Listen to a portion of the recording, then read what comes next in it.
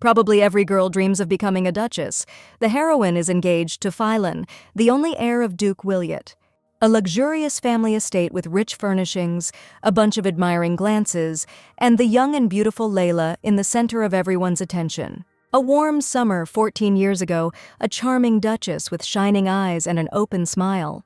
Then the family of Duke Williot earned a new title and was awarded the Sword of the Empire, and the heroine was lucky enough to become part of a famous and noble family clan. Layla sat at the table and listened to the enthusiastic praise addressed to her. Was it really she who prepared all this? The table looked amazing. The people dearest to her heart stood in front of the main character, and immodest love and care for the girl shone in their eyes. Despite the fact that Layla came from a poor, noble family, the Duke and Duchess of Williot cared for her as if she were their own daughter and loved her immensely. The girl was always looked after. They made sure that she was fed well, so that Layla did not forget to eat healthy, necessary foods. The main character was bought absolutely everything she wanted, the best things, the best jewelry, the best education. These two bright people loved the girl as no one else had. Even their own son became jealous of his parents towards Layla.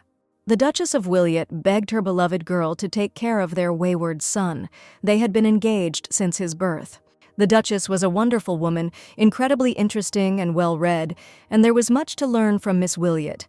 At that time, the Duke and Duchess's own son, Williot, became seriously interested in fencing and devoted himself to training.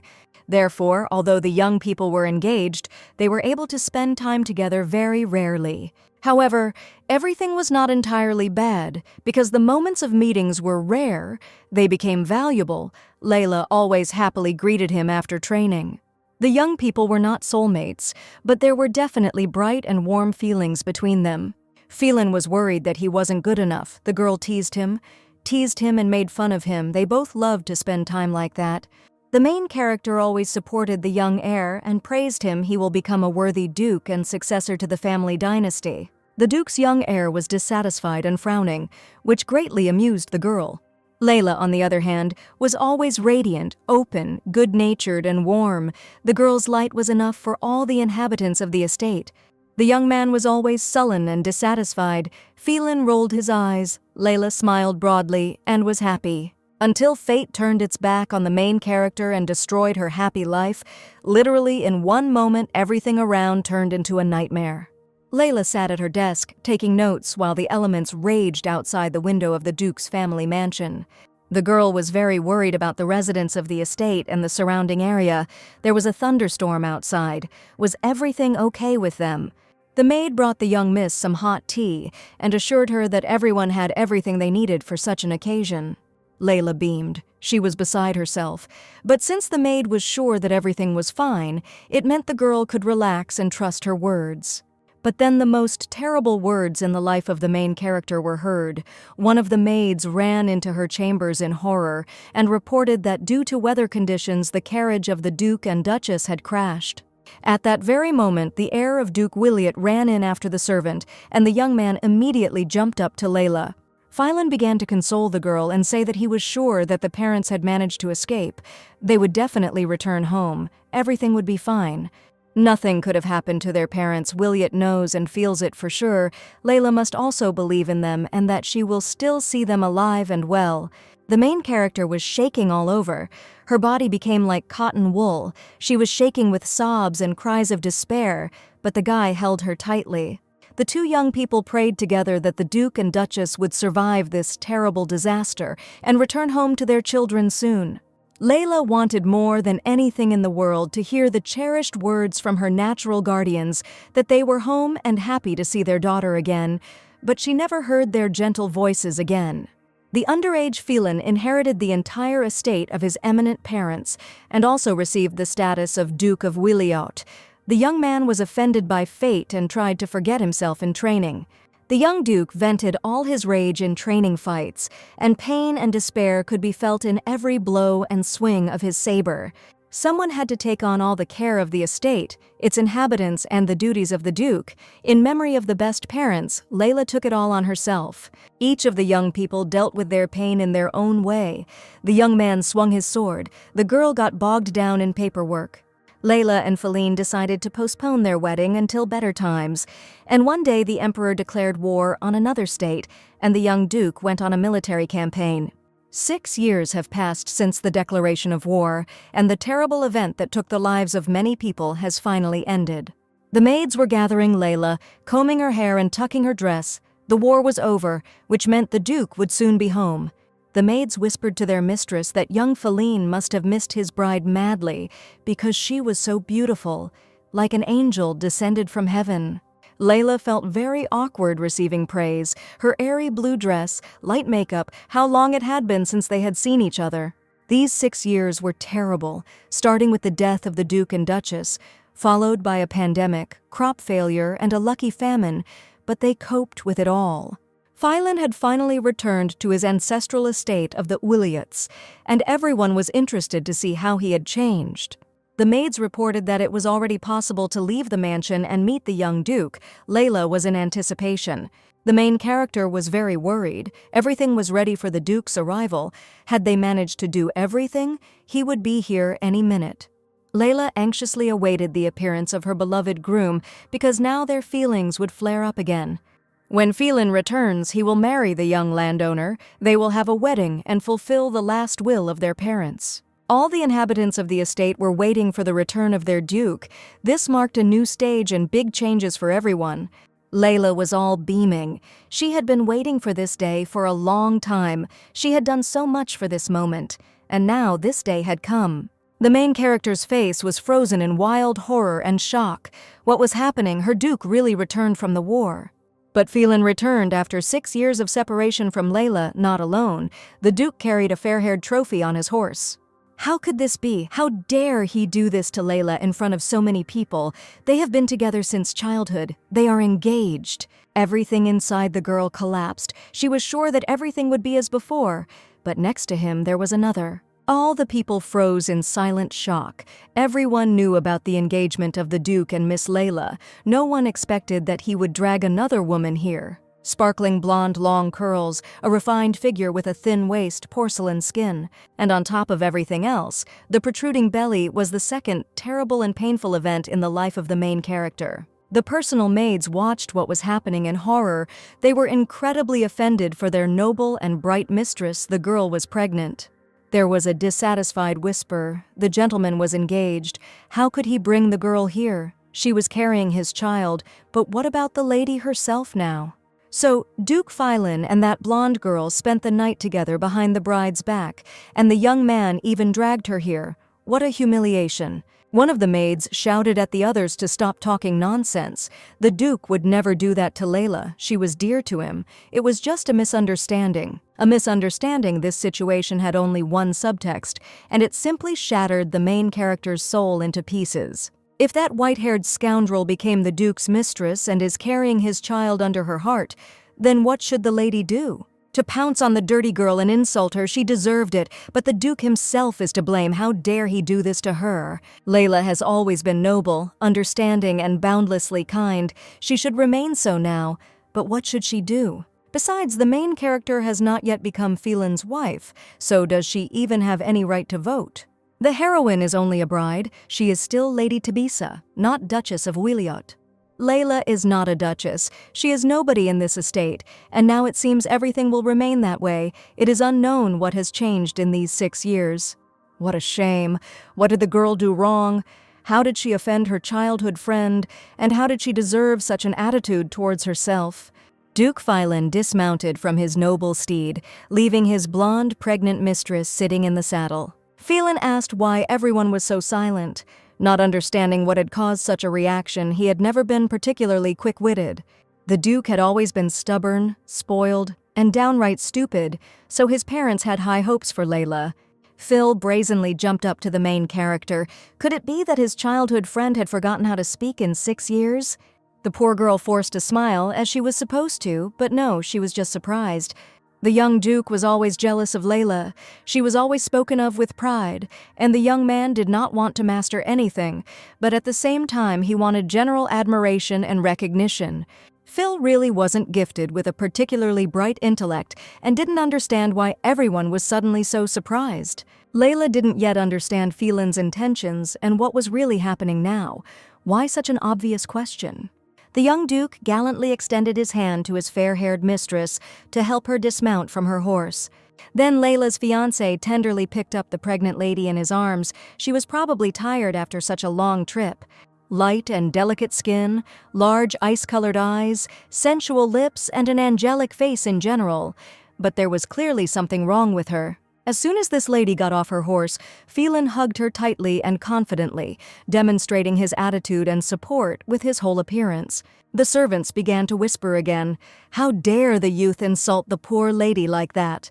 She took all his responsibilities upon herself since he was too stupid for it, pulled him out of the crisis, and here is her gratitude. If it weren't for Layla and her loyalty to the Dukedom of Wiliot, no one would be here, right in front of the bride. What an idiot! The rumors could not be stopped. Of course, Layla and Phelan's marriage was arranged by their parents, but that doesn't allow them to so openly disdain and humiliate their future wife. The young, dim-witted Duke turned to a shocked maid named Michelle, and the girl responded immediately. The Duke turned to his mistress. She must rest and lie down. The servants will prepare a room for her. Let her just say which one she wants. The girl's name was Cecile, and she stretched and babbled contentedly that she wanted the brightest room in the estate prepared for her. Phelan ordered Miss Cecilia to be taken to the farthest room of the east wing. The maid was stunned. The main character was pierced by a painful impulse that the Duke had just said. Had everyone heard it now, or only she? This is the Duchess of Wiliot's bedroom, the most secret place in the family mansion, and no one has been allowed there since her death. How can you put a dirty girl in your mother's room? Why defile her with such ignorance as he can? The Duke asked what difference it made if it was Mother's room. It was empty anyway, and Cecile wanted the brightest room in the mansion. The dull-witted young man really didn't understand why no one except the Duchess herself could be allowed into the Duchess's room. The Duke frowned and objected that his father had often stayed there, and so had Layla herself. Layla tried to explain that the Duke was the owner of the house, and the girl herself only worked there. But this is the brightest room in the estate, as Cecile wanted, impenetrable brainlessness. Layla did not back down. There was enough light and warmth in the other rooms. Let them choose any of them. Phelan crossed his arms in front of him.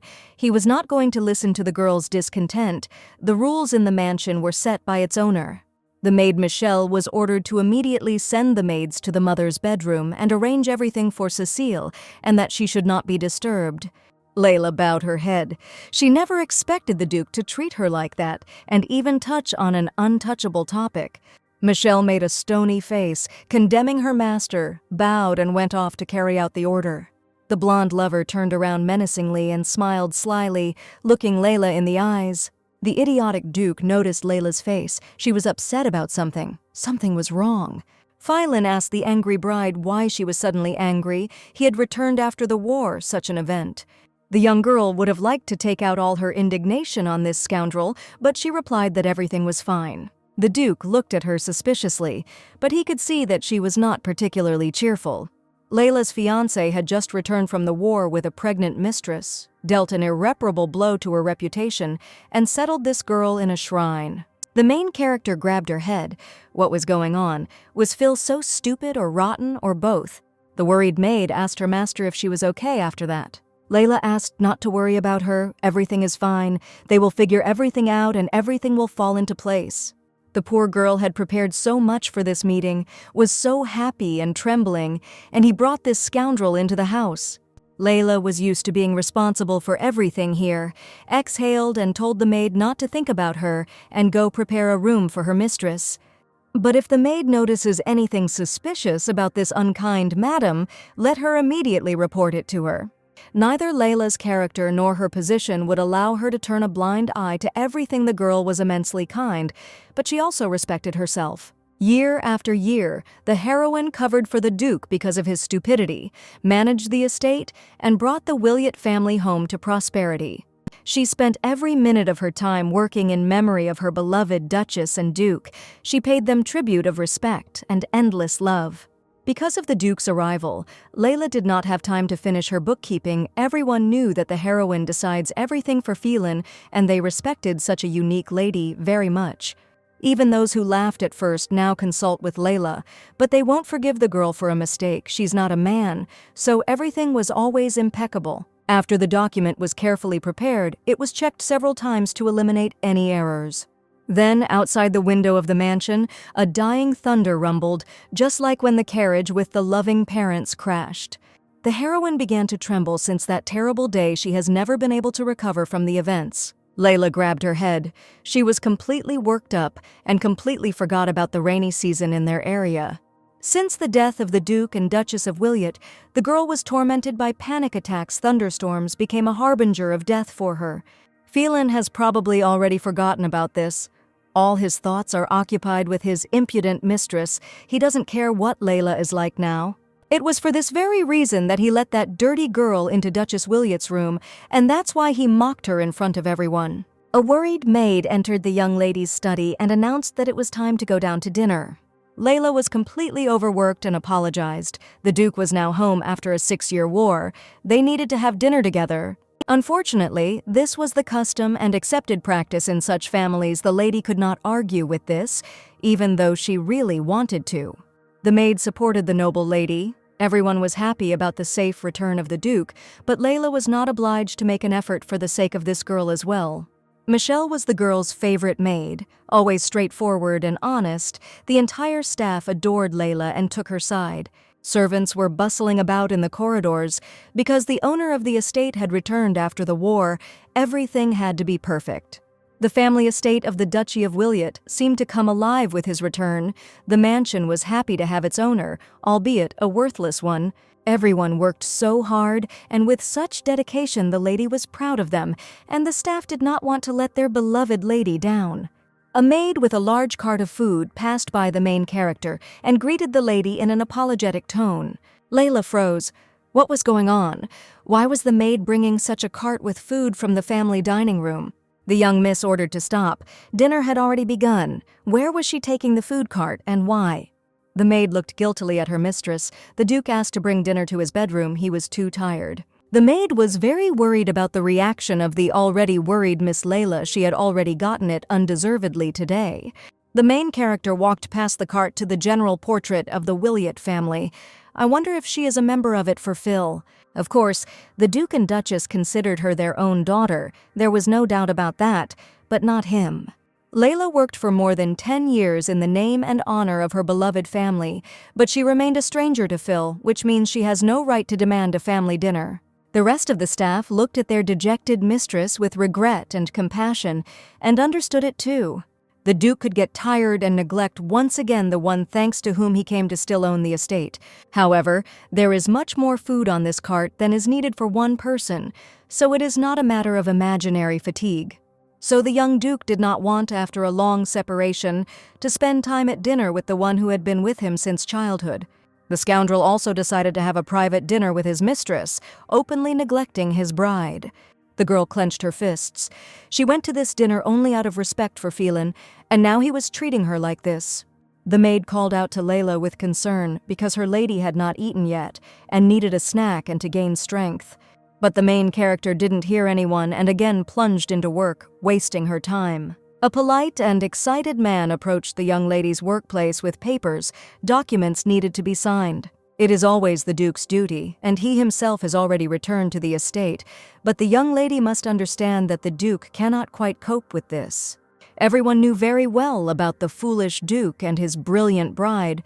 Layla announced that from today onwards, Feline would be handling the paperwork. The girl was tired of everything and just wanted to spend time for herself, not for someone else, and took a nice warm bath. While the main character was thinking about what to do next in the current situation, she was called out from the bedroom. Layla returned to her desk and her usual chores and duties.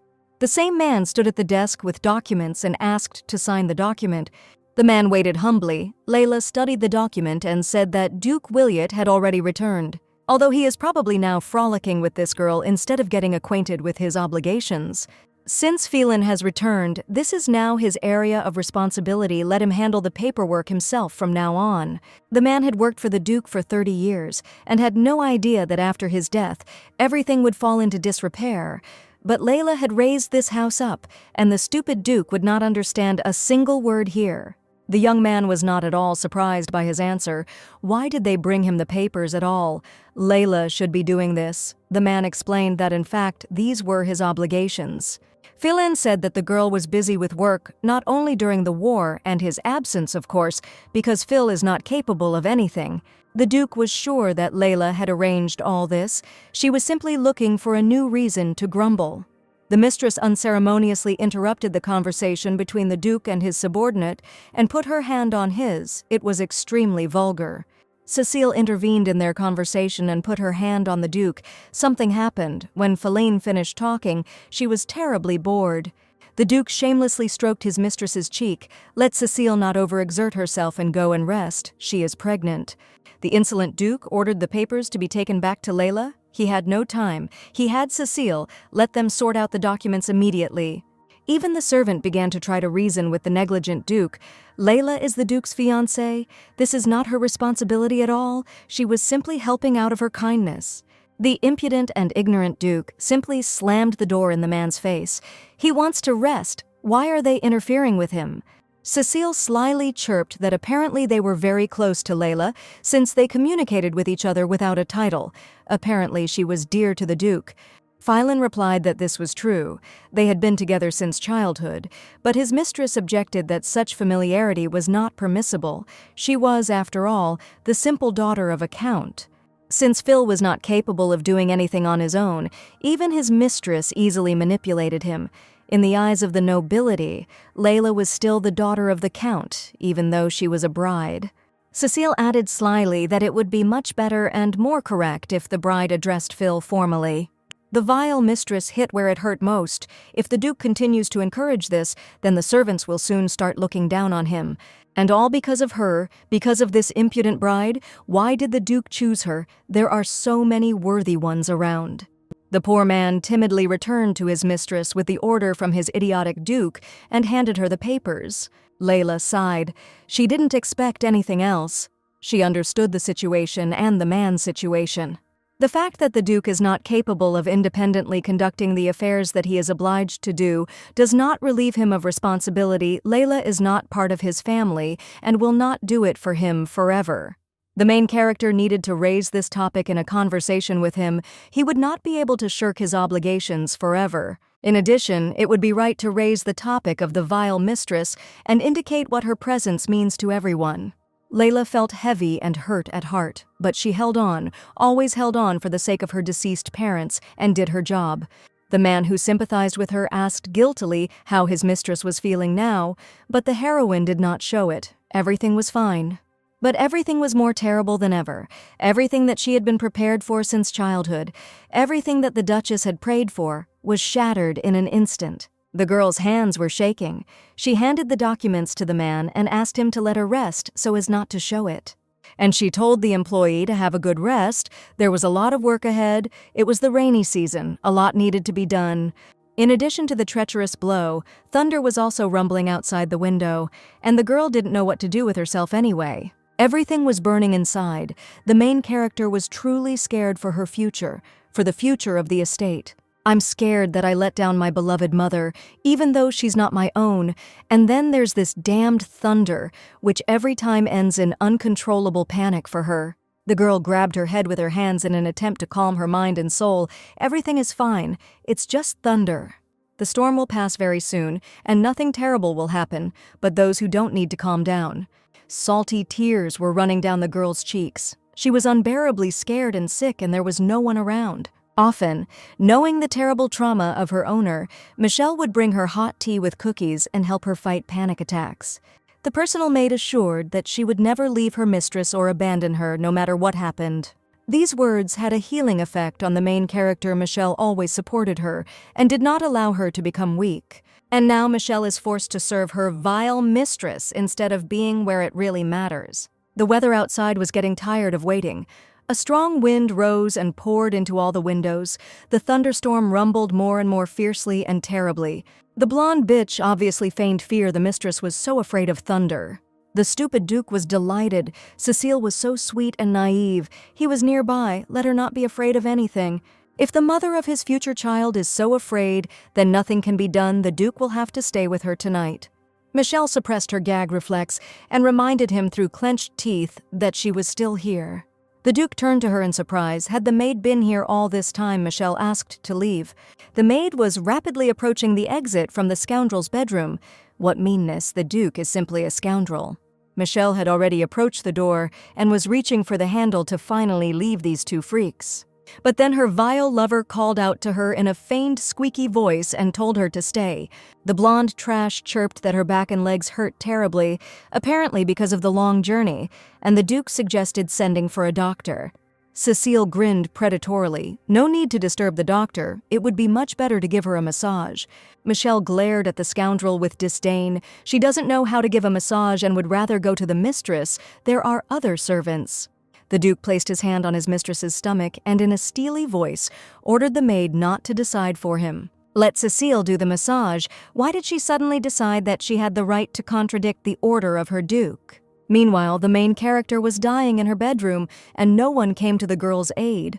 And the Duke drank wine in an armchair and with a face unburdened by intellect, looked at the storm he was at home.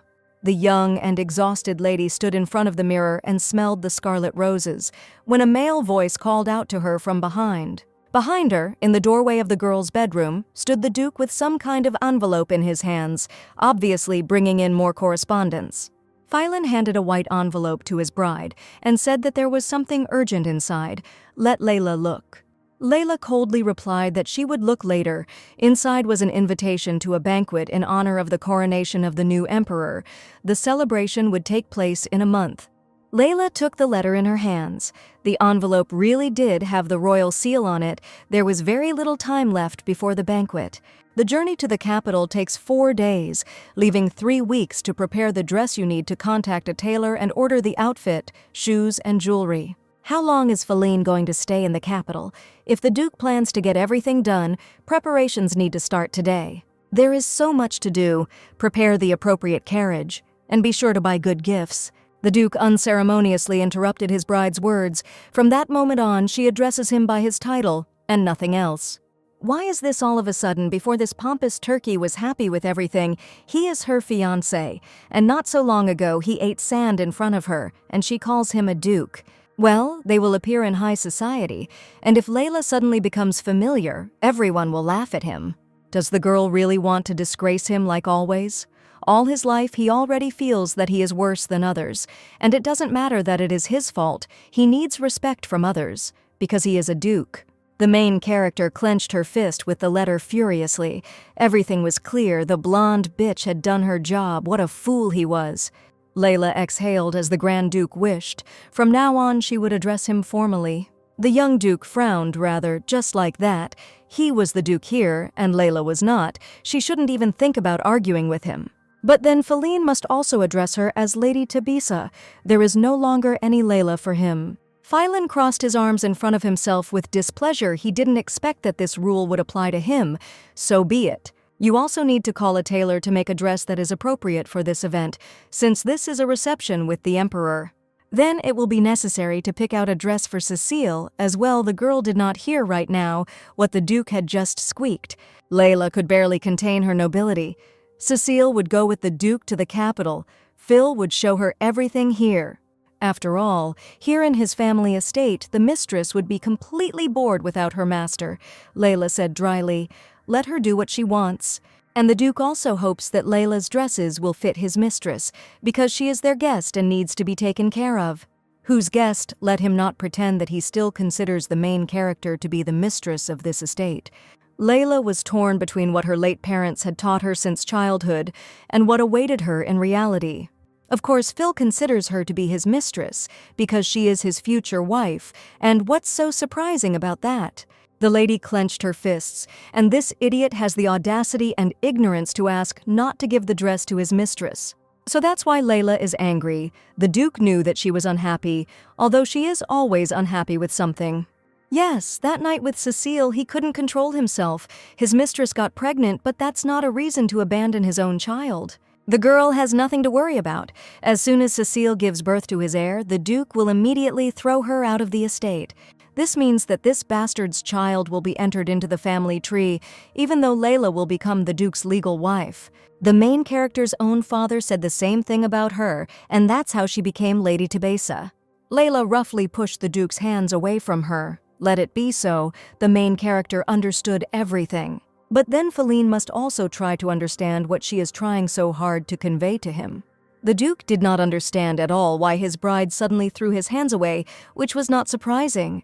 If Feline really wants to continue marrying Lady Tebessa, then he shouldn't even ask her to take care of his mistress. Meanwhile, in the Williot family estate, the workers were whispering loudly, "The lady was not herself. She was completely distancing herself from the Duke." They used to be so friendly, but now they address each other by title. The servants wanted to help their mistress, but they are powerless, and it is the mistress's fault. This scoundrel is very impudent and ignorant and does not consider herself a lover at all, but is aiming for the Duchess's place. What if this vile girl gives birth to a boy? Then she too could become a duchess, and Miss Layla would simply be driven away. Here the servants noticed their beloved mistress behind their backs, whose face was gone, and they immediately apologized to her. The servants bowed apologetically. They did not want to offend their beloved mistress at all. Layla loved every local resident and was always kind to them, generous, and treated them as equals. They were right in everything. They had nothing to apologize for. The staff tried to calm their mistress, but Layla did not hear anyone and did not want to. She understood everything perfectly. It's okay. Layla has never been dependent on other people's opinions and has never sought general recognition. She will survive these rumors. It doesn't matter what they say. Lady Tebessa is still marrying the vile Duke not for love, but to escape from her own home. Of course, it's unbearably painful to watch Layla's future husband making love to the lousy girl, but it's much worse at home. But if the mistress keeps her distance and does not cross the line, then the mistress will not care. There she was, the blonde, lying bitch in the pink dress. Cecile immediately stretched out into a fake smile and said hello. The appearance of a mistress could cloud a man's mind. She was charming and sweet, but inside there was undisguised rot. The mistress touched her stomach as if by accident, flicking the future duchess on the nose. The belly is already quite big. Maybe Miss Layla wants to touch it. She won't be at all against her touches. Layla saw right through this rubbish and did not fall for her provocations, politely declining such a wonderful offer. Cecile apologized for not introducing herself the last time they met. This needs to be corrected urgently. One would think that Layla would be interested in this. The scoundrel bowed in reverence. Her name was Cecile Heliot. She was sure that this impressed Layla, but she didn't care. Heliot means that this family ruled the empire of Moulis, which their kingdom had just recently conquered. The mistress was once a princess, but her country fell along with her title, and now she is an ordinary commoner and mistress. Layla calmly and evenly introduced herself as Lady Tebessa. It would be best for her to leave. They didn't really talk much. But the vile blonde bitch called the noble girl Miss deliberately and sarcastically. There will be many more problems with the mistress. She is really focused on gaining status. This brat lost her status after the war and is simply obliged to address Layla by the title of Lady, not Miss, since she is a nobody. Even the servants did not consider the mistress to be someone who should be respected and shouted to the castle that for her, in fact, her mistress was a lady, not a miss. But Michelle didn't calm down. All the locals were fed up with this vile girl. She was no longer a princess, but a commoner. Layla took the blow and curtsied. Michelle is very straightforward. Let the scoundrel not be offended by her. But let Cecile go back to her bed. It's time for the lady to get back to business. Cecile was seething. She wanted to be treated with respect and called by her name.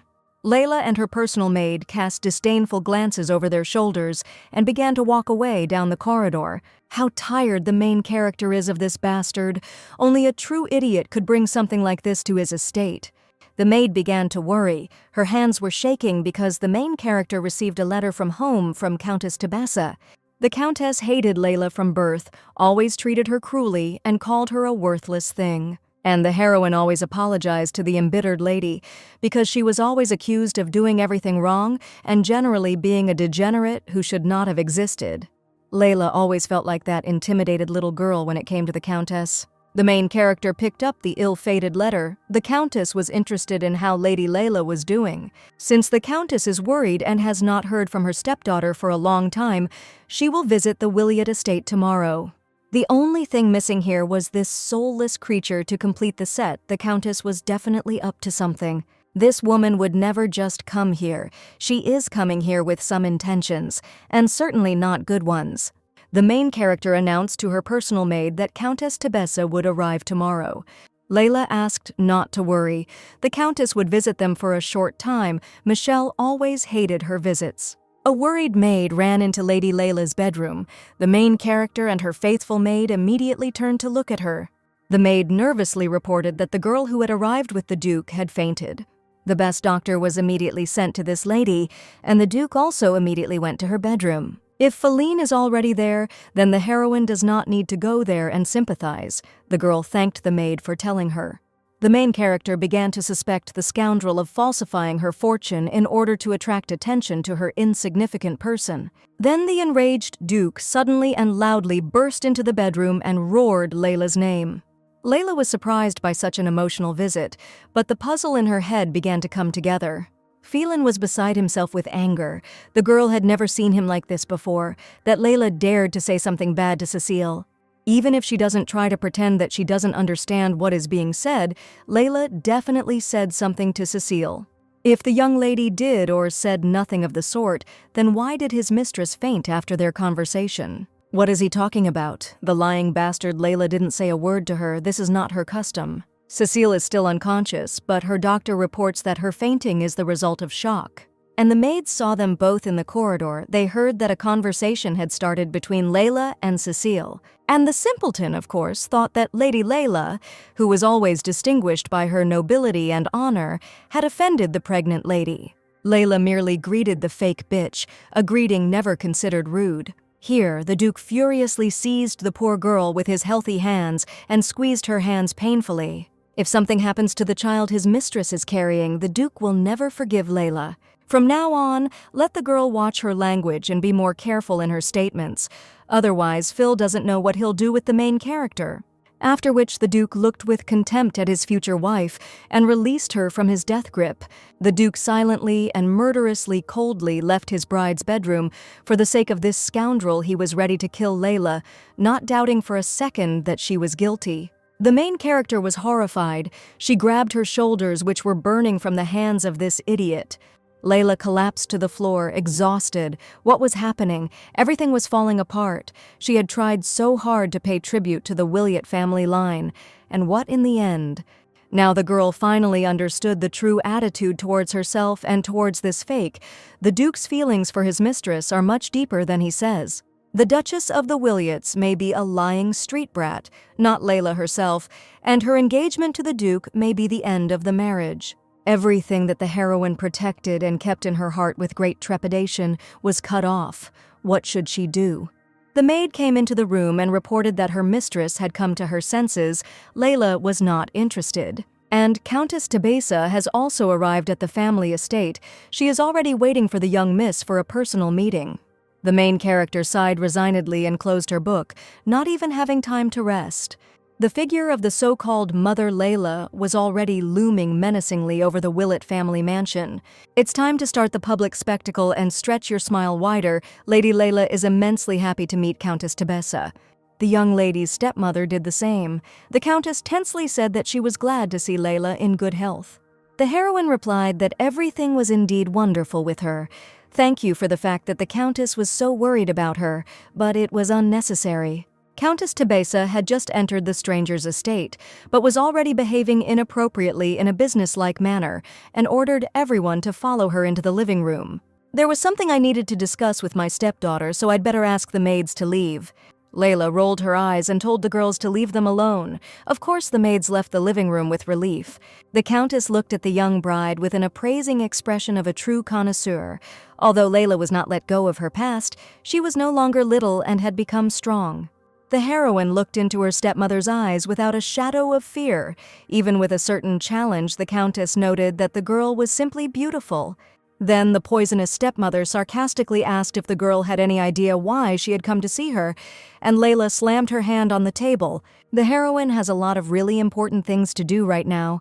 Let the Countess stop with empty chatter and get down to business. Countess Tsundere took a sip of tea from her mug, and the girl was still as impudent and reckless as she had been in childhood. So either the stepmother came on business, or there was no one left to pour poison into at the Count's estate. What was her mother doing here? Let Layla not dip it. The two interlocutors' glances clashed. Layla had matured greatly. She would no longer allow herself to be offended. Layla calmly sipped tea from her mug and asked the Countess to quickly lay out the food. She was not feeling well. The Countess could not stand her stepdaughter's confident answers when she told her to behave like a duchess. She did not mean that she could be treated like that. The Countess pointed a thin, wrinkled finger at the girl. Not to be arrogant, she was still Tsundere. The stepmother asked the most painful question. Layla still hasn't married the Duke and is still a nobody. Why did the Countess come in the end? To mock the established reality, or because she is not tolerated in the estate? The Countess gritted her teeth. In fact, she had heard very interesting and delightful rumors, so she decided to visit in person. The beloved and caring stepmother knows that the Duke returned from the war not alone, but with his mistress. What a nasty rat reports everything to her stepmother at the Tsundere estate, and she also knows that that scoundrel is also the princess of the losing state. But all this is completely unimportant now. Why the hell did this brat get pregnant before the bride herself? Didn't her stepmother teach her? The Duchess smiled predatorily and put the bottle on the table. After all, she had warned Layla about everything. Knowing the inhumanity of the Countess, the girl was horrified. This mixture helps ease the course of pregnancy. Then Countess Tsundere took out a second bottle from a leather bag, but this time in blue glass. Layla felt uneasy. The woman placed the blue bottle next to the red bottle. The second drug will help get rid of the child. Just one drop is enough. The main character immediately jumped up from the table. She is not going to listen to this baseness. Let him get out. Let the girl immediately pull herself together and finally start thinking about what she thinks will happen to her when this bitch gives birth to the Duke's child. Most likely the wedding with the Duke will not happen. But even if she is made a duchess, it will only be a formality. And at her age, it is too late to look for suitors in the event of a divorce. Is it possible that Layla misses her home and wants to return to their warm family circle? The Countess put her hand on the main character's hand because the stepmother is worried about her. Layla was taken aback. She had no right to touch her anymore. Let her get out. She would pretend that she hadn't heard anything. Well, the guest has nothing more to say to her stepdaughter anyway. If she is not stupid, she will do everything right. The woman will not take these two bottles with her or take them away. Let Layla decide what her future will be. The main character looked with horror in her eyes at these two gifts from her stepmother. What else did she expect from this witch? Of course, Layla hated Cecile. She really was disgusting and rotten, but the Duke was no less guilty. But this is not a reason to kill, especially an innocent child. This idiot with the title is to blame for everything, and it is because of him that she may lose her future. Then a maid knocked on the girl's bedroom door and asked if she could come in to see her. Layla immediately wiped away her tears. Of course, the main character is always happy to see her Michelle. The girl happily announced that the tailor had already arrived and was waiting. Well, finally, the girl just needs to get distracted. She's leaving for the capital in 2 days. She needs to finish her preparations as soon as possible.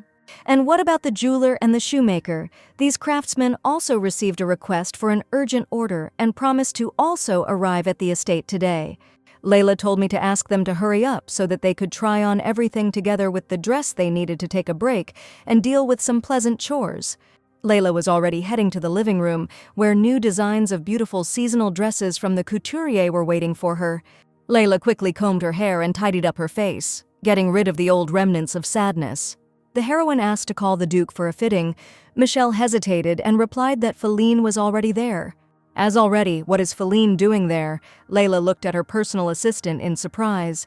Michelle barely managed to squeeze out the fact that her lord's fiancé was teaching his mistress how to greet guests. That's why the Duke is now in the living room with his mistress. Cecile is getting acquainted with the rules of this house. Greeting guests is the duty of the mistress of the estate. This idiot decided to let his mistress greet the nobility. The tailor thought that the future wife of the duke stood before him, since he was teaching her the rules of receiving guests.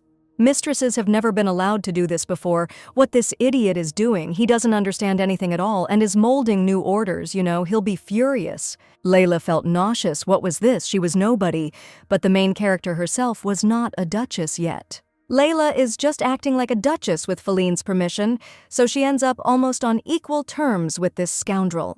Michelle was incredibly worried about her mistress and understood her feelings perfectly. Everyone in this house understood and took her side. Let the mistress just give Michelle an order. The maid will immediately throw this wretch out of the Williot family estate. Layla took a couple of deep breaths and exhaled. There was no need to do anything. It was the Duke's decision. He was the one to answer. The heroine had no choice. She had to appear in the living room. If she put this empty shell out on the street, she would simply disgrace herself. And here is the culprit of this whole cataclysm, an idiot about whom the locals are already making up a legend, and he doesn't even want to think for a moment about the consequences of his unhealthy decisions. Duke Williot turned disdainfully towards his bride. She had saved his position, his entire fortune and estate. Without her, he would have become a ruined drunkard. And this peanut-sized brain can't even appreciate and analyze what Layla did. The Duke greeted Lady Tebessa. They had been waiting for her with the tailor for a long time.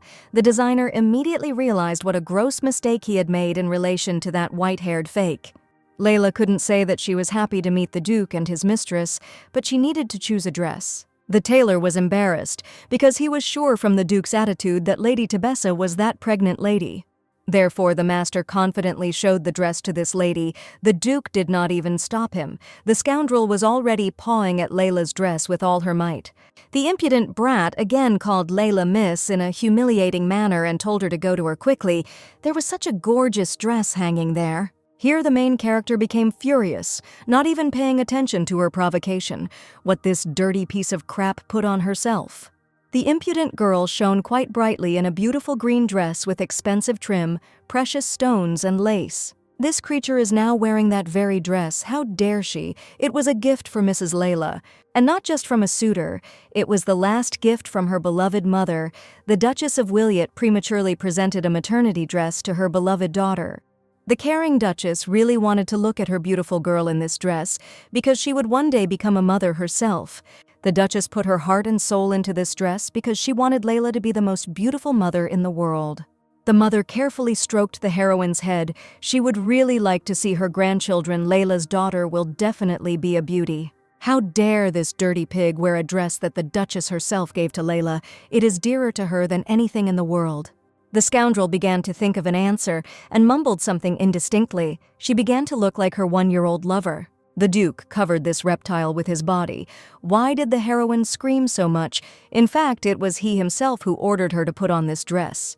What the hell? The impudent fool dared to take something from Layla's things without her permission, so it's entirely his fault. It's just a dress. Why is the girl screaming so much? So what if Cecile wears his green dress? What's so terrible going to happen? Layla is not pregnant at all. She has no need for this dress. It is better for this thing to be useful than to lie around God knows where. In what sense is it lying around in an unknown place? This dress is a memory of his own mother. It was carefully put away in a secret place. Stop. The Duke couldn't know where this thing, dear to the heart of the main character, was kept. Let him tell how Phelan found it.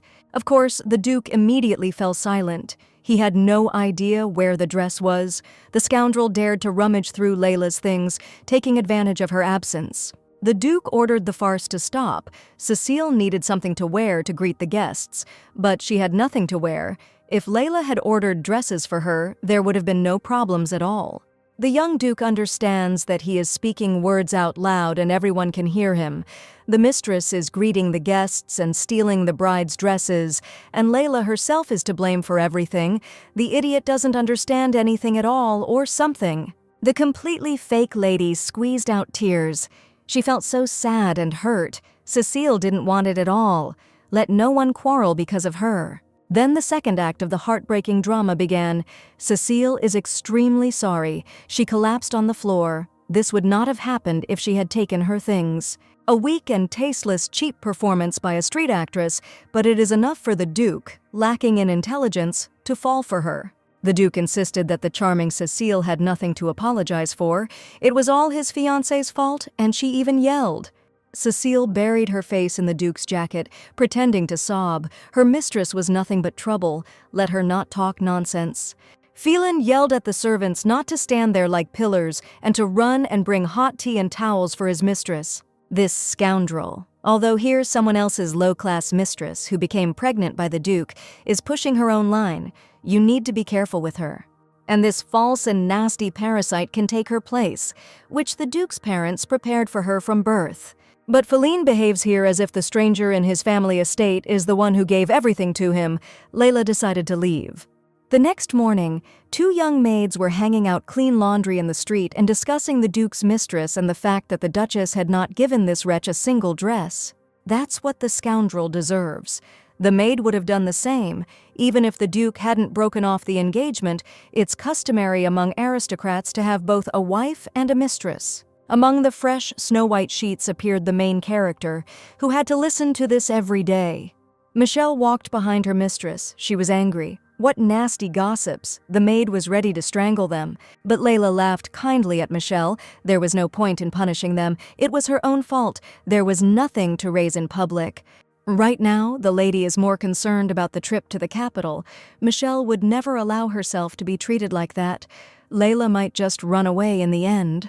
Everything has gone too far. There are ambush on all sides. No one will help her. She needs to swim to the shore herself.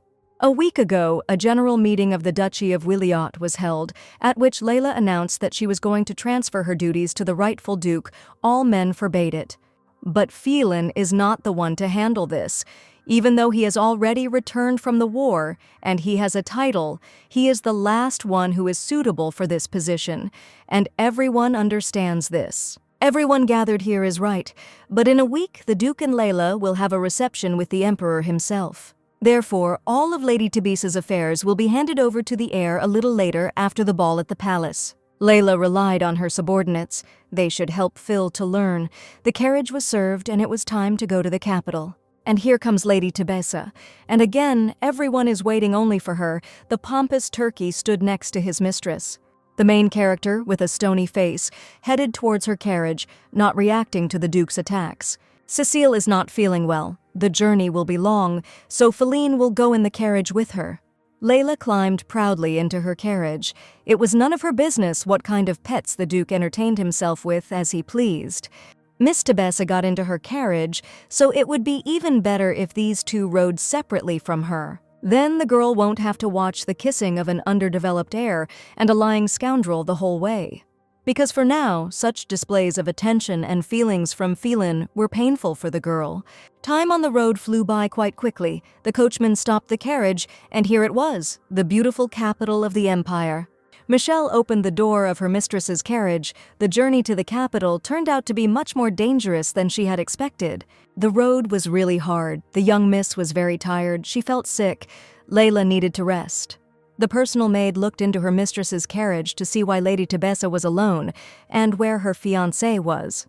Immediately a whisper went through the servants. Could it be that Layla and the Duke were having a breakdown in their relationship? And what about their engagement? Duke Williot arrived in another carriage and with another lady. What is this to be understood? And what about his bride? Well, here begins the epic of general shock and discontent. This idiot doesn't think about anything. He is already considered the most insignificant landowner.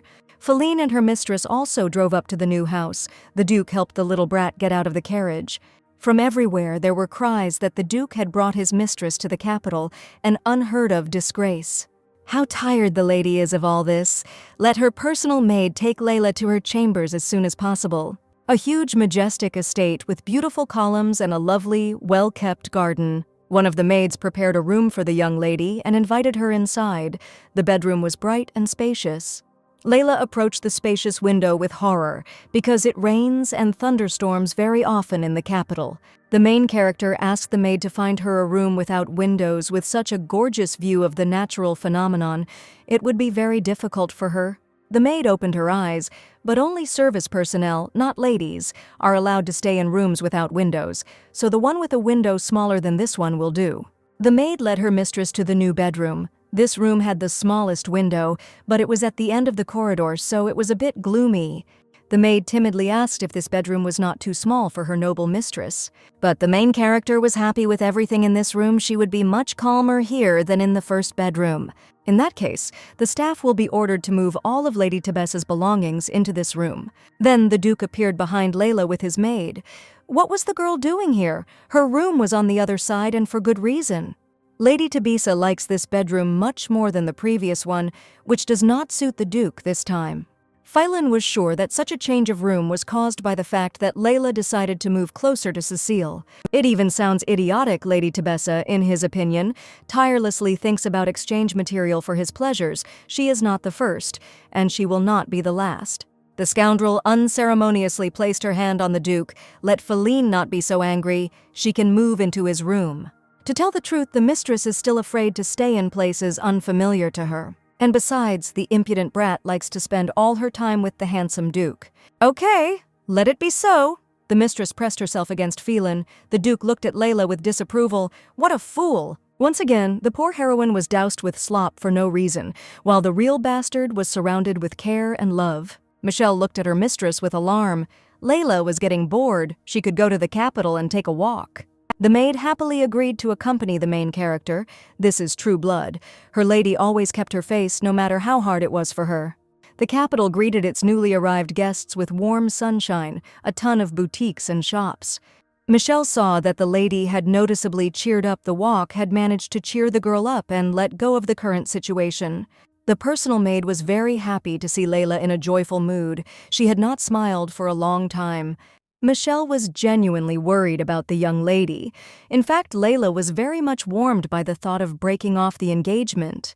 But if the main character does this with her marriage to the Duke, what will her father, Count Tebessa, say? After all, the poor girl will definitely not be welcome in her own home, so what should she do if there is no place for her anywhere? However, this circus is already becoming unbearable when the heroine's thoughts are interrupted by women's screams from the street.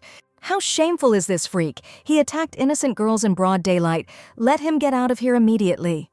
Let the noble lady mind her own business. The stunned scoundrel continued to drag the poor thing by the hair. What a brat! Layla wouldn't have interfered if all this horror wasn't happening under her nose, but now she can't stay away. The scoundrel collected and knocked out debts, and this girl asked for money 6 months ago and still hasn't repaid the debt. Let him pay in another way if he has no money. Her sister roared that the girl took 30 from the scoundrel, and he demands 500 coins from her. 500 gold coins according to imperial law. The usurer's interest rate must not exceed 30%. What does the scoundrel care about any laws? Everyone does it, and he wants it too. The girl told Michelle to go get the guards. To go for the guards means that the rich lady is traveling alone and without guards. How convenient. This street bastard decided to teach the future Duchess not to poke her nose into other people's business and swung his blade at her. Literally a second, and the sharp blade of the sword flies away from the girl. Someone's sword reflects it. A most handsome young man with a noble appearance and a strong gaze leaned over the main character. The young man was incredibly handsome and gallant. All his movements were confident and stately. The savior looked at Layla. The girl is fine. She froze in silent silence, not expecting to meet such a young man. He was like from a fairy tale. Before the main character could answer, the vile moneylender was already flying towards her savior with a blade and a wild cry. The handsome young man immediately covered Layla with his body and huddled up. The scoundrel was very close. Literally, in one calm and confident movement, the blue-haired young man laid the freak on the ground. Let this scoundrel just twitch or try to do something, the usurer will regret it. And even if he doesn't count on favor and mercy, he will lose both hands quickly and without regret. Why is it that the moneylender always has such bad luck? No one showers him with gold, and on top of that, he is chased away from everywhere. The moneylender sadly began to walk away, and the girls shouted after him sarcastically and triumphantly, "This coward deserves it."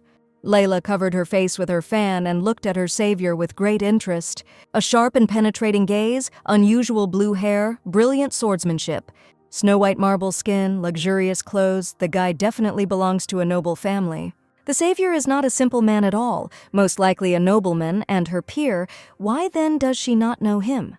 The lady should not have behaved so recklessly if the young man had not come to her aid. She could have suffered. Layla smiled confidently. The savior was deeply mistaken in her helplessness. All actions were balanced.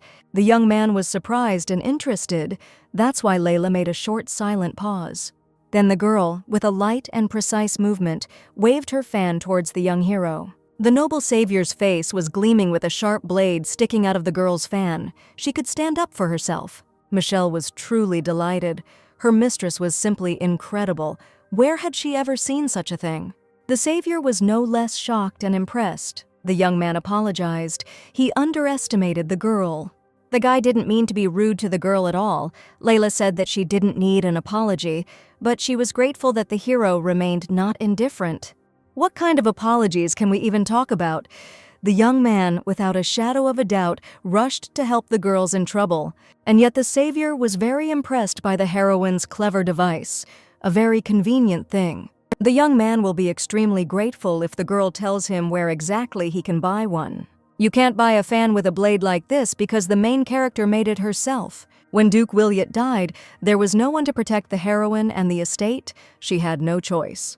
Phelan left for the war, knowing that the family mansion was unprotected. Hired killers began to visit Layla frequently. It is not proper for a lady to wear such a thing. The girl knows this, but she simply has no other option.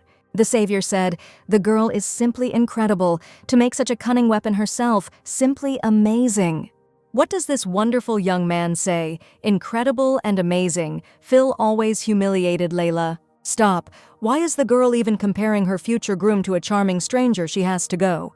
Lady Tabisa asked Michelle to take care of the shawl. The girl needed to be found and contacted by the guards. The savior asked with interest. The lady was going to report him, of course. The scoundrel had exceeded the interest rate and would be fined at least 1,000 gold. In any case, may the glory of the empire be with the charming young man. Layla bowed.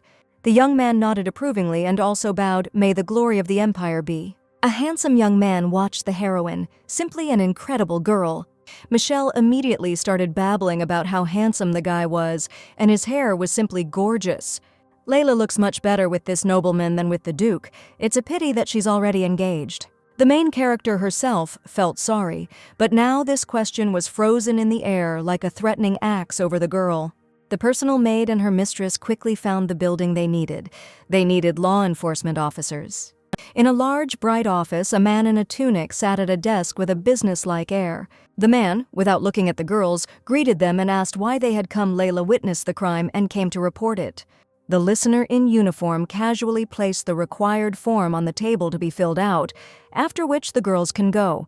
But the guard doesn't want to increase patrols. In fact, an armed criminal attacked a woman. They don't have enough hands. So let them just fill out the form for the record. Michelle roared that he didn't even understand what he was talking about. Layla cut her off. Since the captain was so negligent in his duties, she would have to turn to the emperor. The cowardly captain immediately jumped up. He was misunderstood. Let them fill out the form, and his guards will immediately take care of this matter. The personal maid walked and grumbled. In the capital, they don't understand anything the first time, and the guards have simply become insolent. For their part, the girls did everything that was required of them. It was time to return to the mansion. Meanwhile, it was already dark in the capital. Since it was unsafe here during the day, it was interesting what awaited them in the darkness. Behind the girls' backs appeared the very same savior under the hood of a dark robe. Layla had been through a lot and was always careful. She sensed surveillance and turned around sharply. Why was the young man chasing them? The savior apologized. He didn't want to scare them at all. He just wanted to ask a question. The girl was surprised. And what did the unfamiliar young man want to know? This question about the morning incident. How did the main character find out that the moneylender would receive up to 60% of the share? Layla realized that without even realizing it, she had demonstrated the skills that a duke should have, but not a lady. In addition, the girl was aware that the imperial interest rate for small businesses is 30%. And besides, the girl immediately revealed that for her crime, the moneylender would have to pay about 1,000 gold pieces. It is logical that the young man found it strange that the young lady was aware of such things. Noble ladies are not taught such things. Women do not manage land, do not keep records and accounting. They do not need such knowledge, but she had to. But Layla did not denigrate the Duke. She was simply interested to know whether the girl could not study something like this. The savior immediately waved his hands in a conciliatory manner.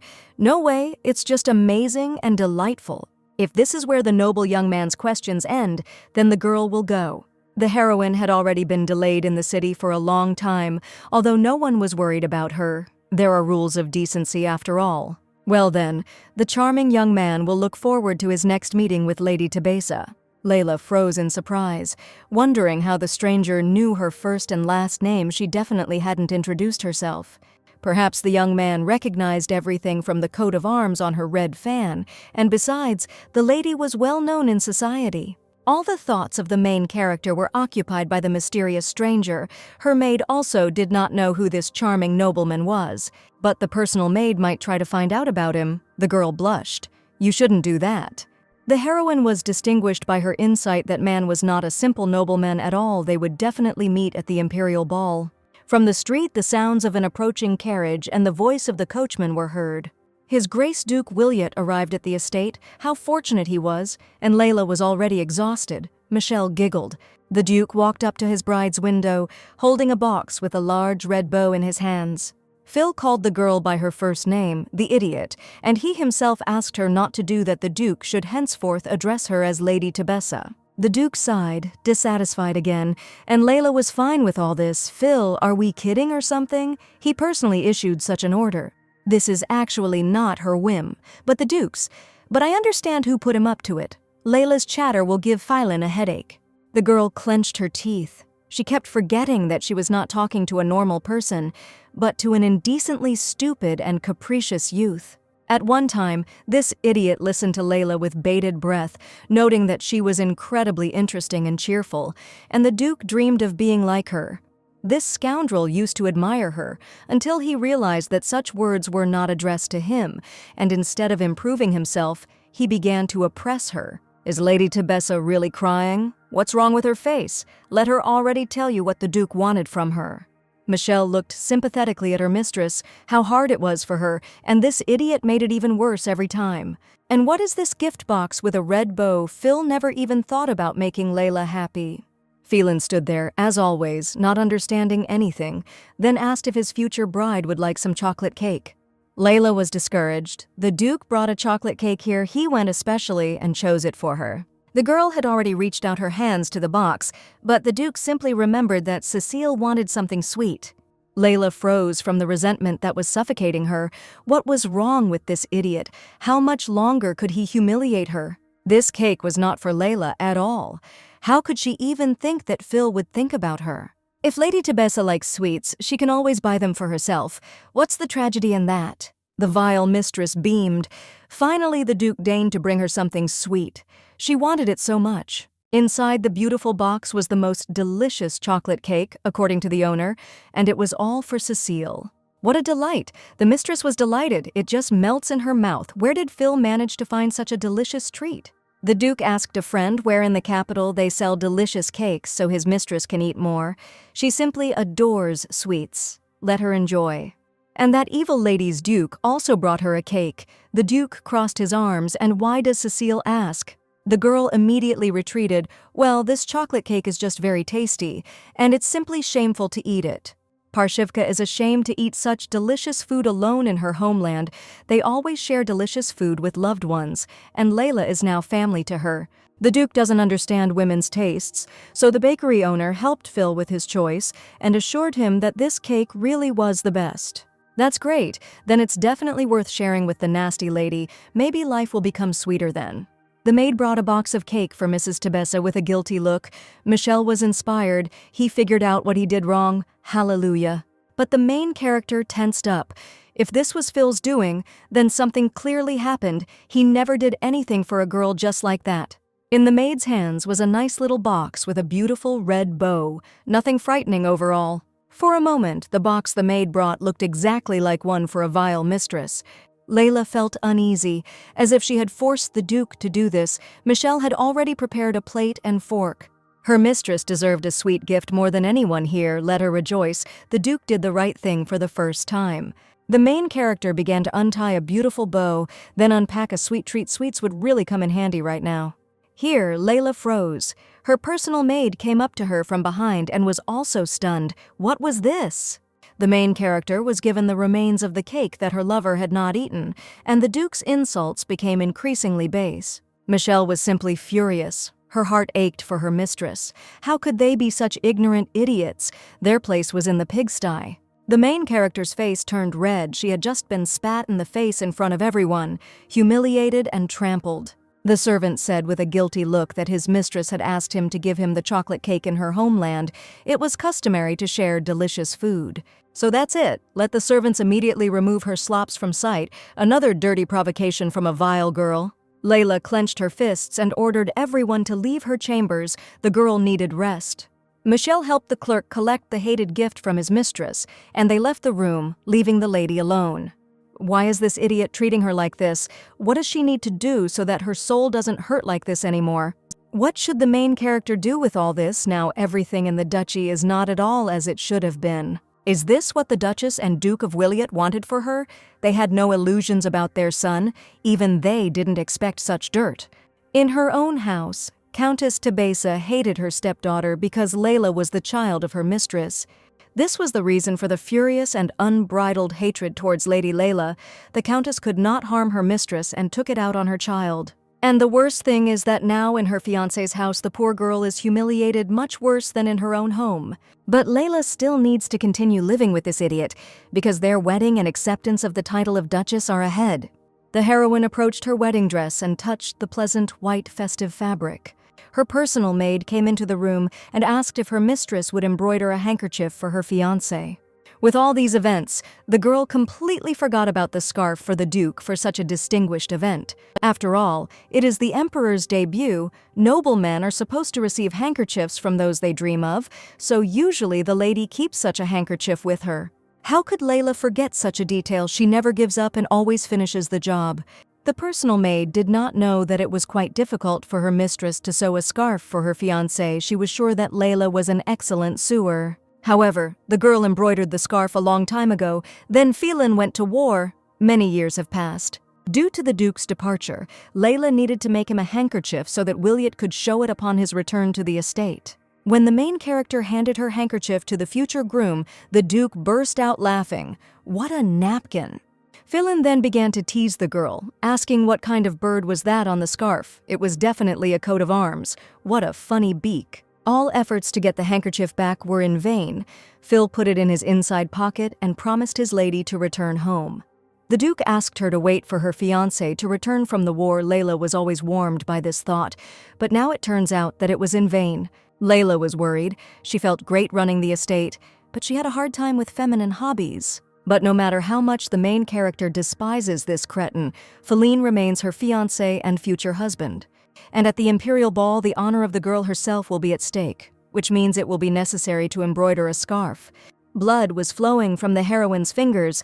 The personal maid noted that the poor thing had already been injured 22 times. Layla would never have thought that taking a scarf was such a difficult task. Who even invented it? The heroine added that in reality she still doesn't know how to do a lot of things, for example, cook or dance. After all, the girl devoted all her time to saving this duchy. She had no time to dance.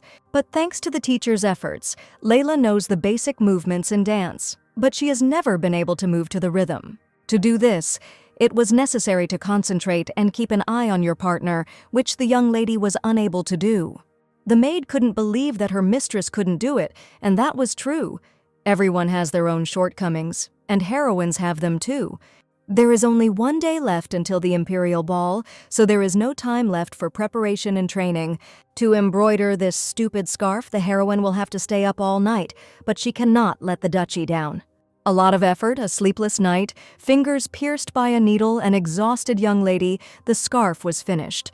White, pleasant fabric, delicate hand embroidery with the coat of arms of the Duchy of Wiliot. It seems that not everything is so bad.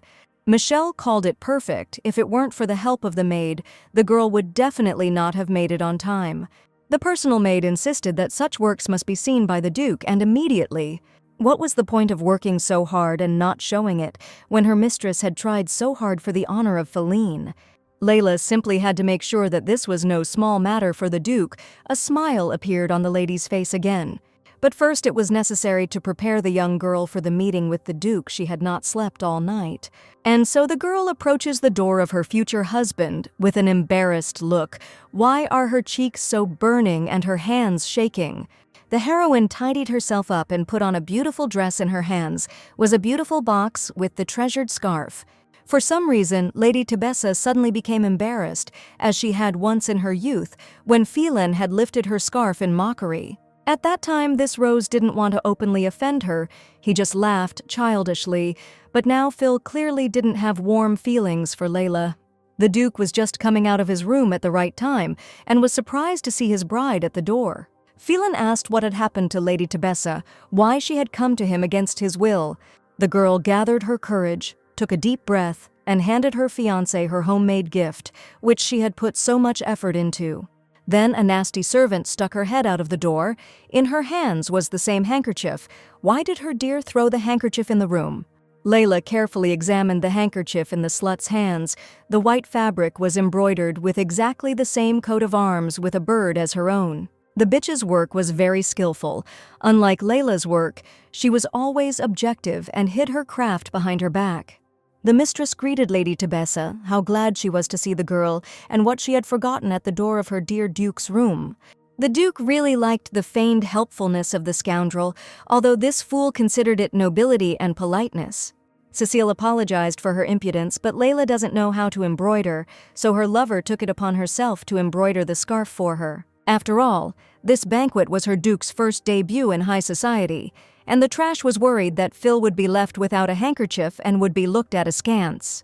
That's why the mistress decided to embroider the necessary scarf for Phelan instead of Lady Tebessa herself, and who does that girl think she is? Cecile didn't like the look of her Duke's future wife. Layla doesn't like something's wrong with the scarf. Feline covered his mistress with himself. Cecile actually took care of him and Layla, although she was not obliged to. What a moron! He doesn't understand at all that this is another insult and repression. How can you be so mean? The Duke accused Layla of total ingratitude. Let her stop looking at his mistress so hungrily. She is wrong. And how could such incredible parents produce such a pathetic idiot with a false sense of grandeur? This is a dead-end branch of their noble family. The girl is not at all evil. The reckless Duke allows himself too much. Phelan immediately became embarrassed. Why else? Even if this streetwalker is carrying a random child, she is only a mistress. She cannot be proudly displayed. She must remain in hiding for the rest of her days. Cecile immediately began to cry feigned tears, but she was disgusted and bursting with rage. The concert had to take place. Phelan roared, "Let the lady apologize. This brat is questioning the authority of the future Duchess, or he is demanding to indulge her." Not at all, the mistress just wanted to help. Only Phil is led by what the vile scum instills in him. The rest of the people understand everything perfectly well. The entire huge estate was filled with the dissatisfied Duke's male cry, "How dare Layla!" Amazingly, now the rumors have been added that the two future spouses are arguing in public over their mistress. If an idiot thinks it's normal to take a handkerchief from a dirty mistress to a ball, so be it. But let him not dare to mention who he married, if he doesn't want to be a laughing stock. The Duke immediately fell silent. It seemed that this donkey finally felt ashamed and realized what a stupid thing he had just done. Layla silently turned around and walked away down the corridor, not wanting to see those two freaks anymore. The personal maid was simply horrified. After all, it was she who had suggested to her mistress about the headscarf and pushed her, but she had thought that it would be better and right this way. Everyone is sick of it. The girl can't take it anymore. She urgently needs a quiet corner where she can be alone with her thoughts. Layla climbed into the carriage. The coachman extended his hand to her and clarified that this was the Duke's carriage and that he had orders. "It's okay, this idiot will find himself another carriage. This crew is not the only one. Even his lazy brain should be able to cope with this task." The coachman nodded, in which case they would leave immediately. Let the coachman take the main character to some quiet and peaceful place. She needs to breathe. The beautiful carriage has moved off. The main character sat all alone in the carriage and held in her hands her box with a gift for Phelan. What a fool. The girl pricked her hands while embroidering this napkin, and whatever she hoped for, everything was expected. Once again, the heroine hoped for the right reaction from her fiancé. What naivety, she understood everything perfectly well. Layla was completely dejected and exhausted.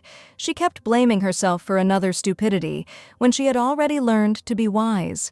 Cecile was already playing her part and apologized in a squeaky, lying tone. All these problems were because of her. Phelan suggested sending servants for a doctor, since his mistress had experienced such severe stress. The brat shook her head. Just let her beloved Duke be with the girl. His presence is the best medicine for her, of course.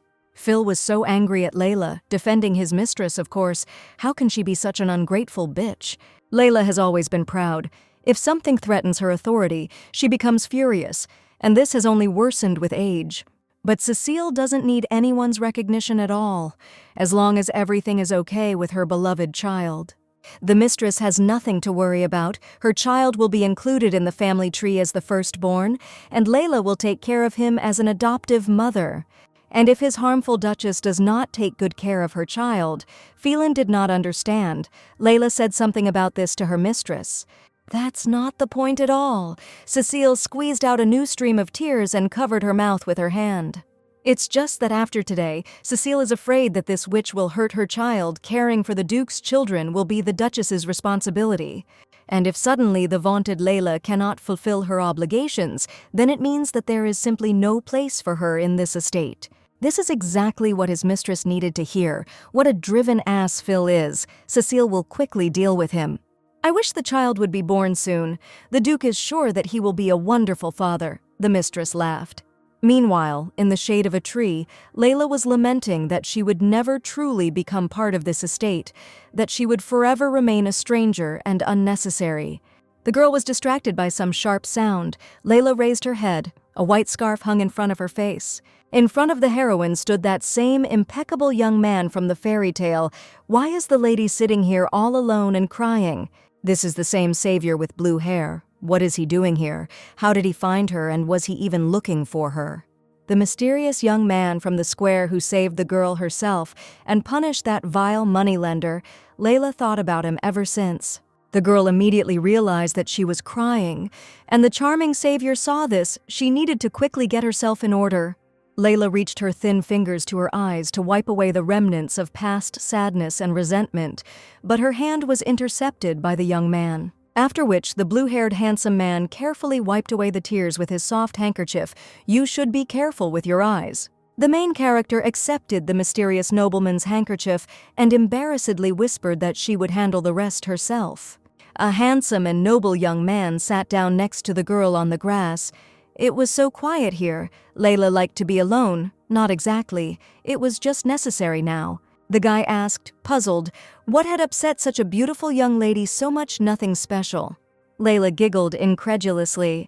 If she told the young man he would help her, the stranger replied that he would do everything he could for this. The heroine sighed resignedly. She was grateful to the young man for his kind words. She looked sad, but lost her former strength. In fact, the stranger was indeed ready to help with whatever was needed. He said this not at all for the sake of consolation. Layla felt very awkward meeting the noble, handsome man in such a place and under such circumstances. The heroine began to study her companion. The handle of his sword was badly scratched and worn. It was clearly not for beauty. The young man knows how to fight. Come to think of it, her fiancé's sword handle was also worn out, but Phelan had fought through the entire war to defend his empire. The girl's thoughts were interrupted by the voice of a mysterious interlocutor. The young man brought his fingers to Layla's lips. The young man put something sweet in Layla's mouth. The girl immediately jumped back. What was that anyway? Wait a minute. The heroine tasted what the guy slipped her. It can't be. Those were her favorite strawberry candies. The guy always eats them when he feels sad and melancholy. His charming companion also hopes that the sweets will at least slightly heal the soul of his exhausted interlocutor. Layla was very touched by such care and attention. The heroine thanked the young man for his concern. He is happy about it. Let the girl not worry, by the way. What a cute box the girl has with her. The main character had already forgotten about her unfortunate creation, which cost her another humiliation today. Layla began waving her hands, trying to come up with an answer, her cheeks blushing. Just not this scarf. Layla touched the box with her left hand. Its lid opened, and the scarf she had embroidered fell out right onto the grass next to him. Just not that. Layla wanted to hide it, not put it on display. She simply couldn't stand another assessment of her work. The heroine turned completely red and began to make excuses. Layla reached for a handkerchief, but the young man intercepted it. The charming guy began to examine the girl's creation, a fairly simple work and execution. And the coat of arms was embroidered for Lady Tebessa's fiancé, apparently. No, the girl was going to throw it away, so let her get this disgrace back. Why throw away such a good scarf? Layla embroidered it with her own hands. How can you neglect it like that? Because no one needs her efforts anymore. She got a painful slap in the face because of it and doesn't want any more. Here, the mysterious stranger saw numerous cuts on the girl's hands. She tried so desperately. The young man would never allow the scarf, into which so much had been invested, to be thrown away. Let Layla give it to her interlocutor. What nonsense! The scarf didn't work out at all. Why would the young man need it?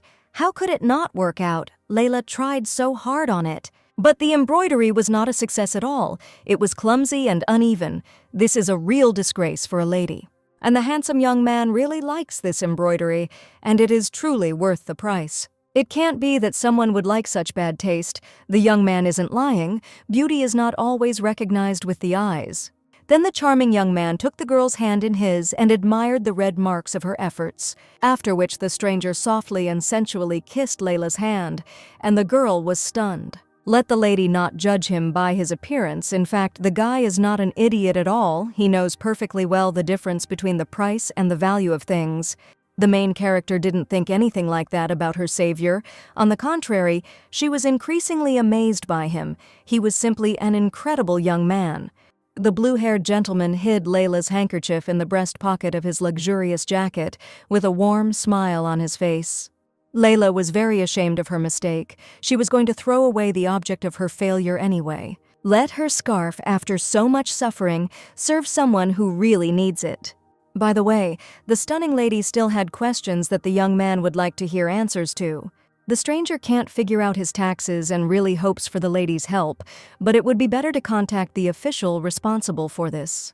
The interlocutor did so, but the responsible official did not say anything sensible at all. He asks the lady to help with what the civil servant could not cope with.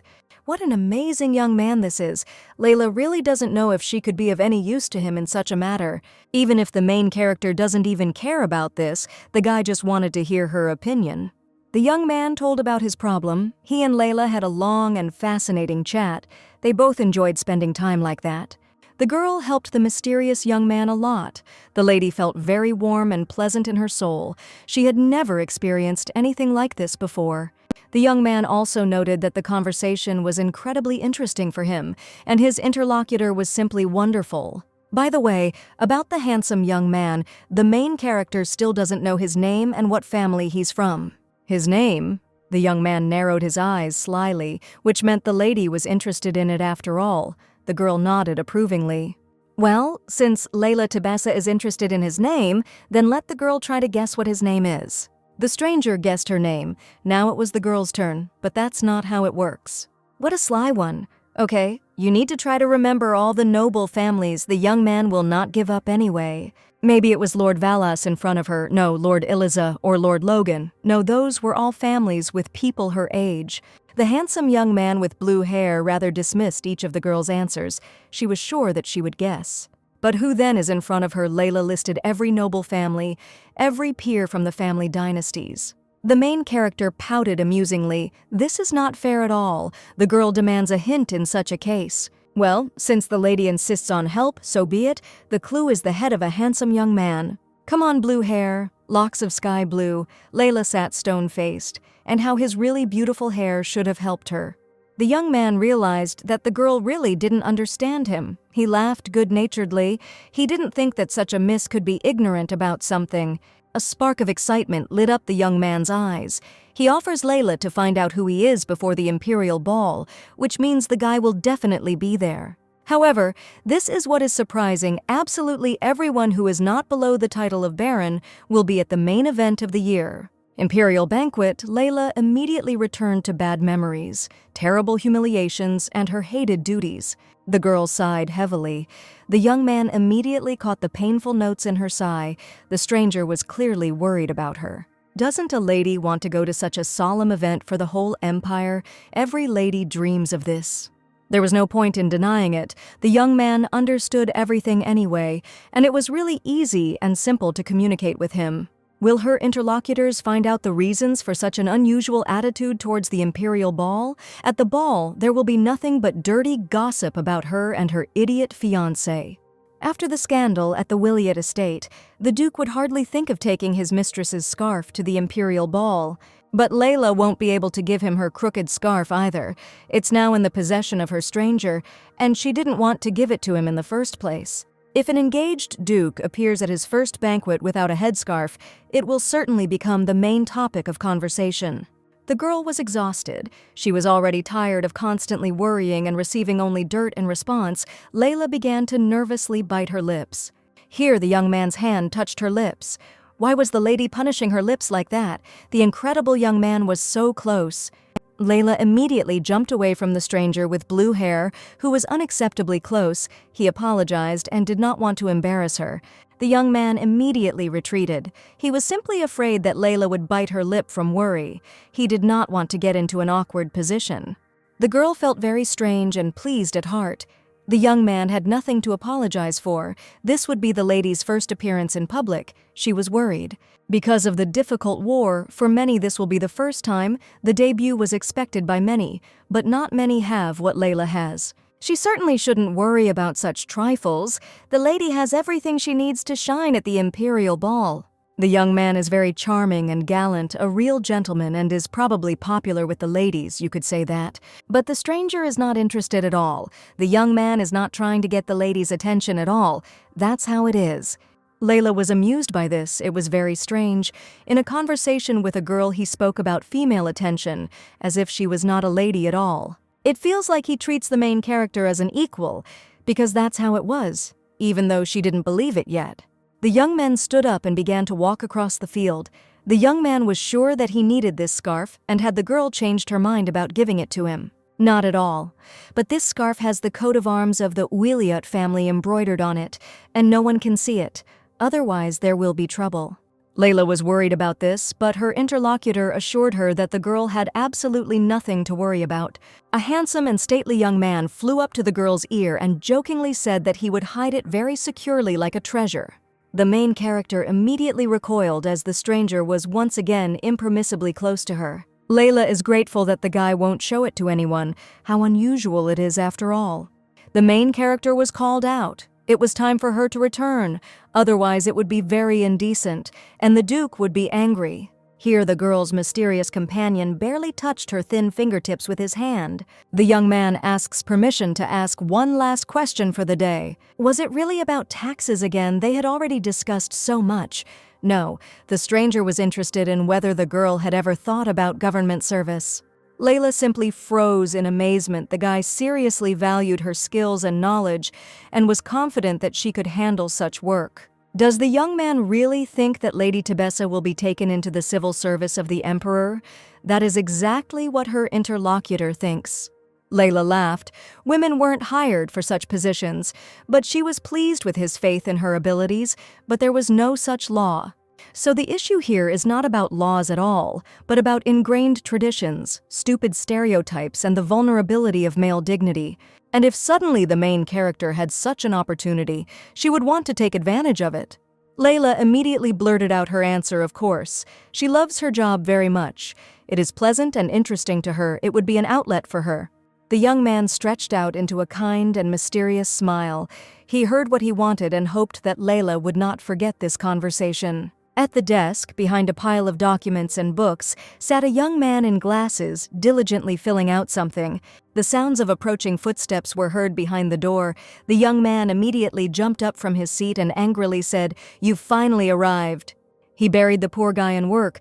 While he himself was walking and enjoying the beautiful weather, the words of indignation were addressed to the main character's mysterious stranger. The young man adjusted his glasses and added in a businesslike tone that Emperor Kilian de Zeppel should not stir up the people before the ball. The charming emperor majestically approached the desk and took one of the documents. The young man had already figured it out, right? The bespectacled youth glared at his master with a stony gaze. His Highness was joking now. Kilian laughed. Well, of course. The performer is terribly tired. The emperor apparently wants him to die right here at his desk from overwork. No way. Kilian Zamel approached the young man and smiled. The servant knew very well how much the emperor valued him. The boy at the table was completely dejected and lowered his head onto the desk. He begged the emperor to lead him. Never and under no circumstances.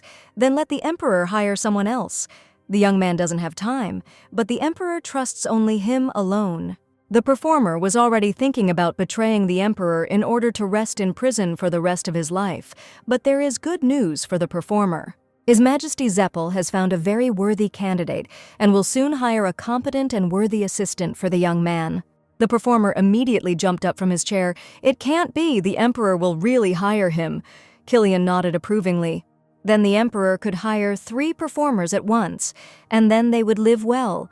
But the emperor replied that they could hire no one at all. Well, one is one, the performer agrees. Who else was so unlucky besides himself? Then the civil servant will ask for letters of recommendation in the morning, but this is not required. The emperor will arrange an exam. There is an administrative exam in the empire, but it is rarely held, since government positions are filled based on personal recommendations or graduates of prestigious institutions. But even if the emperor suddenly decides to conduct such an administrative exam, it is unlikely that anything will change. The emperor was going to hold the exam in a month. There is little time, but they will manage, even if there are still taxes, politics, and welfare. Emperor Kilian's personal assistant should be able to understand all of these areas. The young man opened his mouth. Great. The bespectacled boy will never have an assistant, and he will die here. He will announce the exam after the imperial banquet. The emperor smiled predatorily and said that it would be necessary to make it known that women could also apply for this position. So the most anticipated day for the empire has arrived. The day of the coronation and the imperial ball has arrived. Everyone has been preparing since the morning. The main character tried not to give in to the general race and enjoy the solitude.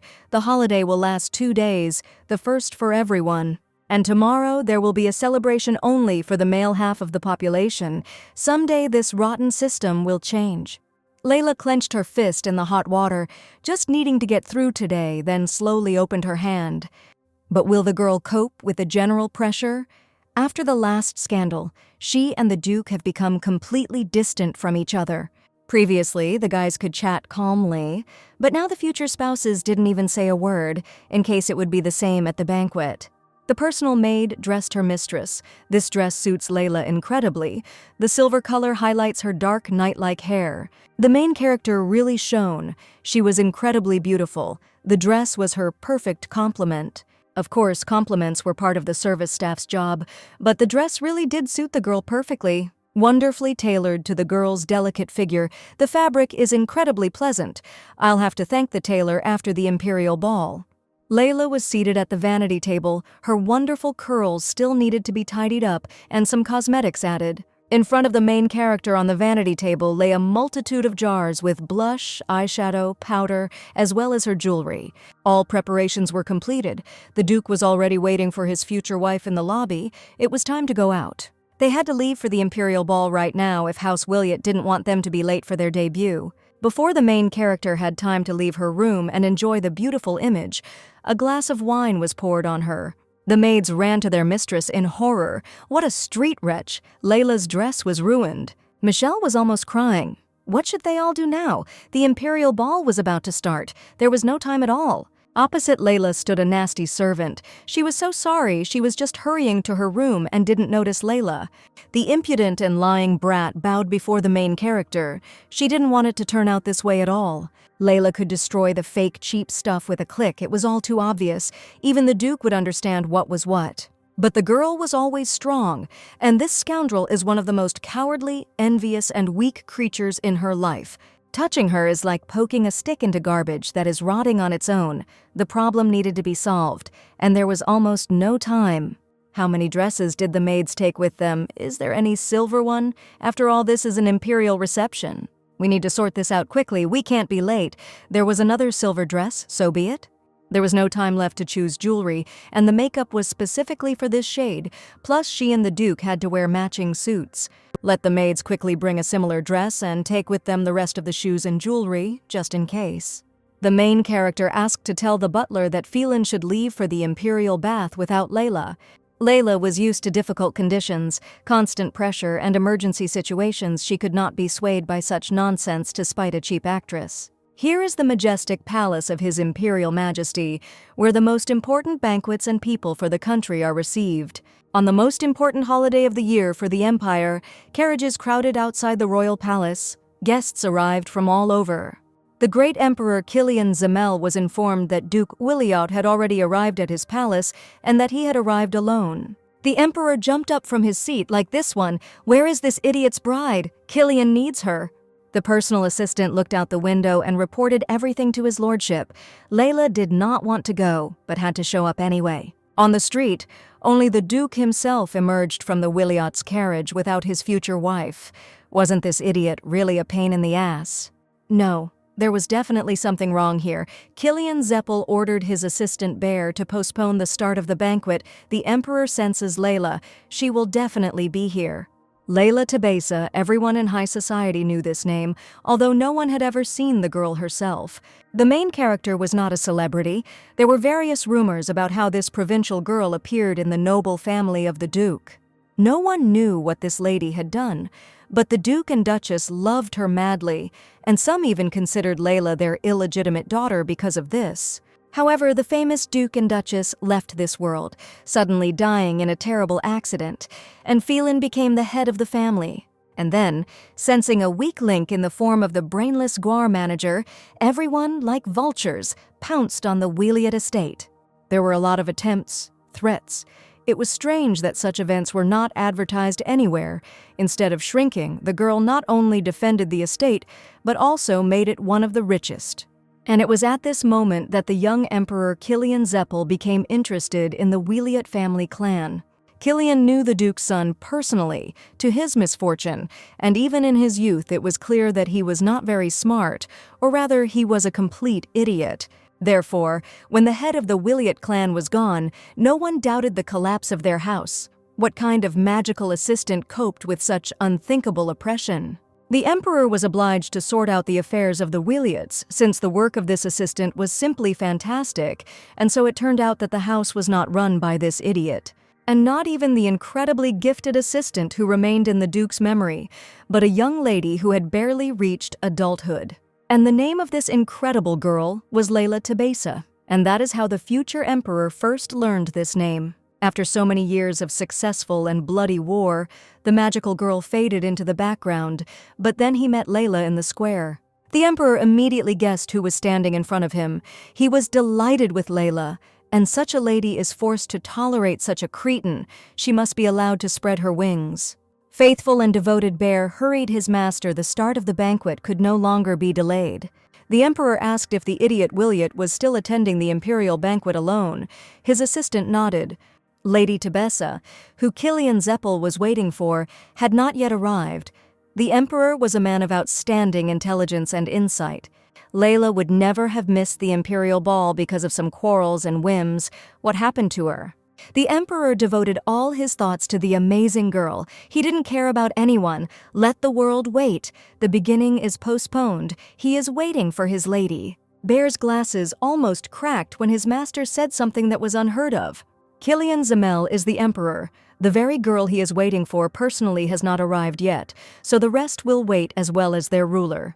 Meanwhile, the main character was already riding in a carriage towards the imperial ball to the new emperor, suspecting nothing. The girl solved all the problems as quickly as possible, but she still failed to arrive on time. The stunningly beautiful Layla stepped out of the carriage. Phelan would be furious, despite the fact that it was his cheap mistress's fault. The banquet has already begun. It is not permissible and has no excuse for the Emperor to appear late. Here is her first debut. Therefore, once again, the girl will have to take all the attacks on herself and thus cover the Duke's honor. The majestic palace of the Emperor towered before the main character, and the girl trembled inside. Layla hurried up the stairs. Strange. If the imperial banquet had already begun, the doors inside would already be closed. The girl couldn't even imagine that they were all waiting for her. Had the celebration really begun? But what happened then? All the guests were radiant with luxury and manners. The ladies were in stunning dresses. Their gentlemen gallantly accompanied them into the hall. Layla simply beamed with admiration. Even in her fantasies, everything was much poorer, just delight. The main character's fiancé immediately appeared behind her, a moron, which is why Layla allowed herself to be so happy. The girl at least understands what the consequences of her behavior could have been for him, and what she came in anyway. Of course, the main character could have told everything about his fake servant, but Layla was simply tired of the constant clarifications. The girl took a deep breath and simply apologized without any explanation or reasons. It was easier that way. Then Layla's eyes fell on the embroidered handkerchief in her fiancé's pocket. Had he really dared to take it from Cecile? The scarf was shabby. It was embroidered by Mother Felena. If he had come without a scarf, they would have started spreading rumors about both of them. Layla's hardness and coldness immediately evaporated when it came to her beloved Duchess of Wiliot. The scarf was embroidered by her beloved adoptive mother, with her golden and gentle hands. How the girl misses her presence, participation in life, tender looks and warm words. She misses her very much. Phelan crossed his arms in front of himself. Layla was unhappy again. Why did she suddenly freeze? No way. The main character simply remembered the Duchess and her heart felt heavy. She misses her very much. Phil was not particularly touched by Layla's nostalgia. He had always been jealous of his parents because of their relationship with her. The girl extended her hand to her future husband. Why hasn't the banquet started yet? The Emperor is late. Layla began to think that for some reason unknown to her, the Emperor had saved her position in society. She had made it to his banquet and had been saved from judgment.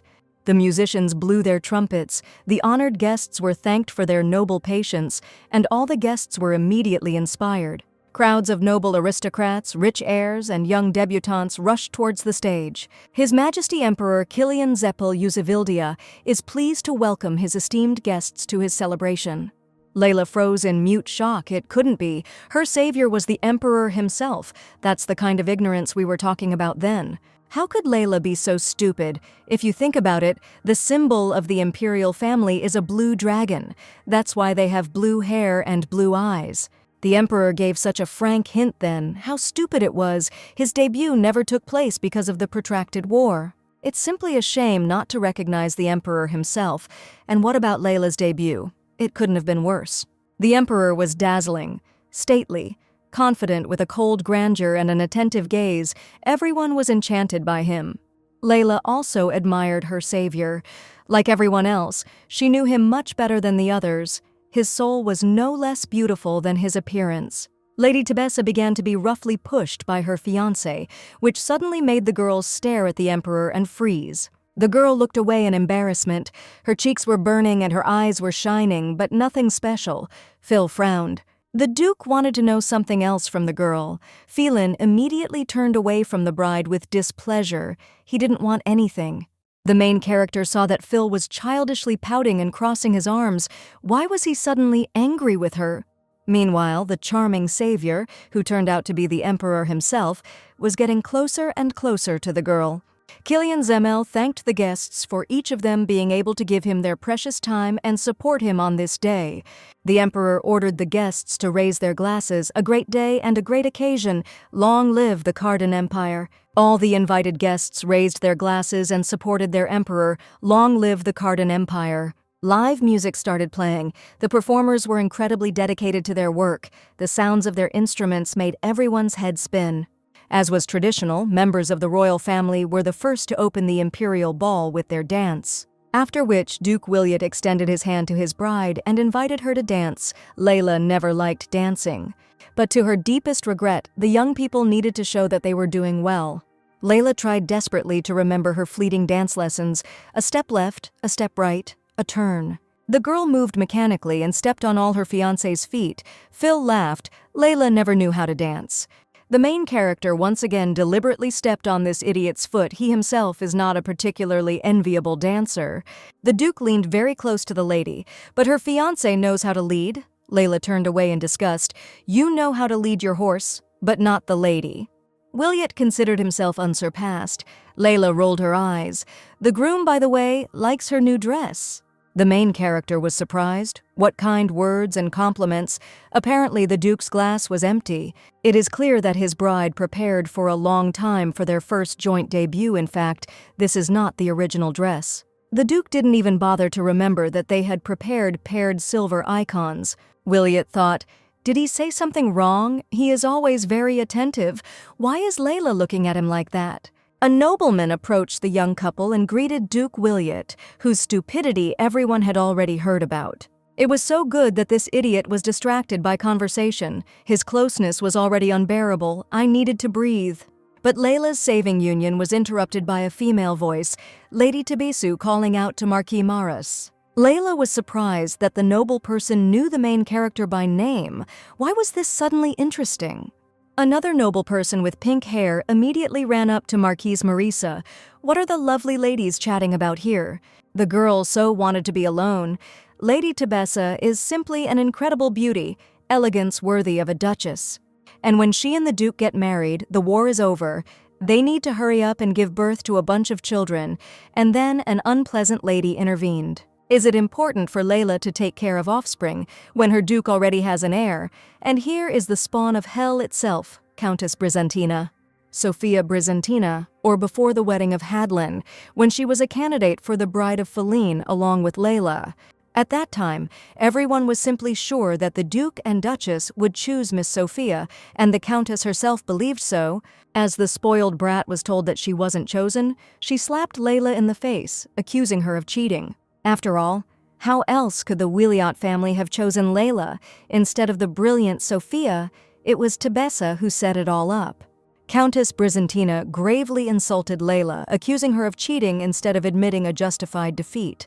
But no one ever found out about the vile behavior of the pathetic, envious woman, since her father paid a lot for the silence of the Williot family.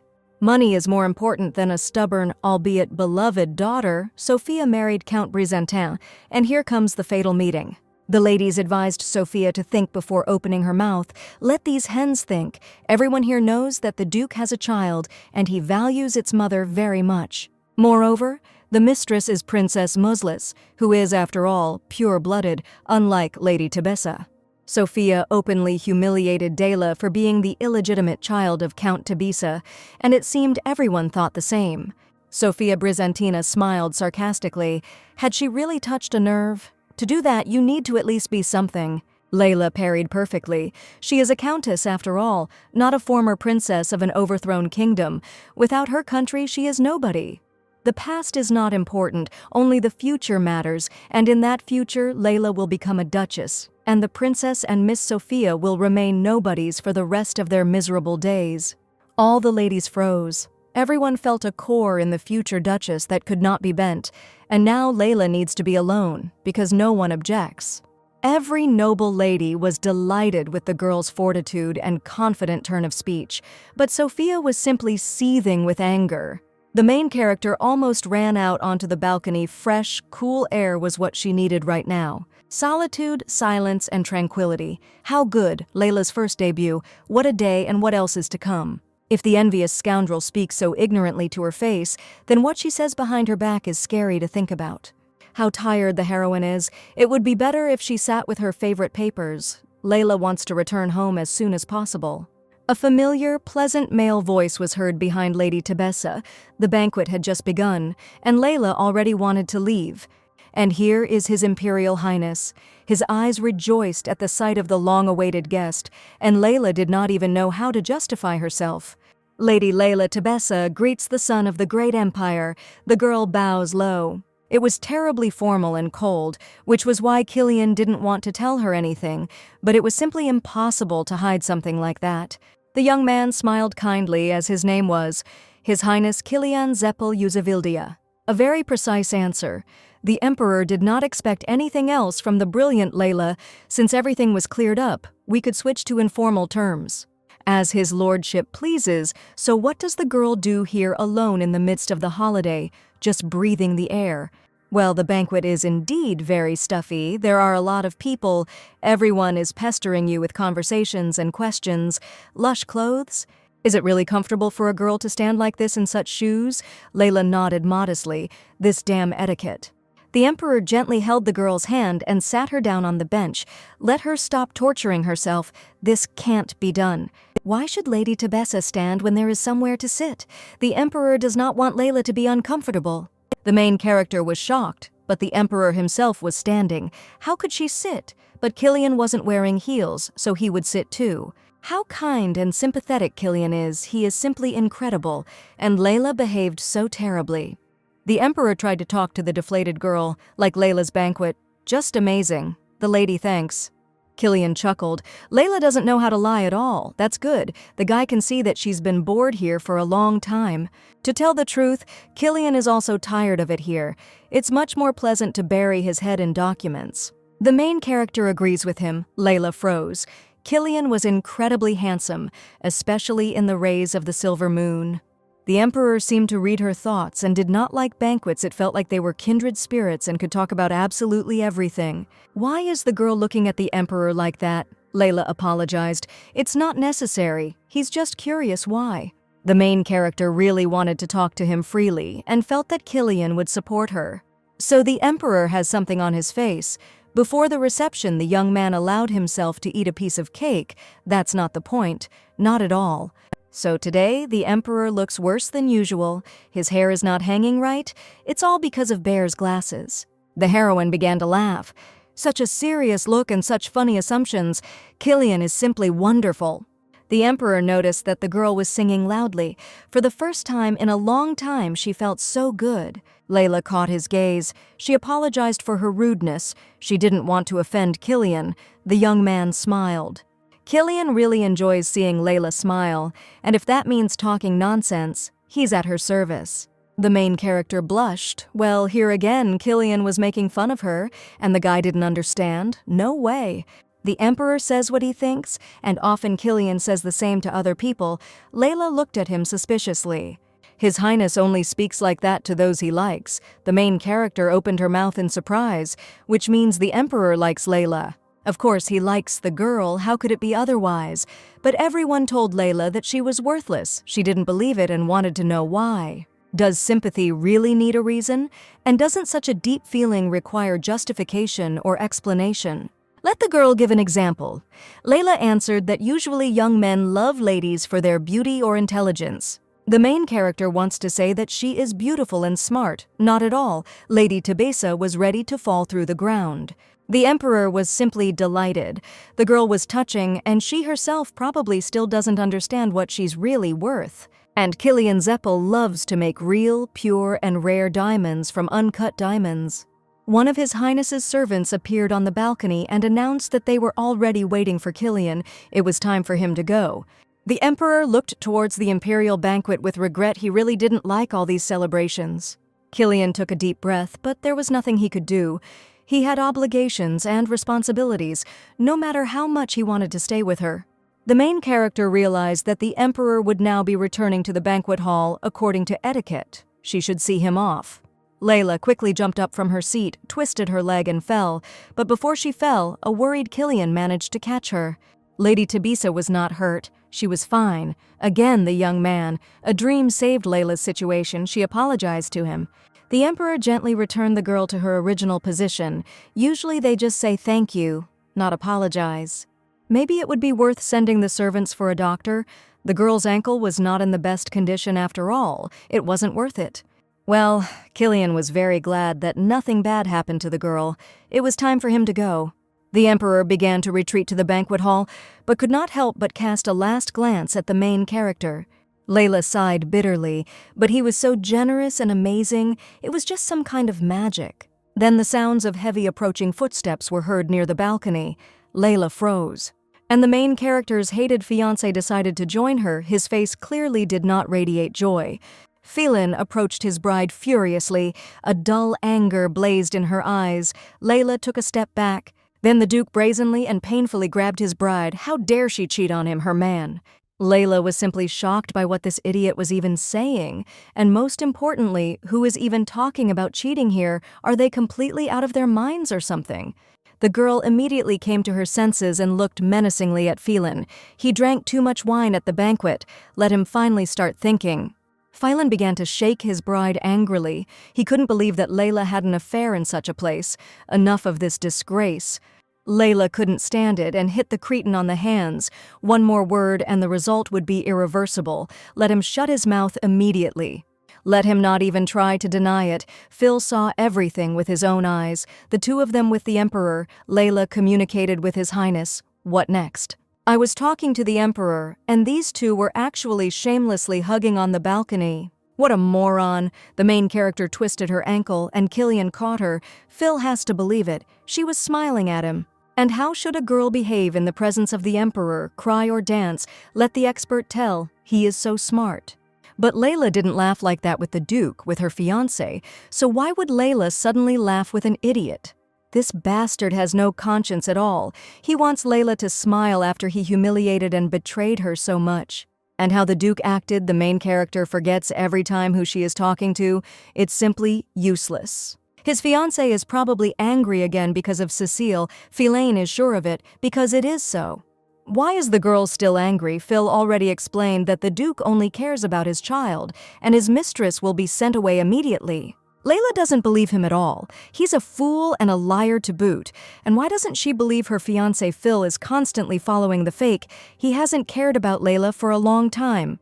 But Cecile can't cope alone. She has a bunch of servants and is simply pregnant, and Layla can cope with everything that even strong men can't cope with. Let the Duke finally answer honestly and in good conscience. Is he going to marry Layla, or is the Duchess's place already secured for Cecile? It looks very much like the second option. Layla doesn't believe Phelan's words at all. Let him prove it if he's really serious. The main character would like to offer to throw this scoundrel out, but there was a child inside her, and he did not choose his parents and would hardly have chosen these two if he had such an opportunity. Well, if the bride so wants the Duke to prove his seriousness, so be it. Phelan grabbed Layla by the hand and dragged her along with him. The heroine tried to stop this idiocy. There were people around. The couple was heading straight to the Emperor. The Cretan unceremoniously interrupted His Majesty's conversation. His interlocutors were simply dumbfounded with horror. Killian looked at the boor with contempt. Then the Emperor broke into a smile, the famous Duke of Wiliot. What happened? Phil replied that he needed his permission. The Duke asks the Emperor to bless the Duke's marriage to Lady Tabisa. What is he doing? This is a disgrace. A meaningful silence hung in the banquet hall. Everyone knew that the Duke was not a very bright person, but if you look for such an idiot, you won't find him. The Emperor cannot give his permission for the marriage and does not want to. This Cretan has just disgraced himself in front of the entire empire. We need to save Layla. The Duke demanded that the Emperor explain himself and state the reason for his decision, why Wiliot was refused. What an idiot, he's digging himself into the grave. The Emperor scratched his head. Does the eminent Duke really need to explain the reasons? The idiot immediately frowned. What a nasty thing. So the Emperor was with Layla. The girl immediately shut this imbecile up before he was put in prison. Of course, the Duke knows that when there is a great feast in the palace, all the nobility must postpone their feasts for 3 months. Phelan did not want to seem ignorant. Killian Zeppel folded his hands in front of him. Then why did Duke Wiliot ask then, since he knew about the rules? In order to get married within a year, they need to get permission as soon as possible. It is not known when the chance to ask for it will come. After all, it takes so much time to prepare for the wedding. The Emperor was touched by the main character. She was simply lovely. Layla giggled mockingly. Did the Duke really want to marry Layla so much that he was so quick to ask the king for permission? Phil nodded, playing along. Sweat was running down Phil's face. Why didn't anyone tell him about these rules? The main character sighed. This time she defended him. Next time he will figure it out himself. A whisper went through the crowd of guests. Apparently the Duke doted on his bride, so much so that he was in a hurry to get permission to marry. Everyone thought that the young people had problems, but still, the mistress is just a mistress, a smart girl. She saved the idiot and convinced everyone that everything was fine with the clan. The Emperor replied quite contentedly that the young couple should come to him in a month. He was too busy now. The Duke could be patient. Of course, Phil was pouting. He didn't like being made fun of. The Duke and his bride bowed to the Emperor and began to leave. The main character left, burning with shame, and out of the corner of her eye she looked for the Emperor's gaze. What a disgrace. The Emperor, in turn, saw off the fantastic girl with his own eyes. She must not be allowed to ruin her life. Bear must speed up the exam. The carriage of the Duchy of Wiliot set off towards the family estate. The imperial ball was over. The guests were leaving. Feline had no expression. He was riding in his thoughts, if one could call it that, with an offended look.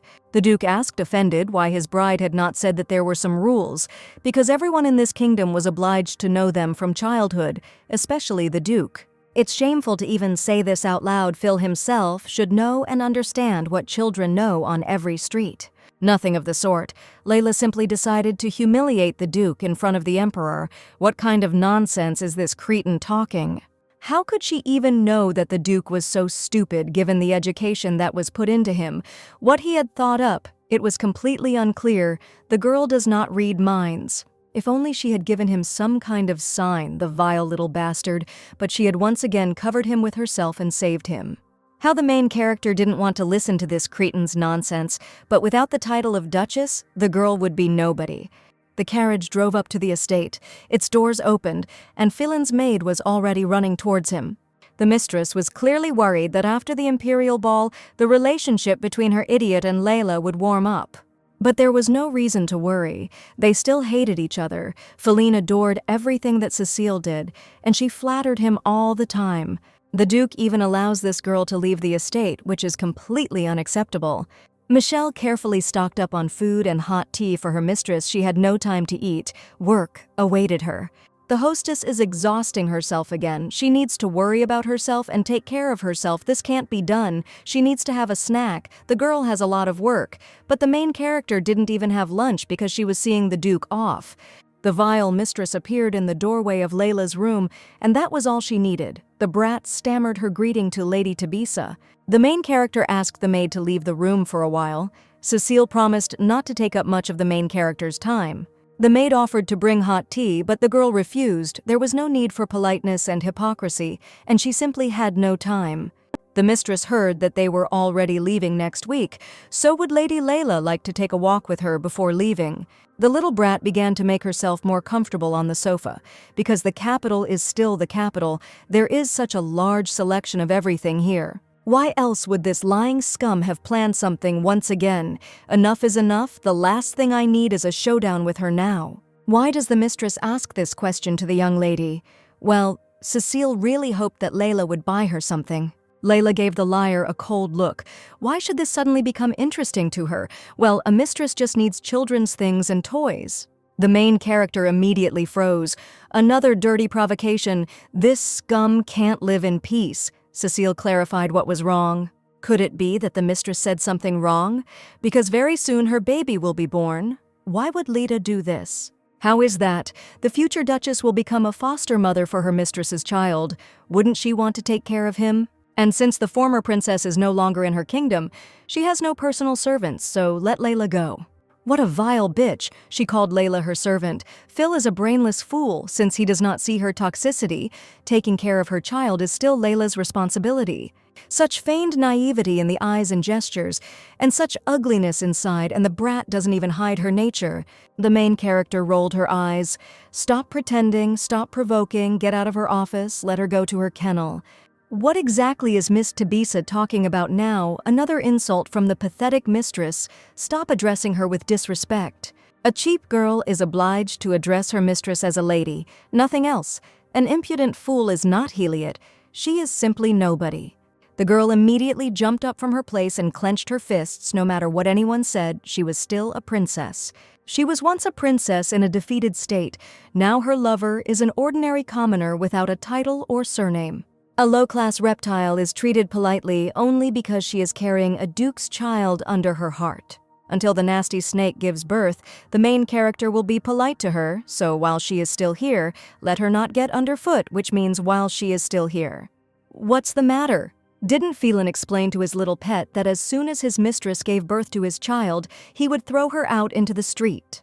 Yes, the mistress really doesn't know. She was counting on staying and taking everything into her hands. How funny. Let her not worry about the child. Layla will never hurt him. So let her not fill her head with more plans for humiliation. She doesn't have much time left. The mistress flew out of the office. The main character even held the door of the impudent bitch, came here to humiliate her and express her desire for this house. Funny.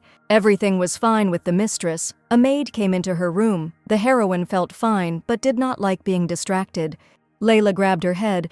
The girl asked to clean the sofa on which the rubbish was sitting. She needed rest. The heroine diligently rubbed her temples, massaged her neck and head, but nothing helped her concentrate. In such cases, sleep helped the main character well. She just needed to take a nap, but not for long. The girl dozed off, sitting upright in her chair, surrounded by her work documents. Layla opened her eyes abruptly and jumped in surprise, awakened by the loud slam of her door. What the hell? This idiot bursts into her room so unceremoniously, without even thinking about decency. What's wrong with the main character? Why is she so cold and angry? How could she do that at all? Again, he was talking about his mistress. Why did the girl dare to threaten her? Phelan hit his head. Why would she suddenly do such a thing? But the Duke did not calm down. How could he behave like that with his mistress? Layla has no heart at all. This bitch no longer has a title, but treats the heroine like a servant. The mistress has designated her real place, and that she is here only until the birth, which is not so. The mistress just lost her country, and the evil Layla dares to say such things. You can't be such a donkey. She tried to humiliate the heroine on purpose. To top it all off, it was Duke Williot, the owner of the family estate and head of the clan, who had to tell her everything. So the great head of the family told his mistress that this was indeed so, and the bastard would get out of here. The idiot hesitated. This is precisely why the main character announced the Duke's decision, since he himself is simply not capable of it. Who does Tabesa think she is here? In fact, the girl is the Duke's fiancée, so she acts like a mistress. The main character is indeed the bride of Duke Williot, but she has not yet become his legal wife. Apparently, over all these years that the girl spent here, she had formed a false impression. Layla Tabesa hasn't become a duchess yet, so she shouldn't meddle in other people's business. She simply has no right to do so. Something inside the girl burst. Layla tried so hard for those who loved her like their own daughter. Layla has done more for the Williot Duchy than anyone has ever done or will ever do, and this cretin wants to throw her out for cheap. All the pleasant and warm memories from her childhood spent with the Duke were shattered into pieces. He never treated her properly, and never will. The main character finally understood everything as it was in her situation. A decision was maturing on her face. She would not tolerate this anymore. Well, the girl understood everything. The Duke smiled triumphantly. Great, he hadn't counted on this anymore. From today on, Lady Tabesa will no longer work at the Williot estate or on behalf of the duchy. The girl mentally apologized to her adoptive parents. She just can't cope with this degenerate anymore. As the idiot said, the girl is just Lady Tabesa. She has no right to decide anything here. Phil didn't think she was so irresponsible. Let him repeat what he just blurted out. This is the work of the Duke, who shifted all responsibility onto the girl, and he himself is not even capable of choosing a jacket on his own. A pathetic and worthless fool, the concerns of Duchess Layla do not concern him. She is only the daughter of a count, so from now on he can get by on his own. Phelan growled angrily that it wouldn't change anything. He wouldn't apologize to her and beg her to stay. In no case does anyone expect gratitude and adequacy from the idiot anymore. He finally opened the girl's eyes. Layla slapped the Duke with his documents, let him lose everything he has in a matter of days. Then maybe he will start to appreciate it. The main character had nothing more to say. She didn't really want to see that disgusting face either. It was time for her to go. Michelle brought another work letter for the lady on a silver tray, but the girl put her hand in front of her and shook her head. From now on, everything that has to do with work will fall into the hands of Duke Williot. He is now a great manager. From today on, Phil himself will handle all issues, so don't bother Layla with such things. Michelle began to ask about what happened with the Duke, but Layla asked to leave her alone for now. Meanwhile, there was a bustle in the study. The butler was handing over Lady Tabisa's documents to his duke. "That was all Layla asked me to tell this idiot, so that's how it is. What an evil girl." Does the heroine really think that the duke understands anything about these papers? No one thinks so. Phil is not used to working and thinking. He read only a couple of sheets of paper with reports and was already tired. Why spend so much in the rainy season? This is a whole month of maintenance for the entire estate. Do they really spend this much every year? But this is idiocy. Layla is not as smart as everyone says, since she throws around so much money, such expenses, and just in vain. Maybe I should discuss this with Layla, but then the haughty lady will turn up her nose again.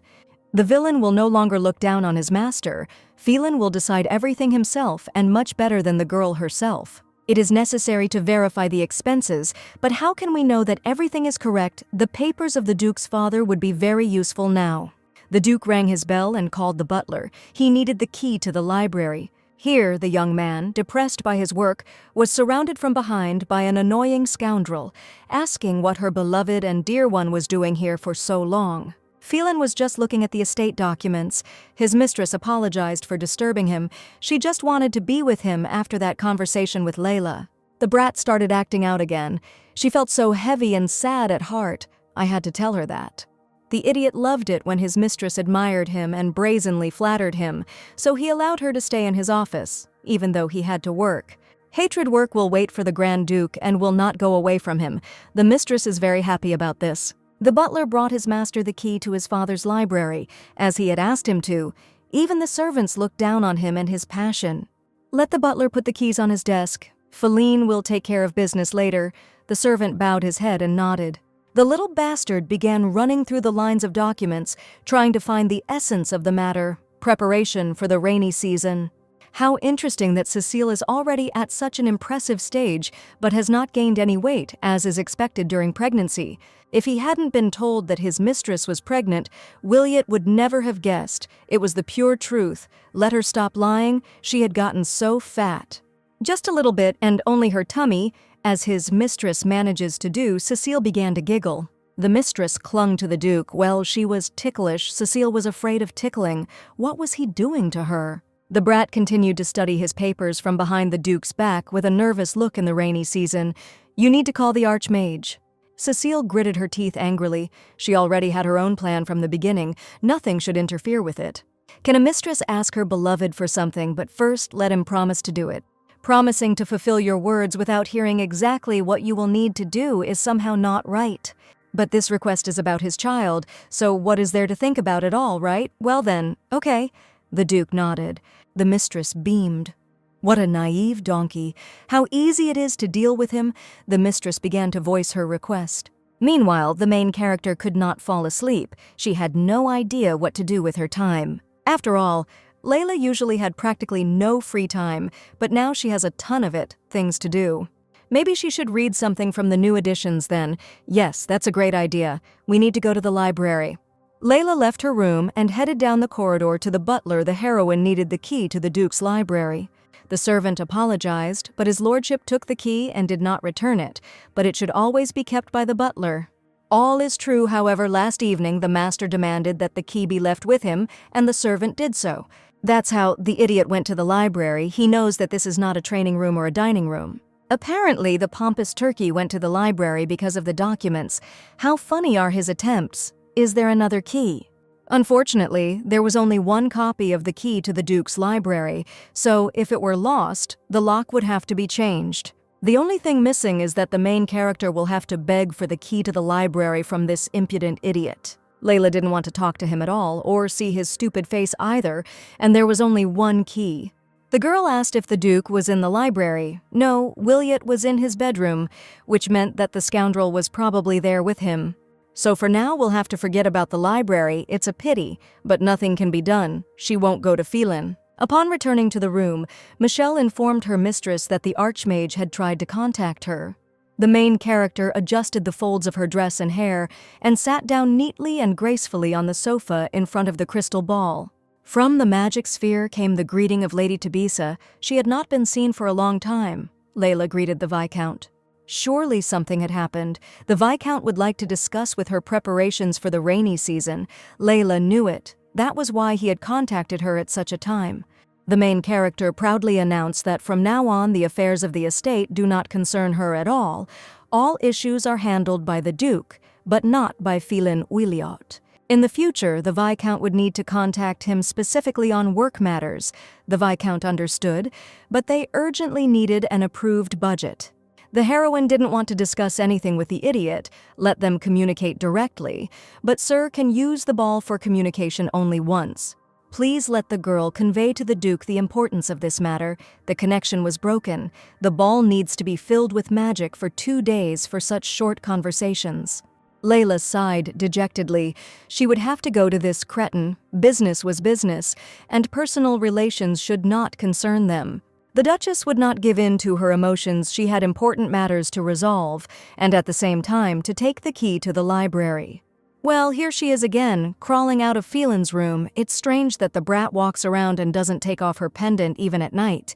Where is the Duke? The mistress sarcastically replied that her lover was very tired at night, so he was still sleeping. And when he deigns to rise, work does not wait for him to want it. The bastard no longer took her position into account at all. Let the vile wretch take the trouble to convey to the lazy man that Layla was looking for him. Let him find the girl when he wakes up. It was no use. The Duke himself appeared from the door. His Majesty finally deigned to get some sleep, which is what the girl wanted from him. Meanwhile, in the Imperial Palace, Bear was working on preparing for Layla's exam and asked what His Majesty was looking at. Killian Zeppel froze over the main character's scarf and looked at it with trepidation. It was just a scarf. Why did the Emperor suddenly freeze? The Crown Emperor smiled warmly and turned to look at his assistant. This scarf is really beautiful. Killian was like a child who was showing off his favorite toy and was proud to own it. Bear came closer and froze in bewilderment. This scarf clearly could not be called beautiful. What kind of joke was this? It seems that His Highness's eyesight has deteriorated due to intense work. The assistant should order glasses for the Emperor. Then Killian also childishly kicked over his assistant's desk, and Bear didn't understand what he was doing at all. The Emperor apologized. He was completely blind and couldn't see where he was going. Bear called Killian a liar. All the documents were scattered. As a personal assistant preparing for an exam, this was precisely the reason that Bear wanted to discuss with his master. Beru handed the Emperor a stack of questions for His Majesty to study, as in his opinion they were complex enough for future assistants. What is this? Was the personal assistant joking or something? Bear made up a test for idiots so that everyone would pass it and then immediately dial the command. Killian immediately tore all the questions to shreds. This is childish babble. We are talking about the position of personal assistant to the Emperor. The questions should be 10 times more complicated, 10 times more difficult, and the Emperor was definitely going to hire someone. Of course, Killian had a specific person in mind. But even taking into account their attitude and the well-founded, outstanding capabilities of their candidate, they will not take anyone without an exam. Phelan stood behind his lover, who did not even think of leaving and leaving them alone with Layla. The girl decided to apologize for yesterday, right? Layla rolled her eyes. Only his teachers should apologize here for their incompetence. Phelan immediately tensed up. How could he not apologize? Layla should be on his side in everything and indulge him in everything. Layla spoke with the Viscount and told him to contact the Duke with any questions. He urgently needed documents to prepare for the rainy season. Well, that's what it is. Phelan was just about to do this, and Layla had composed the previous ones. Layla nodded. No, the assistant compiled them, but the main character personally checked them. The Duke laughed contentedly. What's wrong with this idiot? What was the point of asking about documents? Something is wrong or Phil just can't understand a word. The Duke replied sarcastically that he would say nothing more, since it was no longer Lady Tabisa's job and he no longer needed her help. Layla clutched her heart. Her help was no longer needed. She was no longer needed at Duke Williot's estate. Phelan hopes that they will not return to this conversation again. The pompous peacock invited his mistress back into the room. Finally, the insignificant cretin cast a contemptuous glance at Layla. In addition to all his other shortcomings, he was also a rotten, envious person. The main character didn't even have time to answer a word before the door to his bedroom slammed in front of her nose. She didn't even have time to ask for the key to the library. The girl asked whether the Duke had sent the documents to the Viscount, and the butler nodded. Layla was already completely exhausted and was thinking of dropping in on Phelan if there was no news. She was still worried about her business. After all, this capable idiot could destroy everything in exactly 1 hour, although it didn't concern the main character anymore. The girl saw a black envelope with an invitation on her desk and took it in her hands. An interesting situation. The invitation was from the Brizantan clan, the family that had raised such a disgusting countess. Why would they invite Layla? Behind this letter with the signature crest of this clan is definitely her hater, who still hasn't calmed down from her loss. Apparently the invitation is from Countess Sophia herself. She probably wants to get revenge for her humiliation at the imperial ball. The main character is not going to give her such a reason or even see her disgusting face. The girl tore up the invitation. Then a satisfied personal maid entered the girl's room. Her mistress had already heard the amazing news. What are we talking about? The mistress decided to go on a round-the-world trip, or the Duke realized his stupidity. Michelle shouted loudly and joyfully, "Emperor Kilian Zeppel is looking for a personal assistant for the civil service right in the royal palace." Wow, and it was very clearly stated that women are also accepted into service. Unthinkable. Women, of course, it is not to say that ladies have never occupied special positions, but this has never been emphasized so much. Layla immediately remembered the conversation with the emperor. Kilian then asked if the girl wanted to become a civil servant. It was all for her sake. The main character didn't think twice about letting the maid know what was needed to pass the exam. There was less than a month left before the exam. There will be questions on taxation, management, politics, social welfare.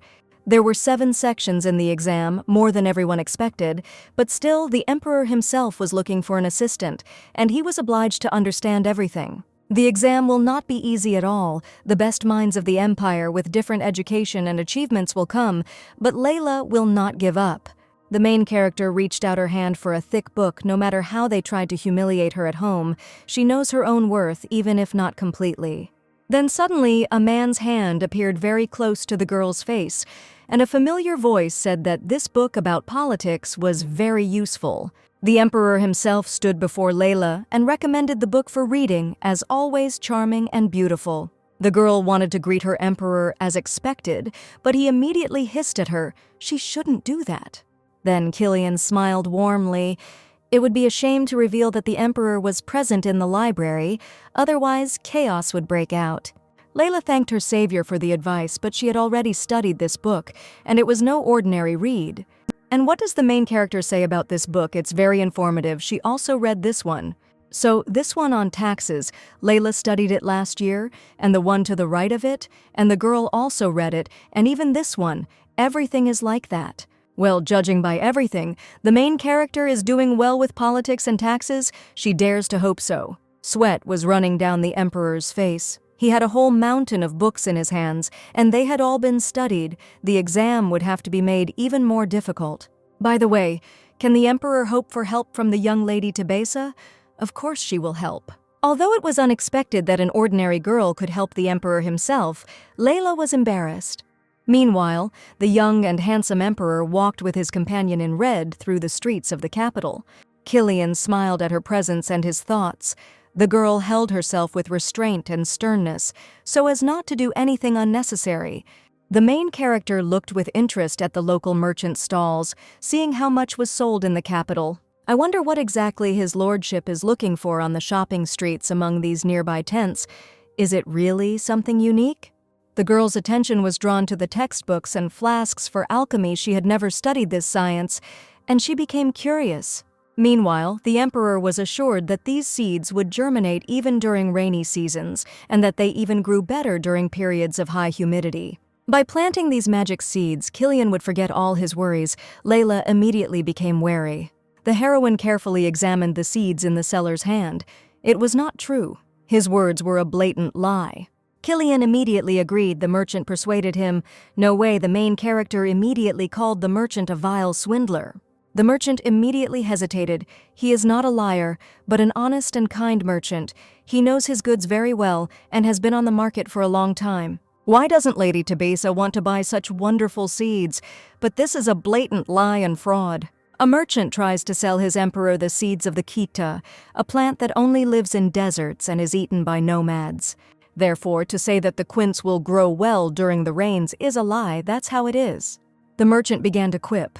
It was the first time he had taken these particular seeds, and perhaps he simply misunderstood and was trying to wriggle out of it. Let the young people take these seeds as an apology for the inconvenience caused, and it's time for him to go.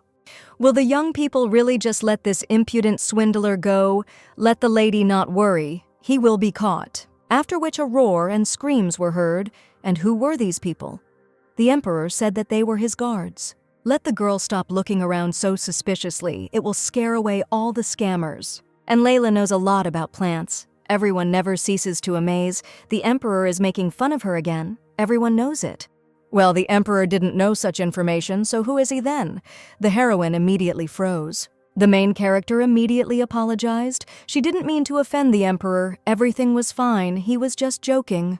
Then the charming young man reached into his breast pocket for something, after which he quite happily handed the bundle with these very seeds to Layla. She knows more about this than he does. Therefore, Lady Tebessa will surely find a better use for them. Layla thanked the emperor for the seeds. So Killian came here for seeds? The emperor replied that it was something like that, but not quite like that. In fact, he was looking for some plant. A threatening grimace appeared on his face. What was it? Layla looked at her emperor carefully. It felt like Killian was planning something bad, although this was not typical of him. By the way, the emperor is very grateful to the girl for helping with the seeds and identifying the fraud. Maybe Layla will still help him in his search. The emperor appreciates and thanks her for her help, but Phil neglects and humiliates her. The girl beamed. She felt needed and useful. She was appreciated and people found her presence pleasant. Who is this guy? He looks like he came straight out of the pages of the most beautiful fairy tales. Just an incredible young man. The main character put her hand on her heart. She felt so warm and pleasant in her soul. An amazing feeling. She had already forgotten what it was like to feel needed and important for someone. Layla smiled, not hiding her true happiness. Killian immediately froze. He admired the girl. Layla was simply beautiful. And that smile. The emperor already knew that the main character had a beautiful smile, but now he was smitten by her. Killian immediately retreated. After which the emperor extended his hand to his companion and invited her to go with him, since she was happy to help. Layla carefully placed her hand in the emperor's hand. She was very pleased to feel his strong and sensual hand. The weather outside was sunny and clear, and ordinary residents were crowded among the shopping arcades. The emperor knew that they didn't really have to hold hands, but why deprive himself of such a pleasure? Such a sensible girl, who had been through a lot and went with him so easily without knowing him at all. Layla can certainly stand up for herself. That incident in the square proved that. But the young man could have deliberately lulled the lady's vigilance in order to attack her when she least expected it. She followed the emperor like a street cat after fish. Wait, what is His Highness thinking about? The emperor stopped and thought. Layla immediately noticed the changes in his face and voice. Killian Zeppel carefully and slowly unclasped their hands. He had a question for the main character. The girl listened to him attentively. Is it really possible that such an intelligent Lady Tebessa is always so trusting towards other people? It is dangerous. Layla didn't quite understand the emperor's question about what exactly he meant by trust. Killian took a breath. Well, in general, the main character went with His Highness, without even thinking for a second, what if it was dangerous? The main character agreed and changed the subject. They would go along the green path, she understood correctly. Isn't it obvious that the emperor said he would need a plant, and where else to look but on the green path? Well, that's true, and the green trail is a fairly safe place and crowded, but still. The heroine really hoped that Her Majesty would be able to find what he was looking for. But what if Killian was planning something bad? Suddenly, His Imperial Majesty wants to kill someone. Killian took on a serious and threatening look. What nonsense? The guy froze questioningly. This is a plot twist. Now everything is clear. The main character trusts him completely and unconditionally, and the girl herself only just realized this. Layla forced herself to close her eyes and take a breath, then admitted that she truly trusted someone she had only met a couple of times in her life. After which, the girl opened her eyes and looked confidently at her emperor. Everything was so. Willian evoked exactly this feeling in her. The main character began to understand seeds about 5 years ago. Not that it was her hobby, but rather a work necessity. The year before, there had been very little rain, which could not help but worry, but then the expected drought occurred, and it was necessary to deliver supplies for the war. And at that moment in time, the estate was saved by the fact that the heroine had stocked up on grain in advance. Everyone was tired of constantly worrying about food. It was then that the girl found the very same desert quilt that survives even in drought conditions. Of course, the main character agreed to help, but in fact, her knowledge is not enough. This is not true at all. The Emperor is very glad that Layla went with him. He enjoys her presence, their conversations and laughter. The main character froze in awe because all her life she had been told the opposite, first in her birth home, then in her fiancé's house. Surely, Killian said this only out of politeness. There is no need to think about his special attitude towards her. Here the girl's attention was drawn to the glass display case of a jewelry store. There was something there that worried her. What a familiar pendant. Maybe someone wore it at an imperial banquet among young ladies or gave it to her in her presence. The Emperor leaned towards his companion. The girl seemed to like something, not at all. Killian smiled at the girl. The young man was always very perceptive and attentive to her words and looks. The Emperor entered a jewelry store and called the employee to show this pendant to the young people. What excellent taste His Majesty has. This is the only pendant with a magic stone. It has real power, a real rarity. The Emperor began to watch the staff with interest and wait for a demonstration of what this stone does. An awkward silence hung in the jewelry store.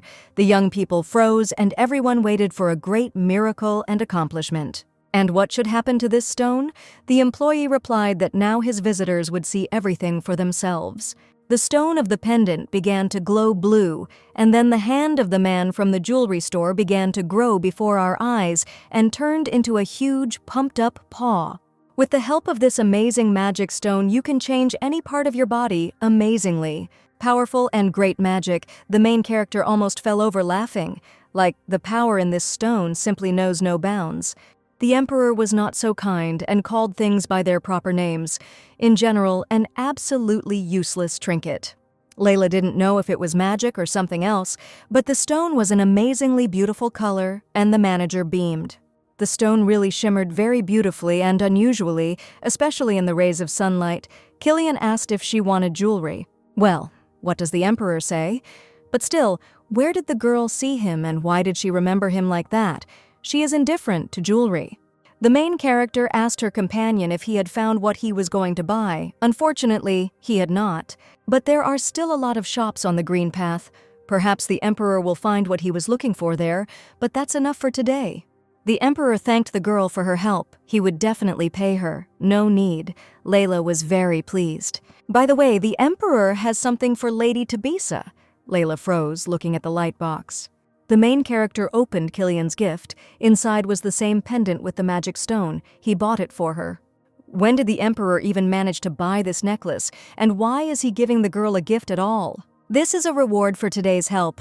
But she didn't do anything wrong. Let her take her gift immediately. This is the Emperor's order. Layla was simply stunned. It's impossible to be so amazing. What's happening? The heroine shyly thanked her Emperor for the gift. She would have accepted it right away, and that was it. But he smiled. But it would be best if the girl stopped apologizing all the time. Just let her say thank you. That's also an order. The Emperor thought about her words. Killian didn't want to be an emperor for her at all. This spoils a lot. This is not an order, but a request from her interlocutor. Layla beamed with happiness. She was very pleased with Killian's words and actions. The charming young man noted that the heroine grasps everything on the fly, like a diligent student, a worthy assistant. The Emperor was interrupted by his servant. It was already time for him to return to the palace to his important affairs. It was sad. Killian said goodbye to the girl and thanked her. "See you soon, Tabisa." The girl said goodbye in return. Or should she have answered thank you, as the Emperor had taught her? Killian laughed, taking his words back. Layla's carriage set off. The girl apologized to her maid. She had promised to show her the capital, but it didn't work out. Michelle saw only a green path, but she was still interested by the way. She could ask a question. Of course, let the maid ask her, but that gentleman with blue hair is higher in title than Layla. Of course, Killian is the emperor, so her title of countess was not even close to it. Well, of course. Stop, the emperor himself. The maid screamed that his mistress had just been walking with his majesty. It's simply unthinkable. This can't be. It's fantasy. No one will even believe her. Layla began to worry about Michelle. Let her calm down. Besides the fact that the charming young man is an emperor, he is also called a murderer. The maid doesn't want to be jailed for slander, no way. She just couldn't help herself. According to numerous dirty rumors, the bloody emperor killed all members of his royal family in order to ascend to the throne. But the emperor did not look like a cold-blooded killer, and in addition, Layla was also always a victim of vile gossip. Of course, there are some inconsistencies, but she really wants to believe Killian. She feels that she can do it. The road was fast. The main character had already reached the estate and was getting out of her carriage. What's going on in the mansion? What's all the fuss? Why are all the servants running around with some kind of bundles? Has something really happened? Inside, the entire service staff was bustling about with a huge number of dresses, colorful boxes, and other things. Does anyone even know where all these boxes and things in the estate come from, and why there are so many of them? The butler bowed guiltily and replied that these were all purchases of the Duke's mistress. What the hell? Even though she is carrying Phelan's child, she has no right to behave like the mistress of this house, but she simply doesn't have the strength to object. And all these things, which completely filled the huge corridor for her alone, not even for the Duke, the servant nodded. Everything was exactly like that, but what did she buy in such quantities? It's simply unthinkable and stupid. The girl began to study the numerous purchases of trash. She allegedly did not have any outfits with her, and therefore it was necessary to buy up the entire boutique. The main character came closer and began to study the outfits. It is not clear why the scoundrel needs dresses with a narrow waist. She will not fit into them anytime soon. Layla asked to look at the receipts, assuming that it was all prohibitively expensive. 17 dresses, 19 pairs of shoes, a bunch of pendants and other accessories. That's how much it takes to maintain the estate for 6 months. What idiocy. When she gives birth, all her dresses will be out of fashion. What is this idiot thinking about? So take a deep breath. This is no longer the girl's business. Let the Duke sort it out himself. She now has other reasons for thinking. Layla had already let go of the situation, and all thanks to the emperor and his care for the girl, and besides, there was no exam waiting. Behind the main character, Michelle was dragging a whole mountain of her books in preparation for questions about where to take them. The rude Duke unceremoniously interrupted their conversation. And what are these books of his bride anyway? And why does Layla need so many books? What is she going to do with them and how to use them? They are not dresses. She bought it, so it must be necessary. There are enough books in the library for a lady, or she decided to return to her duties. Phil wants to say, to the Duke's duties, which she performed for him. Of course not. Then what is the point of all this? To prepare for the imperial exam, Phil chuckled sarcastically. The best minds of the empire will take it. Layla doesn't have a single chance. The estate of the Williot clan doesn't have a single chance with such a clan leader, but the girl does have a chance. The main character, as always, has no shortage of self-confidence. The Duke continued to ridicule his bride. Let the girl take his advice, even if she doesn't waste her time, as he does his, on development, apparently. What an idiot. Layla will decide for herself how to spend her time, even if he doesn't bother her with his unnecessary advice. She was stubborn, but Phelan was sure that the girl would never give him up. He told her that, as the Duke told her. As Duke Phil has not yet learned to do anything, not even to speak, as the imperial ball showed, what will happen if Layla passes the exam? Phelan was furious. He hated it when his opinion was neglected. Then the cretin would fulfill any wish of the heroine. But if the arrogant girl fails, then she will apologize to his mistress for everything. Apologizing to this fake cheapskate, she simply has to give this exam. There is no chance here. But will the heroine really be able to do it? Is she taking a risk in vain? But until she passes the exam, she won't know. There was no turning back, and the main character most of all did not want to let down the one who gave her this chance. For the sake of Killian's attitude towards her, his impeccable faith in her and support, she will give her all. Tomorrow, it would be necessary to return to the family estate, and it was necessary to prepare things. As for how it was necessary to return, the main character replied that she needed to stay in the capital for a while, actually. That's right. Michelle timidly pinched the folds of her dress, but the Duke ordered his bride to be gathered up, including, "What kind of performance is this that Tebessa wants from the gentleman? He has already been delayed in the capital, and preparations for the rainy season are ahead. Well, let him return to the estate. Why drag the main character along with him? She still has things to do here. There are only 3 weeks left until the imperial exam. She needs to stay in the capital and continue preparing." Again, the girl with her nonsense. She doesn't want to waste time on the road, and Layla hasn't forgotten that these days she has to inspect the territory. Before the rainy season, the heroine always conducted a check to see how her subjects were living, but that was no longer her business. The Duke is not eager to take the girl with him, but her absence could cause problems with the mages. Of course, they know that it's Cruton in front of them, but then the whole family will suffer, and she herself, she will go. No, since she has more important things to do, let her stay. We can just not conduct an inspection. And that's it. What a bastard. He wants to spit on living people. Upon his return, he will have a lot of ducal affairs. There was so much work piled up, a ton of paperwork, and no one to do it. Layla immediately realized that this jerk was trying to dump everything on her again. Good luck to him with that. And the girl doesn't want to say anything else. It's absolutely empty that the Duke will hurry to sort out the papers. Well, Layla is such a bitch, they clearly hinted to her that there was a ton of work in the office. And the main character doesn't understand any hints. She's not capable of anything. When will there be fewer of them? He is a duke. He shouldn't bother himself with paperwork. Why couldn't he just dump it all on Layla like always this time? Here, behind the pseudo-duke, a shining scoundrel appeared. Phelan is sitting here so serious, how much work?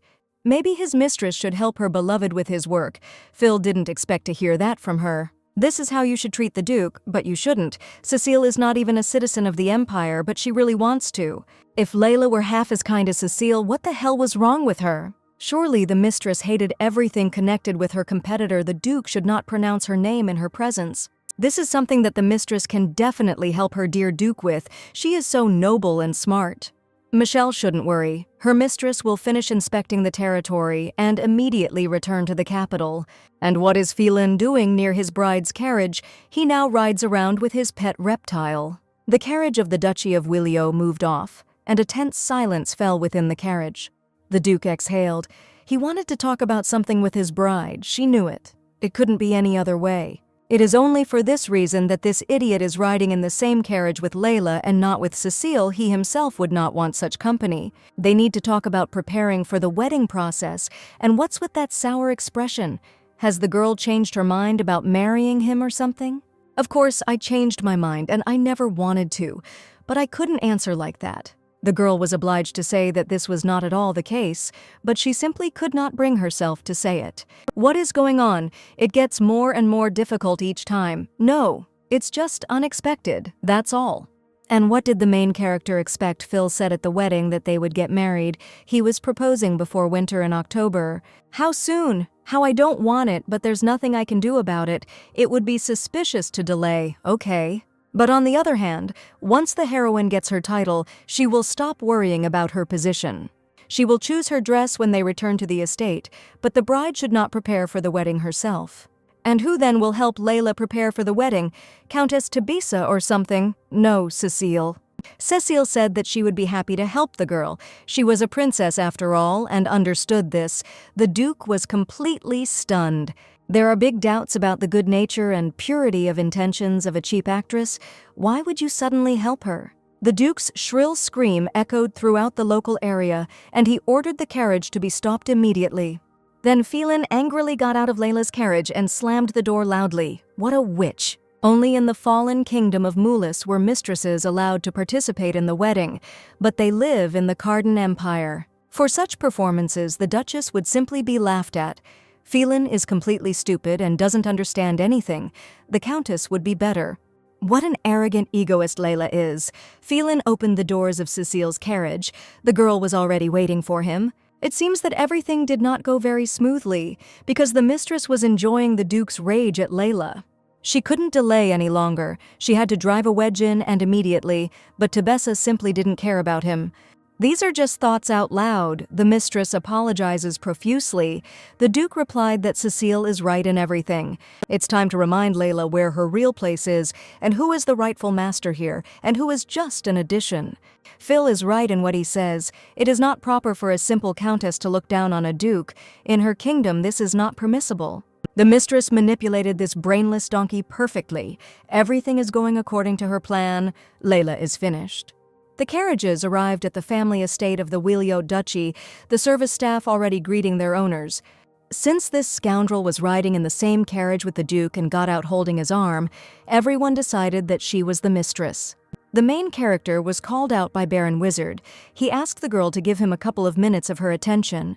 Of course, something has happened. Before it happens, the Baron wants to discuss some issues regarding the rainy seasons. But this no longer concerns Layla. All questions are for the Duke. Yes, everyone knows about this, but they still want to know her opinion. Here the conversation was interrupted by Phil. What did Baron Wizard want from Lady Tebessa? The nobility did not understand that he was a duke here or what. The Baron just wanted to ask the lady one question. It was about preparations for the rainy season, and why did he turn to her? Why didn't Baron Wizard go directly to the Duke himself, or even his subjects look down on Phil? Layla covered Baron Wizard with herself. He is not to blame for the complexes and stupidity of his master. He just wanted to get advice. Surely the advice of someone more experienced was needed. Duke Williot understands everything perfectly well. Therefore, he speaks for the last time. Let them not even think about discussing what concerns the affairs of the duchy with Tebessa.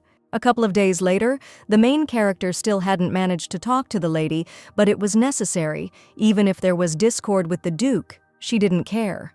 The Duke asked with a bored look if the merchant was satisfied with her conditions. Yes, everything was fine. Well, at least he pretends to be interested in the problems of his subjects. It could be worse. It was like a weight had been lifted from my soul, because this idiot could have completely shied away from this trip and shown his disdain to his subjects. Here, some boy started tugging at the main character's dress. The girl greeted him, saying how small he was. Layla sat on her knees to make it more comfortable for the boy. The baby wanted to say something. He nodded. The baby asked the Duke to help them with their family, but the Duke stood behind him and was angry. The main character turned everything into a joke. "Baby, the real Duke is standing right behind you." Even the children didn't perceive him. The child turned around and saw an unpleasant young man in expensive clothes and a stupid mina. He is not suitable for the role of a savior. No, the Duke is actually this aunt in a beautiful dress. The girl is very kind and caring. She will help them. After all, the Duke is the one who always takes care of his subjects. His mother immediately grabbed the child in her arms and ordered him to be silent. The woman begged him to forgive her son. He was still just a baby and didn't know what he was saying, but it was okay. He and Phelan would definitely try to help them. Then the Duke told Layla to shut her mouth and return to the carriage. Phil, as the owner of these lands, will sort this out himself, and the lady is very tired, so let her rest in the carriage. The Duke climbed into the carriage to his bride. The girl was already tired of his idiotic statements and oppression. As for how things went with the locals, the Duke immediately cut her off and said that it was none of her business and that she should stay out of it. And by the way, regarding the wedding, the girl is against her mistress preparing her for such an event. Therefore, the preparations for Layla's wedding will be taken care of by the Countess Tebessa, whom she hated. What a monster. He knew that she was cruel to her. What's the matter? Isn't the girl happy? She wanted it that way herself. If she wasn't a lover, then she was a countess. It's great, isn't it? This idiot is trying to drive her into a nervous breakdown and put her under his thumb. The fucking cretin. Layla needs to leave early to prepare for the exam, but she hasn't given up on this idea yet. She hasn't even thought about it. Even if we assume that the girl passes this exam, she will figure out what to do with her duties as a duchess then. Seriously, the girl doesn't have time to deal with both the duchy and the affairs of the empire. Doesn't she understand it herself? The work in the royal palace is different from what she did. The emperor's workload is many times greater. The Duke pointed his finger at his bride in a nasty way. She seemed to have forgotten. Phelan giggled maliciously in her face. Layla's job is to take care of him, their children, the estate, and that's it. If Lady Tebessa dares to neglect her duties, the Duke will not tolerate it. In fact, he was right about the role assigned to her. Her beloved Duchess told her the same thing. But then it sounded so noble and great, and now my teeth clench and I want to strangle the Duke. A few days later, Layla was resting in her room. She was incredibly tired because she had prepared so diligently for the imperial exam. And on top of that, there were still preparations for the wedding. Only the little things remained. She would do the rest from the capital, and the Countess would help. Countess Tebessa was already acting as if she had become Duke Wiliot's mother-in-law. It was simply unbearable. The vile woman kept belittling everyone, threatening them, raising her voice and driving them to hysterics. This woman interfered absolutely everywhere. There was no peace from her, and what will happen after marriage is scary to imagine. But now all that remains is preparation for the imperial exam. Everything else is behind us. Nothing is left. Tomorrow, the main character planned to return to the capital. Her personal maid promised to prepare everything. And her mistress likes candy. Layla raised her eyebrows. And why is Michelle asking? In general, yes. It's just that her maid and the other girls prepared sweet candies this morning. Maybe Layla would like some too. Yes, of course. The girl pulled out a pink lollipop. Layla hadn't touched sweets for a long time, so she could indulge. The main character brought the fragrant and shiny candy to her mouth, her favorite taste and smell of strawberries. A pleasant wave of warmth and light immediately spread across the main character's body. But why? It's just candy. Although it wasn't just a candy, Layla now had a warm association with it. Killian loved these candies. The handsome young man always ate them when he was sad at heart and shared them with the girl to make her feel better. Strawberry candies, how delicious and pleasant. Layla now loves them because they have become a valuable memory for her. Michelle offered her mistress a different flavor of lollipop, but Layla refused. Don't you like their candies? No, they're just wonderful, but Layla needs to fit into her dress. The girl loves strawberry candies the most. The main character's thoughts were no longer about candies at all. The maid was glad that the sweet candies were to Lady Tebessa's taste, and her mood was clearly improved. It was time to go to bed, because tomorrow the girl had a train and a hard road. But the main character couldn't fall asleep. The girl heard a terrible roar and immediately froze. It couldn't be. Just not this. Where is this terrible noise coming from? Layla jumped up from her seat. She refuses to believe it. Could it really be that the main character threw on a robe and ran to her window? But not that. The rainy season had started prematurely. What was she going to do with the road now? She had very little time left. The next morning, the main character was asking the carrier if they could leave, but no, it was too dangerous. The driver apologized to the lady. He has nothing to apologize for. It is really very dangerous. In such weather, driving on local roads in an unstable and heavy cart is tantamount to suicide. 9 years ago, in exactly such weather and under such circumstances, the Duke and Duchess of Wiliot died. The maid was worried about her mistress. Was everything okay with Layla? Everything was fine? It was just that a lot had piled up. When the groom would now be able to take Lady Tebessa to the capital was difficult, but the man could not answer. The rainy season is an unpredictable thing, but according to the latest forecasts, the girl will only be able to get to the capital in 4 days. And there are only 8 days left to prepare. Very little time, but there is nothing to be done. You can't argue with nature. 3 days had passed since the first rain. The weather was not getting any better, which meant that the girl could not leave on time. The girl was nervous all day, as if she felt something bad, and so it happened. The maid announced the trouble.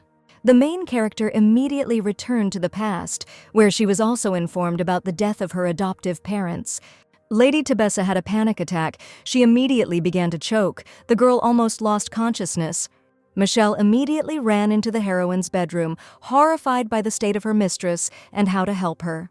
The butler was already standing over Layla and trying to wave a towel at her. The girl was struggling with her panic attack. And the main character succeeded. She took control of her fear and restored her breathing. A disaster occurred. The river flowing nearby overflowed its banks and flooded all the local surroundings. But how could this happen? The riverbanks were always strengthened before the rainy season.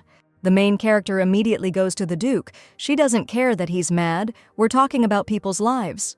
In the corridor, Lady Tebessa met a worried Baron Wizard. He was very glad that the girl was here. The main character was already aware that the river had overflowed its banks. It was simply terrible what losses there had been. The merciless river flooded all the coastal rice fields, and many residents were simply flooded or washed away by the current. People suffered. Something had to be done. Now the entire duchy could be left without a harvest. Everyone was waiting for orders from his stupid lordship. It was necessary to restore the coast immediately. The Duke was ordered to stop talking nonsense. And what did Lady Layla forget here? But the main character was ready to tear the Duke to pieces in front of everyone. Just let him yelp. Let the Duke close it immediately. It was a question of saving people and mass starvation, and the count was in a minute. If we start to restore the coast, it will only get worse because the rain does not stop, as this idiot does not understand. And what to do with the crops? The smart miss orders? Why does she say to evacuate people when their fields are more important? The filen is completely rotten. The fields can always be resown, but people will never get their lives back. Who is she even talking to? Let Lord Roy immediately call the guards. We need to save people. Phil didn't even have time to open his mouth. All carriages, coaches, and coachmen will be needed. They will be needed for those who cannot walk on their own. The maids must prepare a place in the outbuilding and call a doctor there immediately. People will need help. Later, the girl is ready to bear any punishment for going against the Duke, and all responsibility for further consequences lies with her. The main character bowed in a routine manner, asking the Grand Duke to show mercy and allow the others to save their subordinates. After a clear arrangement of actions with a sense of mission accomplished, the girl silently left the Duke's office. Phelan's face had the usual dull expression. He didn't even have time to comprehend half of Layla's words. Meanwhile, in the annex at the Wheelyot estate, the rescued people were already coming to their senses. They were wrapped in blankets and were being examined by a doctor. They say that the carriages were sent by Madame Layla, so everyone became calm, and I wish the girl would become a duchess sooner. But why did the river overflow its banks at all, since they were usually strengthened before the rainy season? Rumors had already reached all the inhabitants of the duchy that the Lord was preparing for the rainy season this year. He threatened Miss Layla and forbade her to interfere in his affairs. What the hell is this idiot even doing? Mrs. Layla should be in charge of everything. Everyone knows what an outstanding and wise manager she is. While this impudent and ignorant Duke was not in the estate, everything was fine for everyone. The lady even made their duchy one of the richest. Some hired spy overheard the conversation of the grateful residents and passed it on verbatim to his Duke. The insecure, envious, and weak Duke became furious when he heard this about himself and slammed his fist on the table. How dare this scoundrel disgrace his lordship, his status, tarnish his reputation, the vile scum! Meanwhile, the main character was sitting at her desk, sorting through documents and accounting. Why was the budget so cut in this quarter? Baron Wizard replied that it was an order from Duke Phelan Wheelyot. In addition, Duke Wiliot strictly forbade everyone to tell Lady Tabisa about this. Baron Wizard is not to blame for this. Phelan had to sign the documents on the new corresponding budget on time, but here they are. The main character began to carefully study the new report on the estate's waste. Phelan did not spend money to hire magicians to strengthen the banks. It was entirely his fault. So many deaths and such damage. This or that does not know that there is a lot of quan in the river. Phil answered the council that it is not scary. A blatant lie. Even Phelan's father didn't have this information. Layla accidentally stumbled upon it while analyzing the causes of the drought. It turned out that this quan was destroying the Anam, so the young lady strengthened the banks with Dorian stone. It was expensive, but definitely better than a flood and deaths. And in the end, thanks to the stupidity of the new manager, the damage and expenses are several times greater than the cut budget. The idiot saved money. Bravo. The main character asked where Duke Wiliot was now. The girl did not want to explain anything to him or even see him. But for the sake of the future fate of all the residents, their children, and their deceased parents, she had to bring him to his senses. Of course, the idiot was in the training room. The only thing he liked was waving a sharp piece of iron. What does this bastard want from him? Layla took a deep breath. The girl came to talk to him about preparing for the rainy season. This is about the Duke not hiring magicians to strengthen the banks of the river, which resulted in a cataclysm on their land. The Duke immediately froze. On whose land did the girl just say that? On their land. Is that really true? Yes, on their land. And what's wrong with that? Layla hasn't become a Wiliot yet. Since when does a lady wear the title of Duchess? Phil slapped his hand on the lady's papers. This is his land, his job. What the hell? This upstart is sticking his nose into everything. All the important papers that could save the lives of his subordinates were lying on the floor. The idiot didn't even care about the lives of other people, only what they thought of him.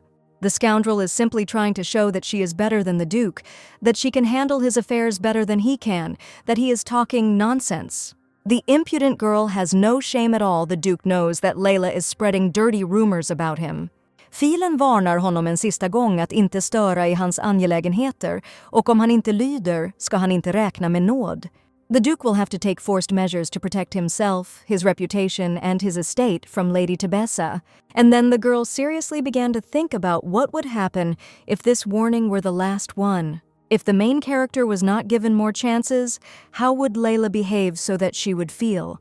The main character looked thoughtfully out the window. Outside the window, the merciless rain continued to fall. The maid said that after the terrible flood, the residents began to compare Layla with their stupid Duke. Almost everyone would prefer Layla as their manager instead of Filen Williot, which is not surprising. It was more convenient for this cretin to believe that these were Layla's rumors and not the real opinion of his subjects about him.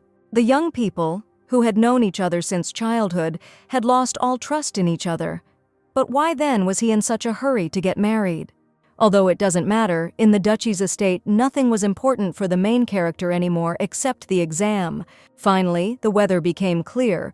The girl asked if there were any free carriages left. No, they were all involved in the evacuation. She was left alone, but when pregnant it is harmful to walk a lot, and the Duke and his mistress took her away.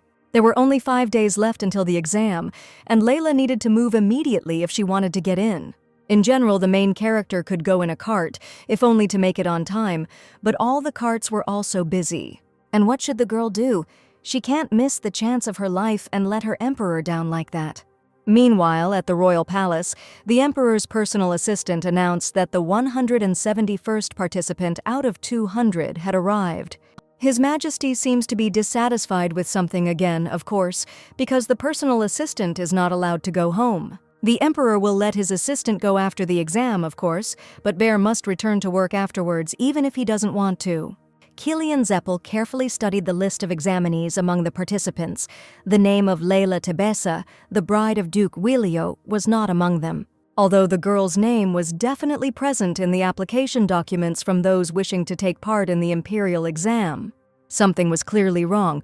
Layla was not one of those who give up halfway. She goes all the way. The exam will involve the best specialists in various fields. Why is His Highness so interested in this girl? Perhaps Lady Tebessa was simply scared, but the Emperor did not agree with his assistant. The girl was clearly not one to be scared. The personal assistant noticed that his emperor was visibly worried, and Bear suggested finding out why Layla Tebessa had not come to the exam. It will not be possible to find out information from them before the exam, and after it has been passed, there will be no point in doing so. The exam would start in half an hour. The personal assistant was about to go into the hall, but the emperor stopped him. His Highness, the new head of the Cardan Empire, wishes to go to the hall and look at potential assistants. The great lord of the empire, Cardan, rose from his desk. It would be easier for him to influence the situation on the spot. The emperor and Bear left the office and slowly walked towards the exam room.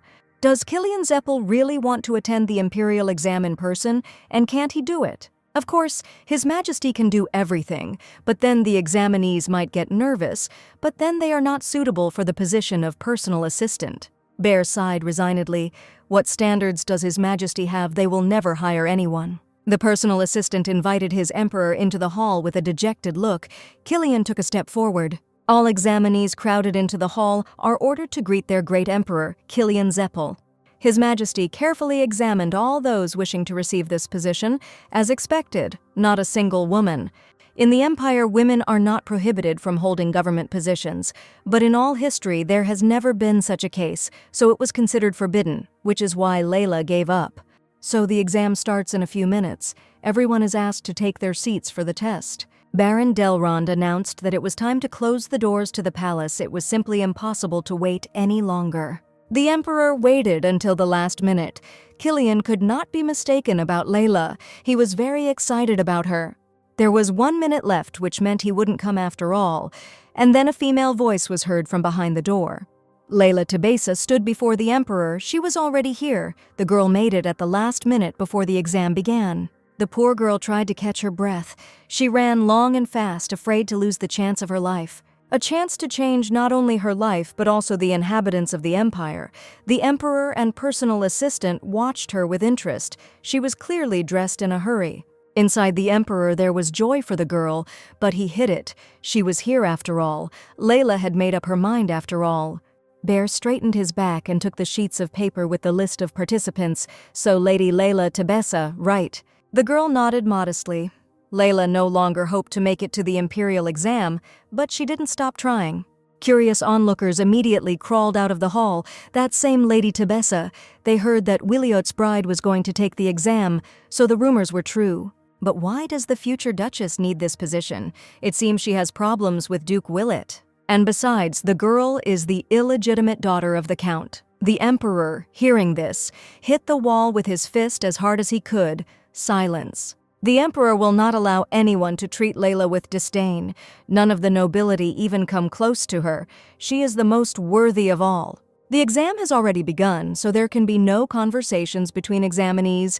Everyone take their seats. Layla was very embarrassed by her lateness. She asked Bear if the girl would now be able to participate. Bear nodded good-naturedly. The personal assistant politely escorted Layla to the hall where the test was being held. The exam was already starting. Let the lady take a free seat. The men immediately started whispering. Layla was the only woman among them all. She wouldn't cope anyway.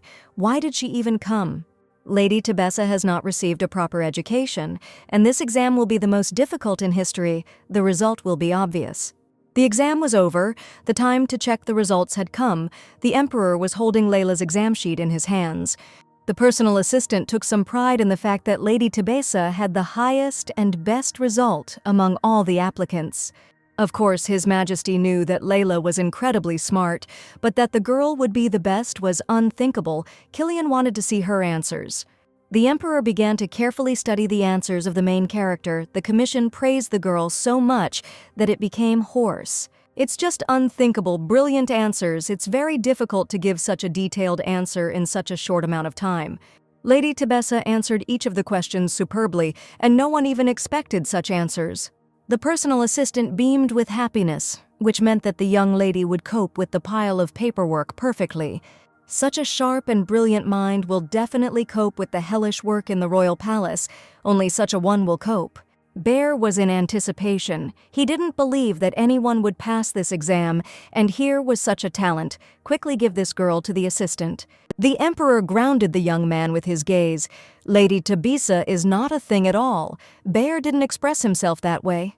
The personal assistant is simply delighted with Layla and wants to see such talent in action as soon as possible. In the Emperor's opinion, the assistant simply wants to quickly push his work onto Layla. The girl has coped with all the difficulties perfectly. The Emperor was not mistaken in her. Where is Layla Tebessa now? The Emperor would like to talk to her personally. The young talent is waiting for Killian downstairs. As it happens, the personal assistant thought that when His Majesty saw the girl's work, he would want to personally communicate with her. So the personal assistant took the liberty and initiative to ask the young lady to stay late. And Bear was really a good man. The Emperor was pleased that his assistant took care of the personal meeting. Meanwhile, in the banquet hall, the main character was tormented by anxiety about why she was asked to stay late. The Emperor sat down at the table next to the girl. Layla looks wonderful. The heroine apologizes for her inappropriate appearance at the exam. His Majesty was glad to have the opportunity to meet the girl in person, apparently. Something happened on the day of the exam. Maybe Layla will tell you what happened. It would be inappropriate to talk about a quarrel with an idiot. All the carriages were used for the rainy season. Lady Tebessa was extremely confused by the questions and tried to find neutral answers to them. The main character decided to go on foot, but on her way she met some merchants, and they gave the girl a lift to the royal palace. Could it be that there wasn't even a cart at Duke Wiliot's estate? It would have been better to go on horseback. Layla doesn't know how to ride in a saddle. Why is that? Wasn't the main character taught horse riding as a child? The Countess didn't specifically teach the girl anything, not even the alphabet. The Emperor noticed that his question echoed painful memories in Layla's eyes. Anyway, the young lady did great on the exam, and Layla got the best result. This is some kind of joke, another prank on her. It definitely can't be true. The best result? It is probably some kind of mistake. It can't be that way. Why does the girl not believe in herself so much? Does the main character really want to say that the commission, the personal assistant, and His Majesty are wrong? Not at all. The girl did not want to offend anyone, and it was for this reason that the emperor decided to appoint Layla as his personal assistant. It's hard to believe that the illegitimate countess will become the personal assistant of the emperor himself. Killian asks to accept his congratulations. Tears of joy appeared in the girl's eyes. Layla was incredibly grateful for this opportunity. The main character dreamed so much of getting rid of the prejudice that women have no place in government service, and now she has become the emperor's assistant. But whether Feline would allow the girl to work as an assistant, which Layla was thinking about, the heroine immediately perked up. Perhaps, to begin with, the main character will have to return to the estate, of course. Layla needs to pack her things. The thing is that the heroine will need to ask permission from Duke Williot, and why should Layla do this? This is the life of a young lady. Why does she need permission from this idiot? But Duke Williot is her fiancé, so what? How is that? The girl was amazed by such an answer. Does the Duke himself ask Layla when he does something? No, of course, this has never happened before. On the contrary, Phil considers the heroine's opinion worthless and unnecessary. This cretin is simply confident in his own brilliance and the truthfulness of his judgments. Others are not given the right to speak. Of course not. This one or that one always does only what he himself wants, neglecting the others. The Duke never thinks about the consequences of his stupid actions, so the main character has to protect him. So to sum it up, why then does Duke Feline Willio himself not ask his bride's permission? Perhaps because Philin is the heir to the eminent family of the Williot Duchy. But his father, who preceded this idiot Duke Williot, always considered and respected the opinion of his wife. Moreover, Duke Williot was not obliged to do this. It was not required by tradition and customs. For him, it was natural. And this unfortunate cretin doesn't even allow the thought that there is another opinion of his fiancé. The girl always knew this in her soul, and always closed her eyes, believing that it was normal because of her blood. The emperor saw that the main character had again become absorbed in herself. The girl was overcome by various thoughts. Layla apologized. In the future, she would be more collected. This means that His Majesty will see Lady Tebessa again. The girl hesitated. I wonder if it was in person or as the emperor and his assistant. The emperor rose from his seat. The main character would have enough time in a month to go to her estate. Layla was inspired and thanked for understanding. It's nothing.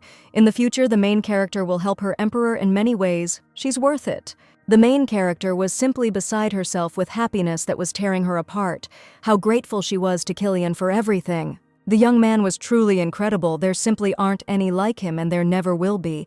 And such a man believes in her. It's priceless. His Majesty leaned over Layla. Killian will make any decision convenient for the girl. But the great emperor really needs the young lady's help, and he will wait for her return. The main character rode in the royal carriage back to the ill-fated Williot estate. The emperor even lent the girl a luxurious dress and his carriage.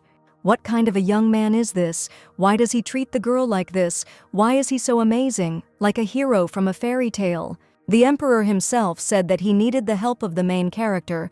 This is simply unthinkable. It is obvious that the only way to repay all His Majesty's kindness is to agree to become his assistant. The pleasant thoughts were interrupted by the coachman's voice. He opened the door and announced that they had already arrived. Layla's soul was becoming heavier and more unpleasant. She was about to have a nasty conversation with Philin. In the corridor of the Williot family estate, the main character was joyfully greeted by the maids. Finally, the mistress returned. Well, how were things here without Lady Tebessa? The lands were slowly being restored. Everyone was really looking forward to the lady. Michelle suddenly turned red and started crying. She had already heard rumors that Layla had passed the exam, and even better than everyone else. The heroine was simply lucky. Luck had nothing to do with it. Everyone knew that Layla was outstanding and incredible. The main character believed in herself and her powers more and more. After all, she did it with her own hands. Nothing special. It's all nonsense. That's right, nonsense. The conversation was interrupted by an angry idiot. Phelan congratulates the girl through gritted teeth. She passed after all. He didn't even think that she would pass it better than anyone else. Again, hatred and envy in the eyes, this is so important for Layla. It was stupid to expect that this cretin would share the moment with her. But still, this freak could at least not be rude on such a happy day, which means Layla decided to become an assistant after all. Perhaps he won't even ask his fiancé's permission, and when Phelan asked his fiancé's permission. And the Duke had to ask Layla's permission, of course, since they were engaged. His father, Duke Williot, always consulted with his mother. Phil laughed sarcastically. Again, the girl was offended by the fact that he was taking care of his mistress. This has nothing to do with it, it's just about this idiot. Since Layla decided to become the Emperor's assistant, so be it. The Duke will not tolerate such disrespect for himself and his family. We are talking about his reputation. And the impudent upstart keeps pestering him and pretending to be better than him, although that is not the case at all. Let her immediately get out of the Williot estate then. She will not become the mistress of his house. The entire staff froze in horror. Many had tears in their eyes. Everyone adored Layla and despised the Duke. Michelle stretched out her hands to her mistress. Dirty freak. How dare he humiliate her like that? He decided to kick out the one who saved him. Or let her admit that she was wrong in that she received the position for her merits. The dismissal is equal to a breakup. Well, so be it. The main character did not doubt the correctness of her decision for a second longer. Phil became embarrassed, not expecting that the girl would fight back. The main character straightened her back, proudly, and looking into his eyes, said that she would not have a wedding with Duke Williot. This question had been hanging in the air like a sentence over Layla, since the day this lesson had brought a false servant into the house. But then the girl didn't even think that it would be she who would break off the engagement, and not this cretin. Michelle was already busy packing her mistress's things. What should she do with this beautiful dress? Take it with her. The main character didn't need anything from here. There wasn't a single warm memory here except for her parents. Let her throw it away. But what to do with this wonderful hairpin? It was a gift from the Duchess and is dear to Layla as a memory. Then her beloved mother herself wove it into the hair of young Layla and said that it suited the girl very well. And the main character was confident and promised that she would cherish this gift for the rest of her life. But the girl finally spread her wings and will no longer live for the sake of others to the detriment of herself. Let the maid throw everything away. Layla mentally apologized to her adoptive mother, but she simply could not ruin her life any longer so that her son could continue to poison everything and everyone around him. And in addition to the idiot, there is now also a vile liar who openly poisons her life. Seeing a box with 2 bottles on the table, the girl remembered Countess Tebessa. She would have to tell her that there would be no wedding. The girl remembered with horror what her ill-fated stepmother had tried to push her into. The main character ordered her maid to immediately throw this abomination out of her sight. Let this idiot deal with her himself. Michelle clenched her fists. She had decided everything and would follow her mistress. Layla stood up from her seat. Even though the owner didn't even try to dissuade her, she had the right to decide for herself who she would work for. But the main character won't be able to pay her personal maid as much as the Duke, and Michelle doesn't need the money. The maid simply wants to repay the noble lady for her kindness, like any of the local residents. In fact, all the service staff are very grateful to Layla and attached to her. 5 years ago, when there was a bad harvest, Layla shared with everyone the provisions from her personal reserves. If it weren't for her, many would have died. Therefore, it will be an honor for the maid to repay her generous mistress with the same devotion and kindness. The idiot in the jacket looked out the window, which meant that Layla was really leaving, of course. She had done a lot, but he would not apologize to her and beg her to come back. The butler came into his room and asked what he should do with Lady Tebessa's things. Layla ordered that everything be thrown out. The Duke drew the curtain in a rage. This upstart thinks that she will last a long time. She will come back anyway. Nothing should be thrown out. Let everything be taken to the storeroom. This piece of trash will still crawl to the Duke in tears and beg him to take her back, an opinion that was expected from an idiot. No one will seriously believe that some illegitimate daughter of a count will walk away from the opportunity to become a duchess. The servants all went into silent mourning. No one wanted to let go of the mistress who had done so much before them. The butler assured that Layla would return. Lovers quarrel? It's like cutting water with a sword. It seems he's confused about something. Be that as it may, the only one worthy of the Duchess's place is Lady Tebessa, and one would have to be a complete idiot not to take that into account. Only she is worthy of becoming a duchess. The servant's conversation was interrupted by the lying scoundrel, Lady Cecile. As the servants call her, now she will be their mistress instead of that fugitive. Let them address her by her title. The headmaid looked at the fake with a contemptuous expression. What a pathetic creature. And what about the boxes that they told me to take to the storeroom? They contained Lady Tebesa's things, the Duke's order. The little brat realized that her Duke did not want to let go of this upstart, but she thought that she had finally caused a quarrel between them.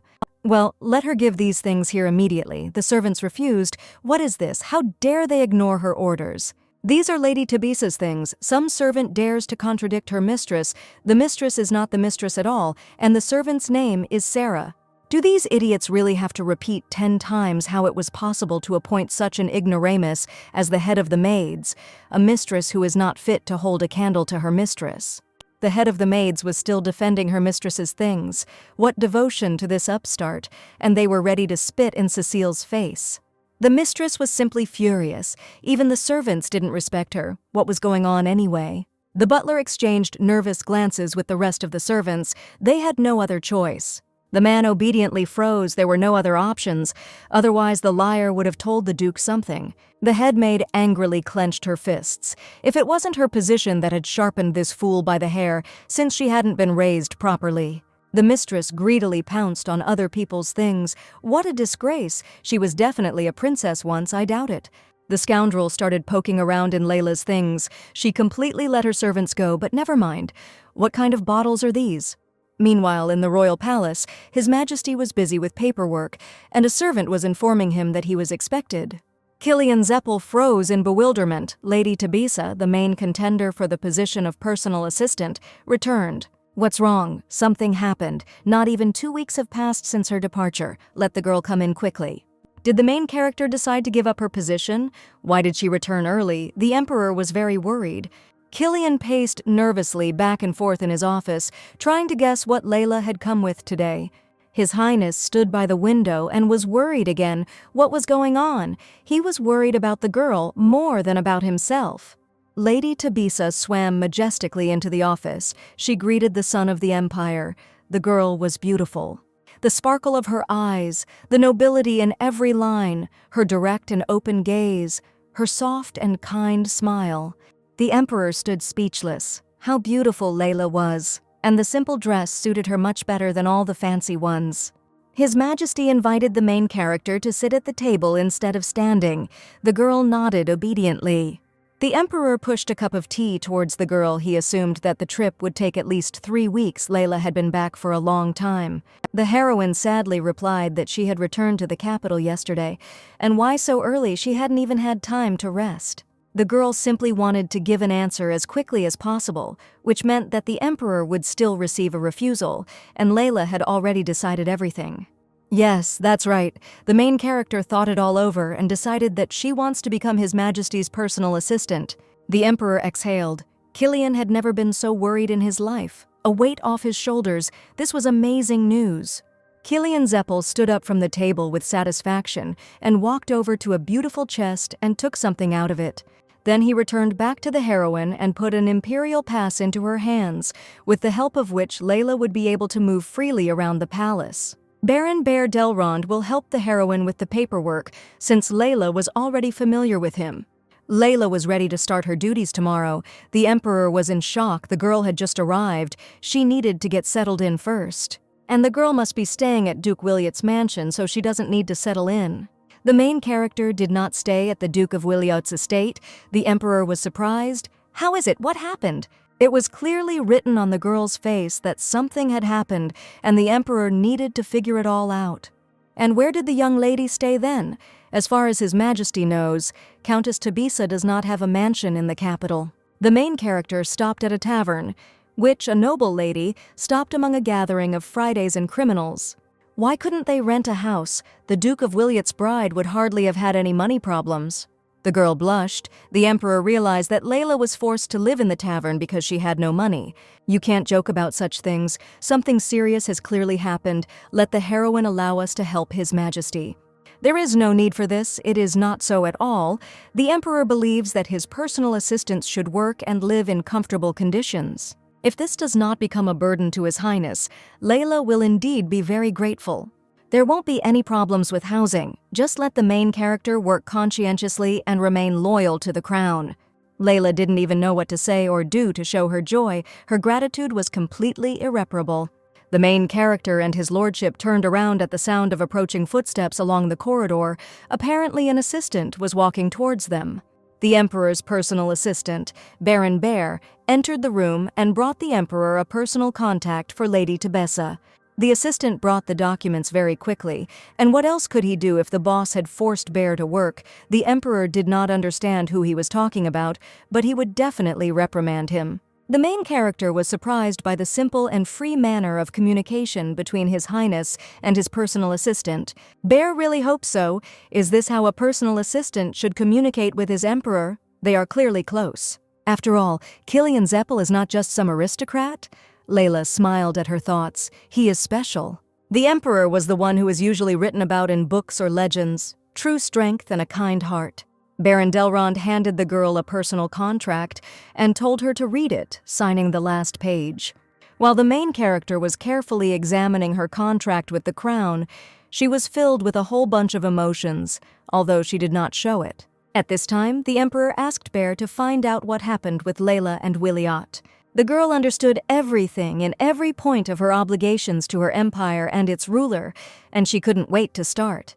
Meanwhile, an emergency meeting was taking place at the Williot estate. The restoration of the territories was in full swing. Thanks to Lady Tebessa, the supplies should last until the end of the year. But next year will not be easy. The fields are flooded, the crops are destroyed. We need to hire magicians, otherwise famine cannot be avoided. If the Duke is worried about the budget, no, it's not about the money, but about his mistress Cecile. Even if the duchy's advisors and ministers don't involve money in this, Phil is driven only by personal motives. All the present councillors of the duchy froze in mute shock. What the Duke just said. It's just that his mistress has been very afraid of magicians since childhood, and that's exactly why Duke Williot doesn't want to hire them. When the lying brat demanded that her wish be fulfilled, she asked that the mages not be allowed into Phelan's estate. Because before, when the mistress was the Princess of Mulis, the magicians kidnapped and tortured her, so it is not up for discussion. Everyone present looked at each other.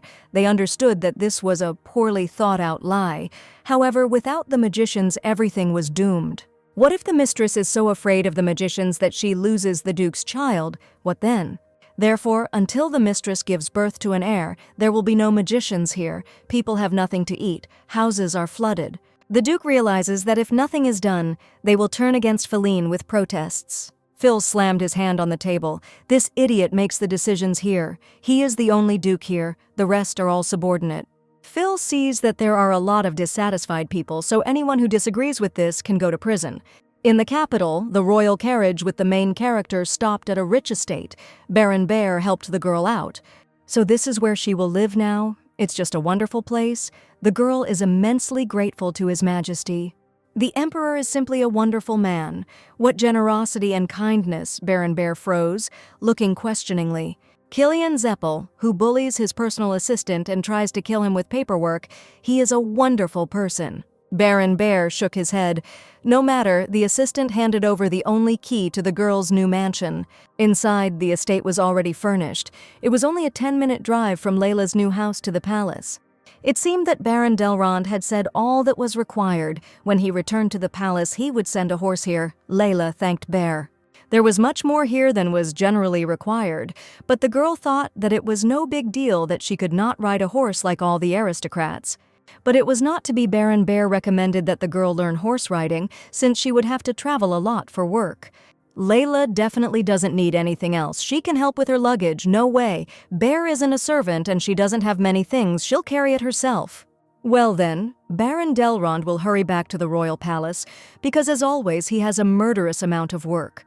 The main character went outside and walked the Emperor's personal assistant to the carriage. How wonderful everything is here. The girl is finally truly free. She will be doing what she loves. It is said that Lady Tebessa and Duke Williot have broken off their wedding. How is this possible? It has not yet been officially announced. If it wasn't reported, then it was Lady Tebessa who initiated it, and Duke Williot continues to prepare for the wedding. What an idiot. The emperor suspected something similar from Layla's behavior and money problems, so it's even better. This cretin was always offended and angry at life, so he splashed out all his anger and venom in battle. They were even afraid of him. And then this. Bear can find out more details. It's not worth it. The main character will tell you herself if she wants, and most likely this will happen very soon. However, everything is going well. The girl will be calmer in the capital, the idiot won't peck at her, and the emperor will look after Layla. Meanwhile, in her new mansion, the heroine began to embroider. Her fingers were again wounded, but it was already turning out much better. The girl announced to Michelle that Layla wanted to make a gift from the bottom of her heart to His Majesty for his generosity. The personal maid suggested that Lady Tebessa embroider a handkerchief with her embroidery for Killian Zappel in this case. When a handkerchief for the Duke fell at the Emperor's feet, the girl was embroidering for the first time in her life. It was a great idea. Layla thanked the maid for the good advice. That's exactly what she would do. The main character worked on the embroidery with great dedication, and there was still a lot of work ahead. The white embroidery should feature the imperial coat of arms with a blue dragon.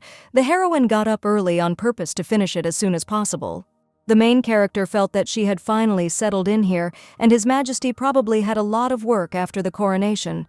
And with this huge pile of work, the Emperor is helped by one single ram, Delrond, while the girl was resting here. Well, Layla can't and isn't used to sitting like this with her hands folded, knowing that there is work for her. The girl stood up from her seat resolutely. She would rather help them with the paperwork. It would be much more useful that way. The next morning, the girl was already in full dress at the palace, but the Emperor was not there yet. Layla apparently arrived too early. It was usual for the heroine to start working early in the morning. The maid suggested waiting for His Majesty in the hall.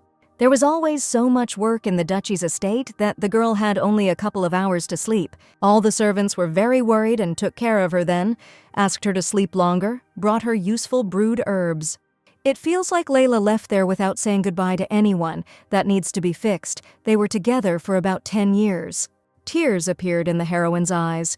She felt very heavy at heart. A man's hand fell on her shoulder. The Emperor had already arrived.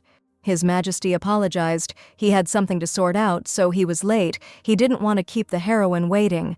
The main character was wondering at what moment the Emperor came, which meant he saw her tears. Since he held out his handkerchief, she immediately felt much better.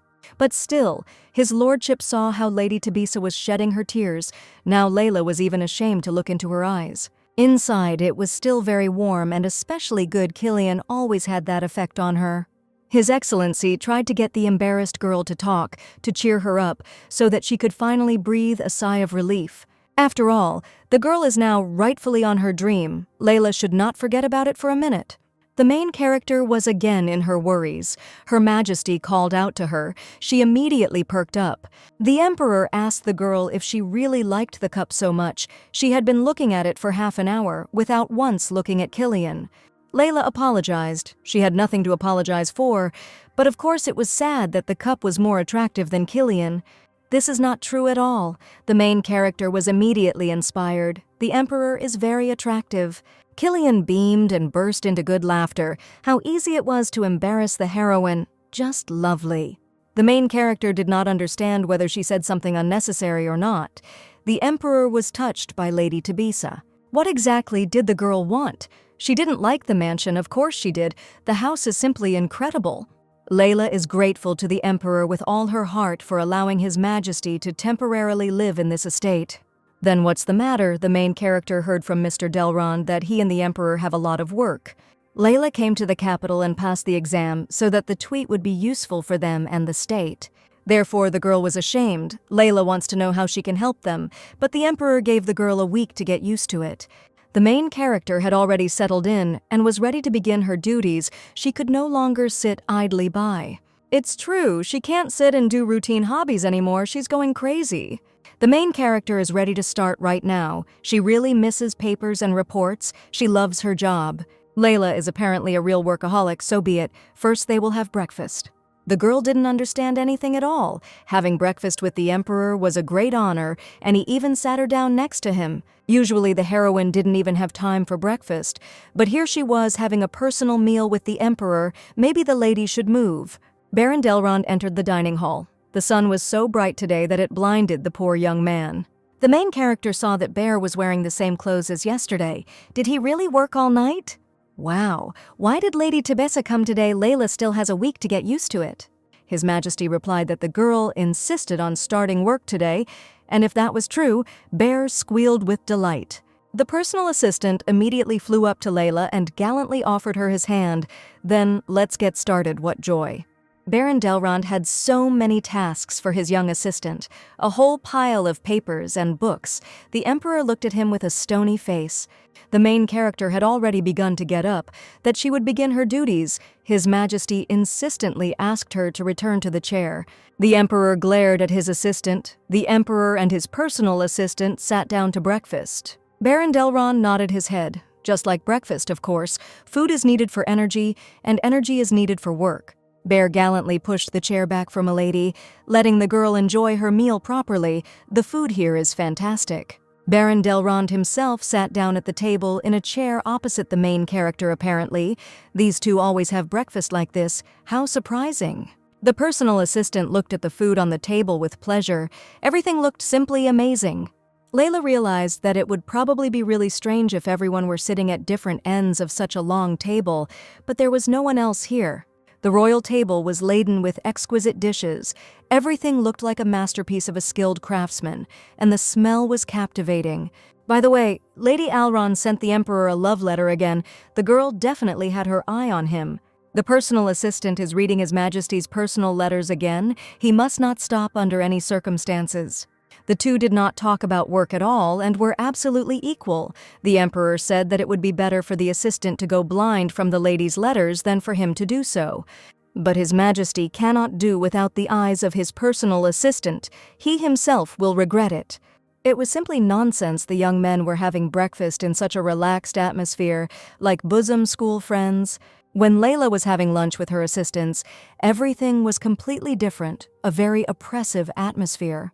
An atmosphere that has deprived one of any appetite or desire to live at all, simply a circle of hell. Lady Tebessa doesn't like something, it's all because of Bear. He's talking all sorts of nonsense here, what did he say? Both apologize in any case. They enjoy Layla's company. Both young men handed the girl delicious dishes. The embarrassed lady simply could not refuse such politeness and care. It wouldn't hurt to have a snack, really.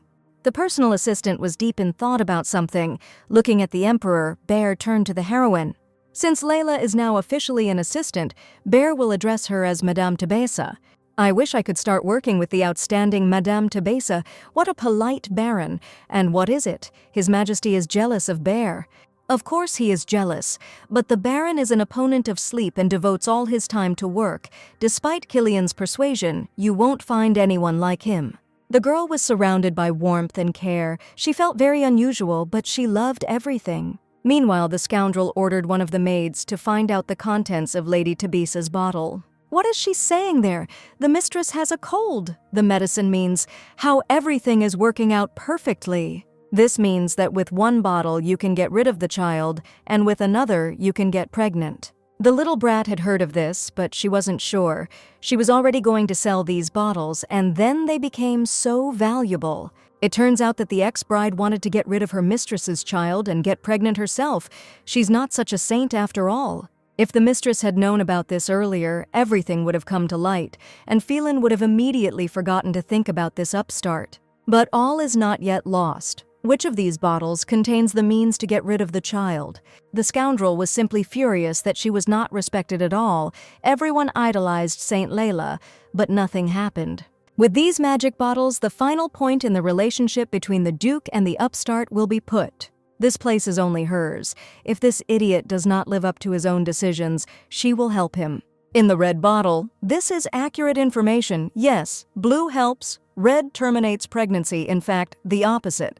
The final bloody chapter in which Cecile becomes the main victim and the main heroine, who is awarded the title of Duchess.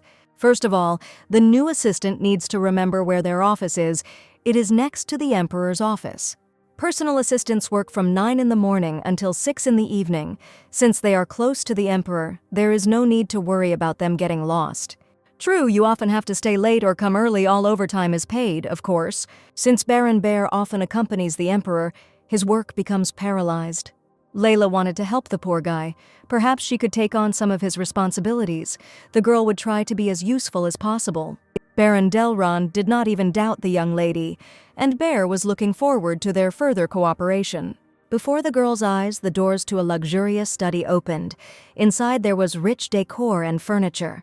The personal assistants also have an office in the outer palace, but they usually work in this one. Baron Delron showed the girl her personal workplace, where she would now work and spend her time. Layla can't even believe it. Her wildest dream has come true, and here is her desk, simply fantastic. Bear suggested that the lady sit down at his desk, so to speak, to make peace in case something was missing or needed. The girl headed towards her new desk, where matters of state importance would be conducted. It was incredibly convenient and very comfortable, as if the workplace was waiting for the heroine. Well, that's great. Since the girl has looked around and is quite comfortable, it's time to start the first task. A whole mountain of documents appeared in front of the main character. Wow, the amount of work is truly royal. Baron Bear was simply radiating happiness. First, we need to sort all these documents in chronological order. Layla was impressed by the scale. After that, it will be necessary to sort these documents by region and these by precedent. If suddenly they forgot to put a stamp on some documents, then you will have to go to the department. But then Baron Bear will sort this out on his own. If anything happens, the girl can safely contact him. Layla will cope. Everything is fine. Madame should not go outside the castle for now, so the Baron will go to the department personally. Layla nodded. With the amount of time allotted for this task, it would be great to finish it today, but don't push yourself too hard. Whatever the main character doesn't manage to do before 6, the Baron will finish. No, Layla is used to doing her job entirely. But then the girl will have to stay late. This is not scary at all. The heroine does not like to shift her work onto others. As it was said, well, Bear already likes her very much. It's hard to believe that now there are 2 of them in this hell. The Baron became an unwitting witness to more gossip about how a girl could pass a test better than anyone else. Even the academics wrote worse. They say that at the imperial banquet, it was this very person who was openly courteous to His Majesty. The answers were probably suggested by the Emperor himself. Wow, this person seems to have a fiancé, and the Emperor is no slouch. He found himself not an assistant, but a mistress. Vulnerable and worthless men cannot forgive a girl for her success, as if she took it away from them. Everyone was talking about Lady Tebessa. As expected, she became a real sensation. This dirt can't reach her ears. Maybe Duke Giltan should intervene before the Emperor does something bad. They are not related. He is like a grandson to Killian. Mr. Giltan himself was thinking about this, but it is still too early for open action. So far, only observation. Perhaps it is worth bringing the boy to his senses. We will need to keep an eye on him, but this is only for now. But it is impossible to leave a young man on the throne without control. Men must be prepared for radical measures. The Emperor repeats once again that Lady Tebessa cannot work all night. The girl is already overworked all the time. Let him take care of himself, but Baron Delron always works in this mode, but he is still a man. Killian immediately retreated. He didn't mean anything like that, it's just that men are much more resilient. The main character would be much more useful if she were much more resilient, that's true. Layla is already helping the palace a lot, even if she doesn't forget to rest. Whatever, the girl needs to go. What is it? The Emperor was worried. It was as if there was a wall between the main character and Killian. What did His Majesty do wrong? Everything was different during the walk, so free and open. Perhaps the whole point is that the Emperor calls the Baron by his first name, but addresses the girl as Lady Tebessa. The Emperor stopped the heroine. Could he from now on address Layla by name? Would she be comfortable? The girl was very surprised by such an impulse and did not know how to react to it correctly. In the office, the head of the Empire, Carden, was working on his documents when a knock was heard. Let the personal assistant come in. Baron Bear entered his Emperor's office with a pile of papers and was surprised. Wow, in front of the Emperor stood Lord Hilton.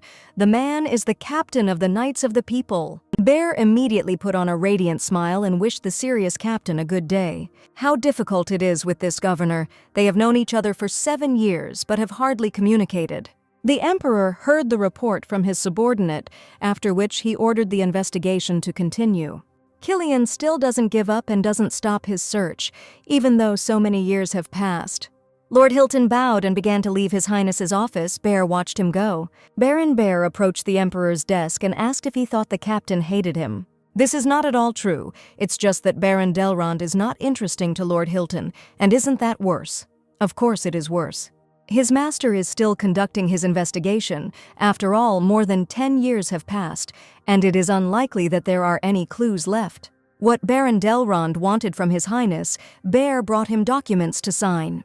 And in general, His Highness has already been sitting for too long doing paperwork. There is still a lot planned for today. Let the Baron leave the documents on his desk. The Emperor will sign them when he is free. The personal assistant threw a whole mountain of documents for signature. The Emperor hissed, "Yes, there will be fewer of them someday." No, this is his punishment. Tomorrow Madame Tebessa will be giving a report, as she already has. After all, she has only been working for a short time. Even though Layla has only recently started her duties, the quality of her work is much better than those who have been working here for years. As well as speed, a pleasant bonus for the personal assistant was the girl's workaholism, and it is incurable, just a miracle. Also, the new assistant always completes his work and does not shift it to others, valuing their time.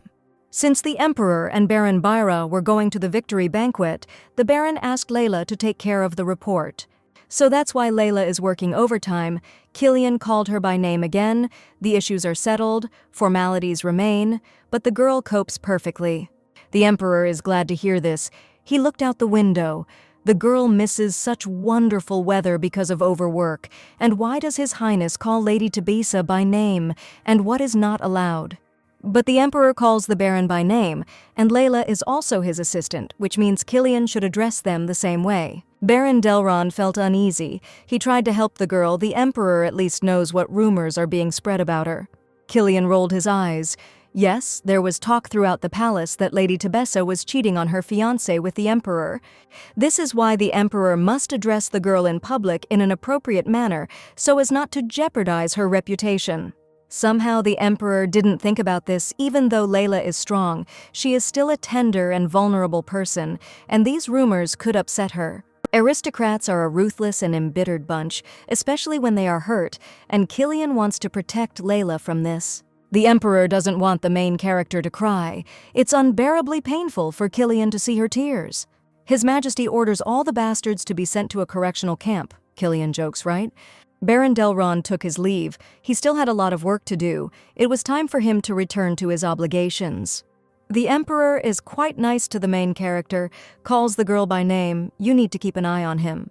The day came when the girl would give her first report, and Layla was terribly worried.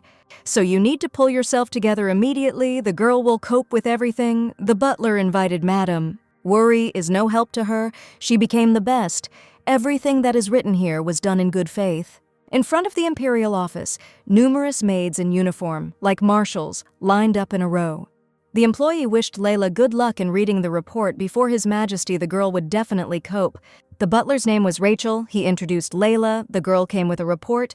Let them both pass and leave the door open. Rachel followed the young lady. How could he be of use to His Majesty? Layla clutched at the documents. The main character looked expectantly at Killian, asking what kind of meeting he had organized here and why there were so many spectators. There was a crowd of maids standing behind the main character. The butler was asked to stay and open the door to the office. What's going on here? The Emperor has a very serious expression on his face. Layla is uneasy. The Emperor ordered his butler, Rachel, to repeat what he had just said when he entered the office. The butler immediately became embarrassed, not understanding what was happening. Lady Tebessa came to the Emperor with a report. Rachel immediately apologized Madame Tebessa, but nothing terrible happened. Layla didn't even notice. The Emperor asked the butler to be more attentive to his words in the future, since they were in the royal palace. If something like this were said again, the Emperor would not leave it alone. It could be heard even from the corridor. Killian will do his best to make sure that everyone present and not only starts taking Layla seriously, and not only to perceive, but also to respect, because this is the least that the main character deserved. After a severe reprimand, His Majesty asked that the report prepared by Layla be handed over to him. So the girl needs to calm down. She simply has no right to make a mistake. She needs to pull herself together. Why Layla used this particular classification method in point number 4, she justified her choice below. How does the heroine assess this problem? Based on the information provided, everything is as in the estate. According to the main character, the most difficult point is point 3. The work of a duke is not much different from the work of an emperor. The head of the Kardon Empire should also pay attention to points 4 and 5. They will be very relevant in the run-up to the banquets. There is something wrong with her work, let His Majesty just say so. The girl will immediately fix everything. If something is wrong here, then the authors of the textbooks should be taken away altogether. The emperor was very pleased. Is this really a compliment? Of course the heroine worked hard. I can't even believe that this is Layla's first report. We can finish here. Are there any questions? The girl should talk to Bear. She is free. Phew, the heroine exhaled and immediately became cheerful. Well, with her debut, Layla coped with everything. His Highness asks his young assistant not to forget to praise and encourage herself, and not to ignore sleep and food. By the way, the Emperor carefully asked whether any rumors had reached the main character. Perhaps Layla had to become an unwitting witness to someone's envy or failure. What kind of rumors? It doesn't matter. The Emperor will be expecting the girl for dinner. It was necessary to quickly sit down on this topic so that the girl would not start to find out everything herself. The main character bowed contentedly. Food really wouldn't hurt. She and Baron Delrond would definitely come. The girl smiled radiantly. See you soon, His Majesty. The heroine was simply dazzling. Did the girl really start talking about Baron Bear herself? Apparently they really did become close. And why is Killian even thinking about this? And so persistently, and he really doesn't like this thought. It seems like they spend time together all the time, and what kind of unpleasant feeling is this? A letter from the royal palace arrived at the Duke of Wiliot's estate, inviting him to a banquet. In 2 weeks there will be a big celebration in honor of the victory. What is the reception again, and why are there so many of them? The emperor just needs to solve a lot of issues. For example, the issue of compensation for war heroes. The butler decided to teach the duke why everyone considered him an idiot. The issue with clothing needs to be resolved. The employee can call a tailor. This time it would be better to go in a military uniform and not in a dress suit. Layla always took care of the preparations for any event. The idiot has absolutely no idea what to do. The Duke always considered the girl insignificant, did not find anything outstanding in her, but managing the duchy requires a lot, as it turned out. Phil couldn't even imagine that managing an estate was so difficult. Could Layla really have been doing all this for so many years? Is this simpleton really capable of such a thing? It really was better with her if she weren't so stubborn, and we would have continued living like this. The butler froze with a stony expression. I wonder if his master is even aware that others can hear him too. Baron Delrond wanted to clarify about the rewards for the heroes. They could at least eat without talking about work.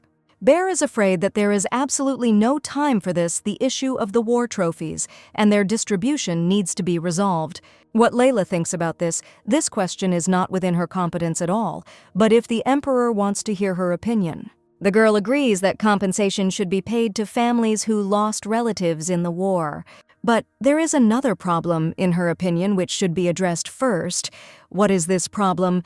We are talking about poor orphans. For children who have lost their parents, everything around them is a threat. There is no suitable work for them, so they are doomed to hunger. But in the Karlin Empire, there are special payments for orphaned children so that they have something to live on. There are indeed legal payments, and orphans receive them, but there is a huge problem with this. Since this does not solve the orphan problem in the long term, defenseless children with money become easy targets for criminals. The main character suggests opening an orphanage where poor children will be fully cared for. This is a really good and worthy idea. Great, let Layla take care of it. Let her prepare a report. But Your Majesty is not in too much of a hurry with this. After all, it concerns all ministries. Layla is right. The problem is really serious. If we prepare it properly, the ministers will listen. Therefore, the main character needs to work hard. Her report must be strong and worthy. The main character was overcome with panic. What responsibility? Her report will determine whether they will build a shelter for children or not. Was she really ready? But on the other hand, she wanted to help, and here for this, the Emperor asked if she could handle it. Layla really wanted to be useful, to help people more than anything else in the world, so she will do everything in her power. Although the heroine was entrusted with organizing an orphanage, her main priority is still the victory banquet. Baron Bear lamented that it was no longer possible to hold banquets, that money could be wasted in vain. Poor Delrond, he hadn't been home for 2 days. He was completely overwhelmed with work, and the paperwork still wasn't finished. The girl sincerely understood and sympathized with the poor man, while helping Bear in any way she could and could not. Usually in such cases, the Empress would be in charge of all the preparations for the banquet, but her place is empty, so assistants are working. It would have been much easier for the assistants if the Cardan Empire had an empress. Baron Bear told the girl to forget about this idea. The emperor is not interested in marriage. Well, not really. Baron Delrond immediately covered his mouth with his hand. The emperor simply cannot marry. This conversation never happened. The assistant didn't say anything to Layla. It's just that Bear's mind was clouded due to lack of sleep. Let the little girl not overwork herself. Let her leave work on time.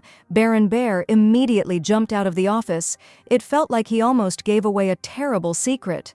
So now Layla knew that the emperor did not want to marry, but simply could not. But why? After all, in such important matters, it would be nice to rely on someone you can trust. The emperor is immensely kind and caring, and also very attentive to other people, and will be an excellent partner. His Majesty will always support the views of his chosen one and will fight for them. He is simply ideal. What is the main character thinking? Is she completely overworked? What a shame. The girl already suspected that, in addition to the legitimate reasons, there were also personal ones for such thoughts. But this was unacceptable. So you need to immediately throw such heresy out of your head. Work always helps a lot in such things. Baroness Wizard said she would help with the preparations for the banquet, and Countess Tebessa continues to ask questions about how the preparations for the wedding are going. But it is somehow wrong to continue preparations for the wedding without Lady Tebessa's consent. This is not a topic for the butler's discussion. Of course, all the service staff will be very happy to see their mistress return, but not at the cost of her happiness and freedom. What's the point of thinking about it? Layla will come back anyway, it's obvious. The butler might be free. The servant came out of the Duke's office and saw his mistress eavesdropping, which the butler stared at as if he had seen a ghost. And how long has the mistress been here? Why does the butler care about this? The mistress immediately became furious. But everyone saw right through the scoundrel, except the idiot, and no one indulged her whims. For them she was a commoner with an ugly soul. The mistress herself understood this perfectly well, but a plan had already matured in her head on how to fix this. Perhaps the servant should report to the Duke that his mistress had arrived, but no need. The brat bared her teeth and walked away. Why is this donkey so stubborn and still preparing for the wedding with the one who left? How much longer can this go on? The mistress was furious. This idiot himself kicked her out. So what kind of circus is he throwing? Then why these loud statements? It was urgent to take concrete measures. Lady Tebessa would never return here. Meanwhile, Layla studied the royal library, so construction, architecture, and arrangement. The main character spent a lot of time preparing the necessary documents. She needs to find what works. The rest is for tomorrow. The girl was already working hard as usual, and the emperor asked her not to do this 15 times. His Majesty entered the royal library. Killian did not expect to meet Layla here at all. What is the main character doing in the royal archive department, and why was she released from her duties so early? The girl simply wanted to find information about the creation of orphanages, but there is unlikely to be anything here. The previous emperors did not care about this. This means that the emperor had already tried to look for this information before. Well, Layla is as perceptive as ever. That's right, His Majesty really looked for such information 10 years ago, but found nothing. Killian is confident that he still has the materials. The emperor can lend them to him if needed. The main character will be very grateful and appreciative for such help. It will save her a lot of time. The emperor hasn't been in this department for a long time. Everything there is stored in disorder and chaos. Much is already outdated. This is not scary at all for Layla. She will sort everything out. Wow, there is such a place in the royal palace. Yes, the emperor keeps his documents here. And there is still much that the heroine has yet to learn. Documents and articles are kept in boxes like these. And here are the documents, a whole box of information. The emperor gave a huge box to his assistant. All these boxes contain documents. They are not systematized and are 10 years old, so some are simply useless. The emperor hasn't appeared here for a long time, which is quite enough for the heroine, but she hasn't seen anything yet. These are not imperial documents, so the main character can safely take them home to look at. Layla is very grateful for the trust, but how can something written by the Emperor's hand be considered non-imperial? Well, at the time they were written, Killian was just a prince who was constantly ignored. His Majesty said that the girl might not take it so seriously, but Layla could not because of the resemblance. The girl always felt her emperor very well, just as he felt her experiences. Everything was clear to both of them. Killian Zeppel was born to the daughter of a viscount and was illegitimate, but Empress Solia, who had no children of her own, raised him as her own. But it would still be ridiculous to call the feelings of the emperor and the feelings of the count's illegitimate daughter the same. Still, the emperor grew up in a good environment, or he was ignored, like the servant girl. They humiliated Layla all the time. "Look at that girl's face," Countess Tebesa hit her again. "You can't be so worthless, let her leave the house." An illegitimate child, born from the count's affair with one of the many maids who had fallen into his hands. It is a product of betrayal, born while the countess was in her parents' mansion under the pretext of recuperating. But the daughter was a good tool for making alliances with other families, so Count Tebesa kept the girl. That was the beginning of hell. She needs to stop thinking about it. Now she is the emperor's personal assistant. She will not return to the county. On sheets of paper with different information, the main character found bloodstains and why children cannot choose their parents. And in general, how can you call those freaks who treat them cruelly parents? Should those who do not recognize their children have such a binding status as a parent if they do not comply? Touching these pages, soaked in the emperor's blood, the girl felt all of Killian's unbearable pain. Meanwhile, at the Williot estate, the Duke's mistress has taken up with him, and he is leaving for a victory banquet. On the way back, let him return with Lady Tebesa if that is possible. Phil was surprised. Phelan didn't think that his mistress would be the first to talk about Layla, which was a shame, because they had become such good friends. As the blatant liar said before, she considers the lady her family in general. Well, it's not right to treat family like that. Layla will become the adoptive mother of her child. Cecile wants to get along with her. The Duke will definitely return with her. Layla is actually very kind. She will understand her lover's feelings if you explain everything to her. The lover knows this. So let this donkey return this upstart to the estate, never to be seen again. The scoundrel was already anticipating the upcoming event. Everyone here would respect her, and Layla would sink into oblivion. Stupid people of that age, they had no idea who they were really dealing with, but they didn't need to know that. Requests for confirmation that the banquet will take place in a week are pouring in from every department. Bear will check everything and let Madame Tebesa take care of the report for the creation of an orphanage. It is very important. If the girl suddenly delays, then the medical facility will also be organized late.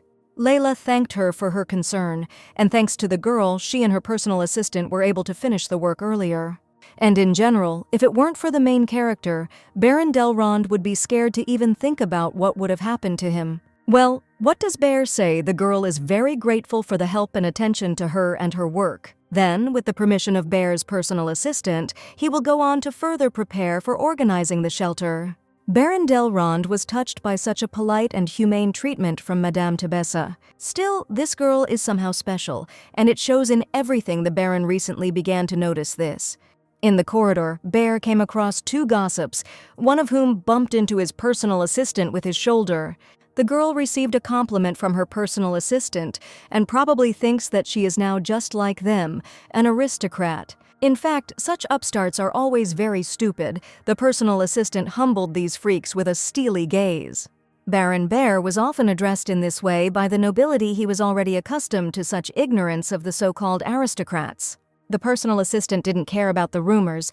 They were and always will be. The main thing is who he really is. But Layla is another matter. Even though she has risen so high, such an attitude from the nobility is new to her. It is probably difficult for her. You can't just leave it like that. The poor girl will simply be pecked to death by these vultures, trying to extinguish her talent. The personal assistant, as always, sorted through His Majesty's numerous papers. Now it was more pleasant to do so. After all, now he was not working alone in the office, the girl really helped him and softened the feeling of the excessive workload. Once, Bear casually mentioned that he, too, was not from the aristocracy secretly, and the girl was impressed. Then Baron Delrond earned his title only through his abilities. She is very proud of him. Baron Delrond thought Layla was very strange, but he liked it, and maybe even more. The Emperor's personal assistant shook his head. This was neither the time nor the place for such thoughts. Baron Delrond knew very well where his thoughts were leading, so he had to keep his mind busy. At this time, the main character was in a hurry. It was important for her not to let the orphans down and to do everything possible for them. The girl lost track of time while looking for the necessary materials. She needs to come back quickly and report. The first thing she needs to do is put the materials together and prepare the report. There is so much she needs to do, but Killian is the most important thing. Layla was hurrying with all her might, but then the girl was unexpectedly and nastily tripped. The main character immediately fell and all her documents flew across the corridor. What was that? To run around the sacred imperial palace so frivolously, there was someone's heel on Layla's documents. The girl began to carefully examine her offender. Nothing outstanding, rottenness and cowardice, the usual set. In front of her stood some unencumbered lady with a poisonous smile. These vile girls, where could the main character have seen them? This rot that they exude, she already definitely felt. It is absolutely certain that these three little snakes were Countess Sophia Brizantina's minions at the ball. Everything is fine, but the Emperor's personal assistant is worried about something. The document that the brat stepped on must be presented to the Emperor. And since the lady allowed herself to behave in such a way, the assistant will be forced to report this to His Majesty, that it is her fault. Layla is trying to take revenge for one mistake that the lady made, because the girl can do the answers again, and not hand them in like this. The heroine would like to redo it, but the report is required now and urgently, although she can beg the Emperor for forgiveness and redo the document. So ladies, let's all go forward to His Majesty's office to beg forgiveness for your vile and base act. When did these cowardly parasites dare to carry out such a provocation, if such a trifle already caused them to panic? But if the alpha of these vultures sincerely apologizes to the mistress, then no one will know about this incident. The girlfriends began to push the instigator. This scoundrel was called Fox, and she bowed before the main character. Lady Fox asks for forgiveness. Now let them get out of here. Layla needs to collect and prepare the documents in a normal form. The ladies will still look at who will win and how the fake assistant dared. What does a fake assistant mean? The main character looked questioningly after the scoundrels. Here, behind her back, the heroine felt someone's presence. Someone was breathing on the back of the girl's head. The main character immediately turned around, and in front of her stood a stately and serious man with a military bearing. Judging by the military jacket with military orders, it was a captain standing in front of the girl, and he handed her her documents. Layla reached out her hand for the sheets of paper, studying her assistant carefully. The serious man responded to the heroine with the same attentive and apologetic look. This man, the main character has definitely seen him before. The man always accompanies His Majesty. The girl thanked the young man for his help and asked if her assistant would allow her to ask his name. There was an awkward, silent pause. The man carefully studied the girl. The main character looked expectantly. Then the man finally introduced himself as Lord Hilton. Layla was very pleased to meet him. She was grateful for his help. Thanks to Captain Hilton's help, the main character managed to arrive on time to report to the Emperor. But why those nasty girls said that Layla is a fake assistant needs to be found out. The war has just ended, and already they are raising taxes. What an absurdity. They want to take the last clothes from the naked. Layla agrees with the Emperor, but taxes still need to be raised. His Majesty did not think that the girl had gone, and why? It's all because of the budget. The budget was spent in greater quantities than expected due to providing assistance to families with deceased relatives. Even despite the victory in a war that lasted 6 years, the current state of the treasury is far from normal. But because of numerous taxes, the condition of the inhabitants also leaves much to be desired. The Emperor froze. Then the handsome Killian carefully took the main character's hand, and the girl froze in her tracks. The Emperor noticed the wound on the heroine's wrist when Layla managed to get hurt. This was not there in the morning. His Majesty carefully and tenderly took the heroine's hand to examine her wound more closely. The main character immediately pulled her hand back, but nothing special. She won't report that the scoundrel stepped on her with her heel. The girl didn't seem to be telling the whole story about what happened, but Layla stood her ground and made her promise after all. The girl was just rushing to her report. Her legs got tangled and she fell. That's all. So the Emperor is to blame for everything. The young man apologized. But what is Killian saying? It's not true at all. It's her own fault. This is all because the girl was flying like a madwoman and didn't look under her feet at all. The heroine has nothing to apologize for. The Emperor was angry with himself. Layla got hurt and ran straight here instead of first healing the wound. His Majesty knelt down, took out a bottle of medicine. He asked the main character to roll up her sleeve, but the girl could do it herself. If Layla doesn't want Killian to do it, the Emperor can call a doctor. The heroine was burning with shame and embarrassment. Both options were too great an honor. Let her say it if it hurts. There are also traces of blood on the skirt.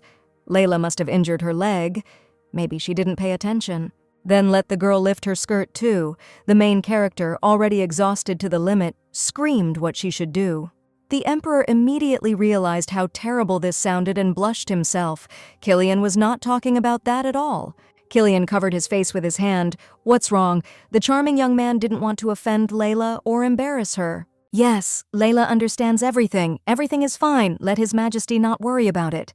The Emperor took the girl by the hand. It was not for him to say this, but one cannot so easily forgive someone who has changed in such things. She should be angry with him or something. But His Majesty did not do this with evil intent, so why the offense? And how does the heroine know about this? The Emperor exhaled and lowered his head. It was clear that something painful was sitting inside. He apologized for raising his voice. Killian just wants to convey that it is difficult to understand whether there is evil in a person or not. He will take care of the rest of the reports. Let the girl take care of her wounds. Layla was confused by such a crumpled reaction. What went wrong? Maybe she could fix it. After all, the girl didn't come to Killian empty-handed today. She tried so hard. The main character asks the Emperor to give her some of his time and allow her to do something. In addition to the reports, the main character would like to say something else. The girl accidentally touched the young man with her hand. Both froze. An awkward and tense pause hung in the air, each of them peering into the other's eyes, trying to find an answer. Layla wanted to give His Majesty not only the report, but also something else. The Emperor began to cough. Too close. The girl is standing too close. The main character wanted to give a gift to his lordship. What is this? A gift? Layla wanted to express her gratitude for everything she has received from the Emperor so far. Killian doesn't remember doing anything to deserve such a gift, but the heroine does. There are so many things that, in fact, a lifetime would not be enough to fully repay the heroine's gratitude. Therefore, the girl asks very much to at least accept a gift from her. Layla, perhaps, will go. The main character quickly left the office and exhaled. This was the first time she gave a gift to someone, except for Phelan, but it was not from the heart. Even for the deceased adoptive parents, the heroine did not give gifts. Layla tried and worked very hard on it, so she dared to hope that the Emperor would like it. Meanwhile, Killian retired to his office with the gift from Layla and began to carefully unwrap it. Yes, it was a hand-embroidered scarf. The Emperor looked at it with interest and pleasure. Layla's skills had improved greatly. Killian felt very warm in his soul. The girl embroidered a blue dragon with her gentle hands. The Emperor's office was filled with numerous letters from girls wishing to become Killian's partner at the banquet. There are even more of them. Let Baron Bear remove them immediately. Isn't His Majesty going to choose a partner? And what about that man then? He should also be excluded. The Emperor thought about it. You need to ask Hilton for advice. His Majesty wanted to know how Madame Tabesa was injured this afternoon. Rachel can find out. The male voice of Captain Hilton was heard, and everyone present began to look for him. Meanwhile, the Lord confidently climbed through the window and entered the Emperor's office. He knew the reason. The captain was dressed in camouflage, as always a silent and deadly professional. The butler was shocked that Captain Hilton had climbed in through His Highness's window. They were on the 5th floor. The captain approached His Majesty. Killian ordered his butler to go. They needed to talk. The Lord bowed to his Emperor. Let the captain not hesitate and tell what happened. It worries him. The girl continued to study the royal library, how much knowledge was stored in it. The main character kept thinking about the words of that scoundrel, what they meant. She never found out, so Layla was worried. While the young assistant was thinking about the vile ladies, Bear intercepted the books from her hands. The personal assistant took a stack of books from the girl. Why is she taking so many? It's heavy. He'll carry it. They both have to go to the office anyway. Lord Delrond asked if all these books were about children's institutions or not. Yes, the information in them might be useful. If there are so many of these books, wouldn't it be easier to read them in the library without carrying them around? It's easier, but the Imperial Library will soon close. Finishes work on time, so what a wonderful job a librarian has, the girl laughed. By the way, the Baron may know the meaning of that reptile's words after all. Bear is always aware of absolutely all events in the palace. The girl asked if Layla could ask her colleague something, of course. Let her ask whatever she wanted. During the day, the main character heard something strange from one of the court ladies. That girl called Layla a fake assistant. The girl wanted to know if the Baron knew what that meant. How can I put it? As the lady knows, Layla became the first personal assistant to the emperor in history. And apparently the noble aristocracy was never able to come to terms with the fact that a girl occupied such a position. It is not in their interest to admit their own inferiority and to recognize her as an assistant, but she passed the test herself. Some people think that the exam was rigged, but the heroine didn't do anything like that. Bear knows that. Baron Delrond, His Majesty, and the learned minds who developed this exam do not think so. The girl's answers conquered them. Everyone wanted her in their department. But other aristocrats don't think so. Layla is already doing quite well. Let her not pay attention to those who, due to their own failure, are trying to drive others into the shadows. Let the heroine continue to perform her duties in the same way, then even these fools will understand that they were wrong. Did the Baron really believe this? Of course, he himself had been through this, they admit. The girl will see it. Bear suggested going faster. His arms were about to fall off. He could return the books to Layla. Well, not so much that he would return them. Madame Tebessa heard rumors that among the aristocrats, some ignoramus had dared to insult Layla. Fortunately, rumors that the girl is the emperor's mistress have not yet reached us, but it is only a matter of time. It is necessary to limit the access of nobles to the palace, especially to the part where her office is. This will not stop the rumors, but will at least stop until the banquet. It is clear that Layla will forever be a topic of discussion, but at least they should be afraid to provoke the girl. His Majesty has a plan, of course. If these idiots do not recognize such an incredible girl, then they will make it so that they will have no choice. Speaking of which, there is a conflict between the Khan regions and the Nacha kingdom. We need to think about it. The Khan region is an island of pirates, that's right, and the kingdom of Nacha has a strong navy. This has happened before, but it was not as serious as it is now because Khan made successful demands. Killian began to carefully study the documents on this issue. Well, his advisor was indeed right. The meeting with the Kingdom of Nacha dragged on. The pirates of the Khan region sometimes sit quietly, sometimes do something like this. The Emperor's head was already spinning from the endless discussion of the same topic. He needed to take a breath. So why is the light still on in the personal assistant's office? It's already so late. Lord Delrond was dying at the moment during the protracted negotiations, so it definitely couldn't be him. Is it really true that the main character still hasn't finished working and isn't worried about herself at all? That's also impossible. The Emperor quietly crept down the corridor to his assistant's office. Layla was indeed sitting at the desk. Interestingly, what is the girl doing so diligently? Killian became interested in what the young lady was so engrossed in until late at night, after which His Majesty, unnoticed and silent like a shadow, crept up behind her and began to read the contents.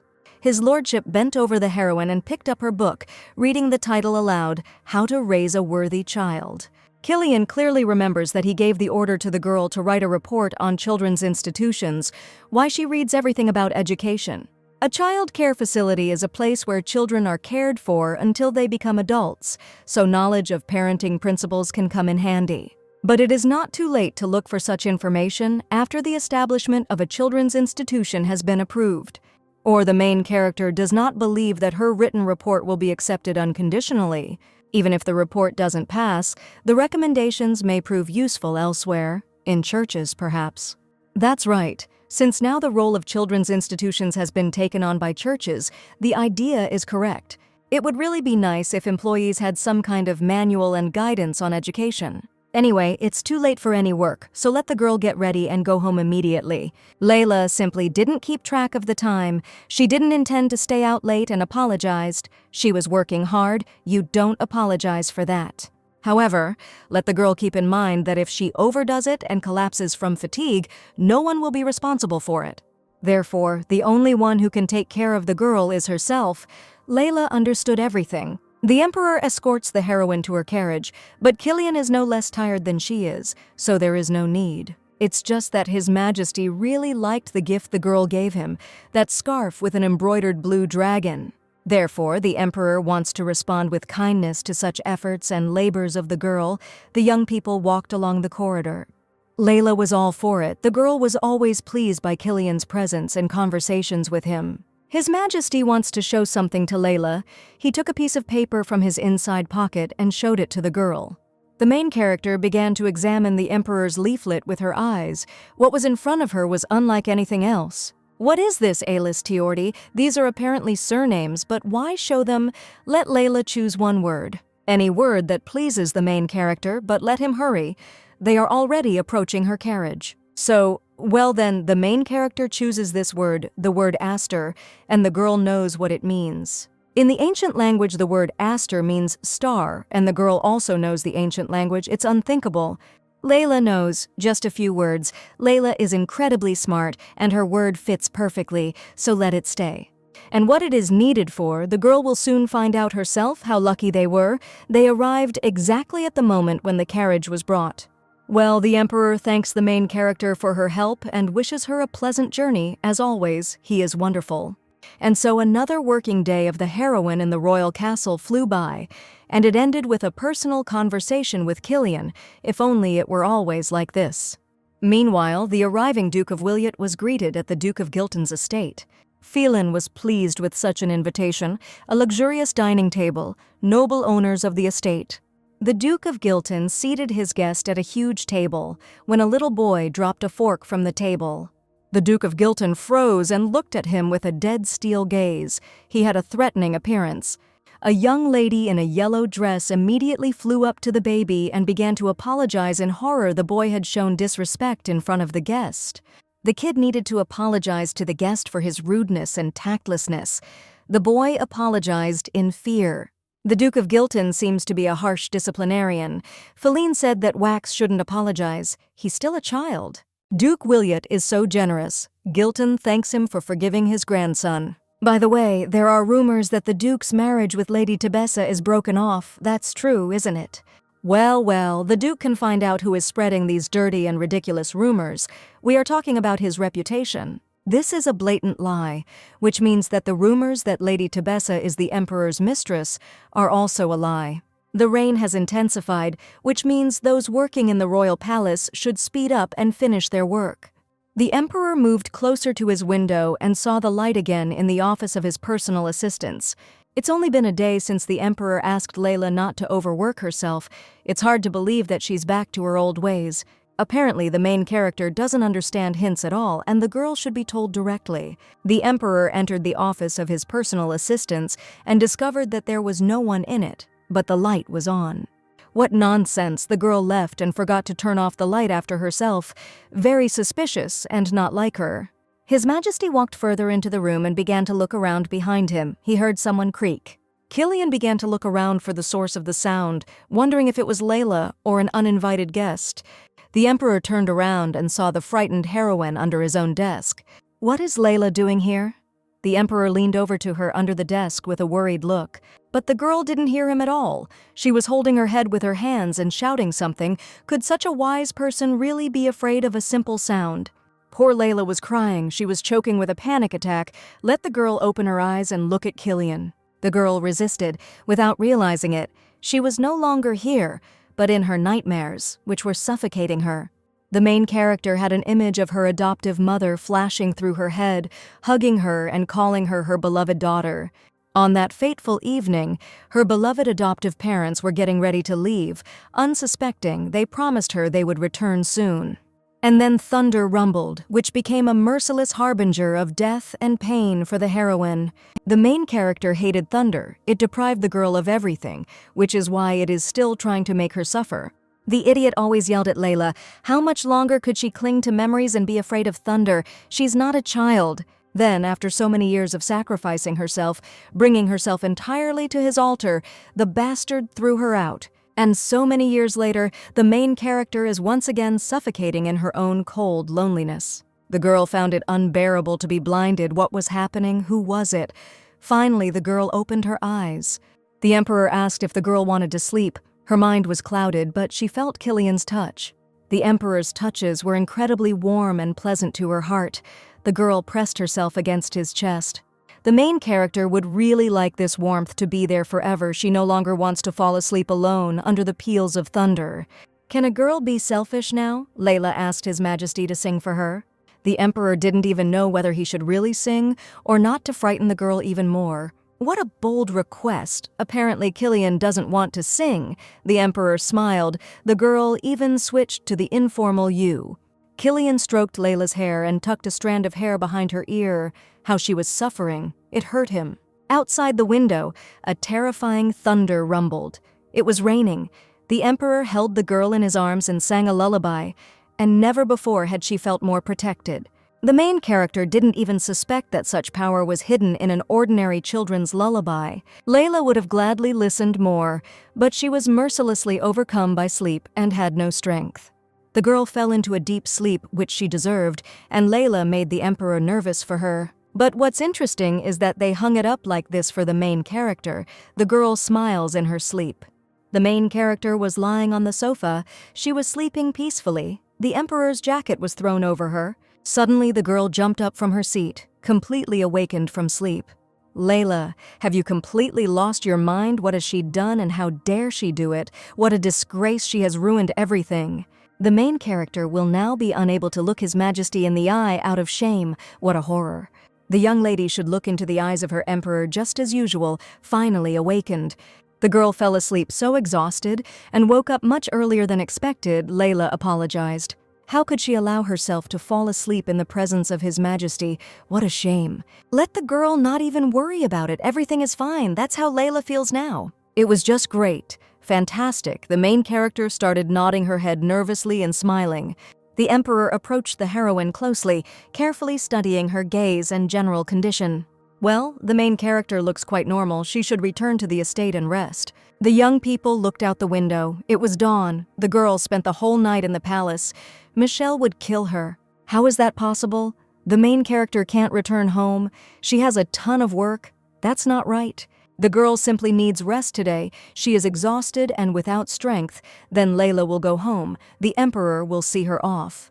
Killian will take the girl home before Layla completely exhausts herself and scares him to death. The Emperor was worried about the girl. She was such a cheeky girl, but she made him nervous and distracted him from his work.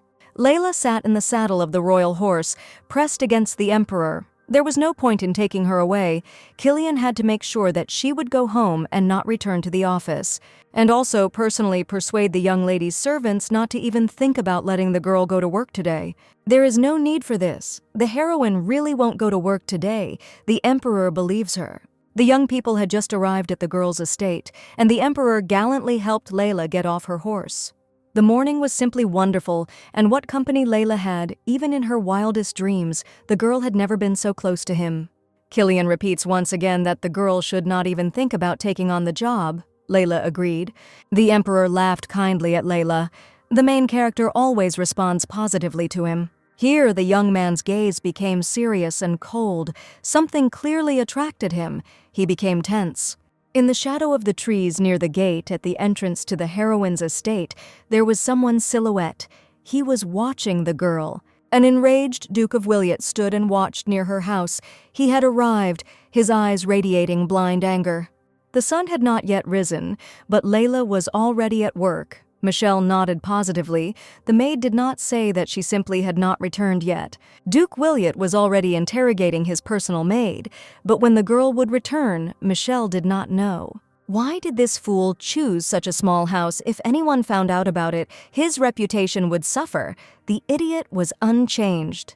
As soon as the Duke sees the main character, this house will need to be gotten rid of immediately. How much can you disgrace Felena? How can you be so selfish and irresponsible? There is not enough evil. The selfish cretin was about to leave, but then he heard Layla's voice and immediately turned around at the sound. What the hell is going on between the two of them?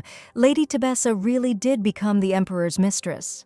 The girl had never looked at Phil like that before. His eyes were shining and there was a smile in them. What a scoundrel. How dare she laugh and have fun without him if someone sees? Here His Majesty heard some rustling and turned sharply towards this idiot. The Duke immediately hid behind the gate column. Catching his breath with difficulty, he must not be seen. Killian thought about something for a moment, quickly looked around again and smiled contentedly. His Majesty thanked the girl, told her to rest, then saddled his majestic horse and said goodbye. The idiot heard His Majesty address the girl simply by her first name, and not as Lady Tabisa. The main character is absolutely happy and calmly walked towards her estate. What a wonderful morning. The vile monster immediately jumped up, seeing that the Emperor had left, and called out to Layla. Then behind the Duke there was a rustling sound. Someone was there like a shadow in front of the idiot. The Emperor's loyal warrior, Captain Hilton, appeared. Lord Hilton was here to deliver the words of his Emperor to Duke Williot, a sword in his hand. Captain Hilton quickly brought the tip of his sword to the throat of the cowardly Cretan, telling him to stop hanging around Layla immediately and leave her alone forever. Phylon immediately took out his sword, since when is the groom forbidden to visit his bride? The Emperor makes outrageous demands. Hilton used to be a hired killer. No one could compete with his strength, and he was an idiot and only recognized strength. What would happen to Duke Williot if he refused to comply with such a demand?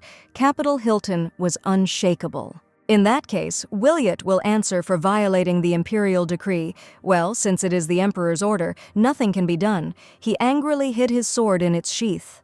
Under no circumstances could they be allowed to be seen. He was fighting with the king's bodyguard. They would immediately blacken his name.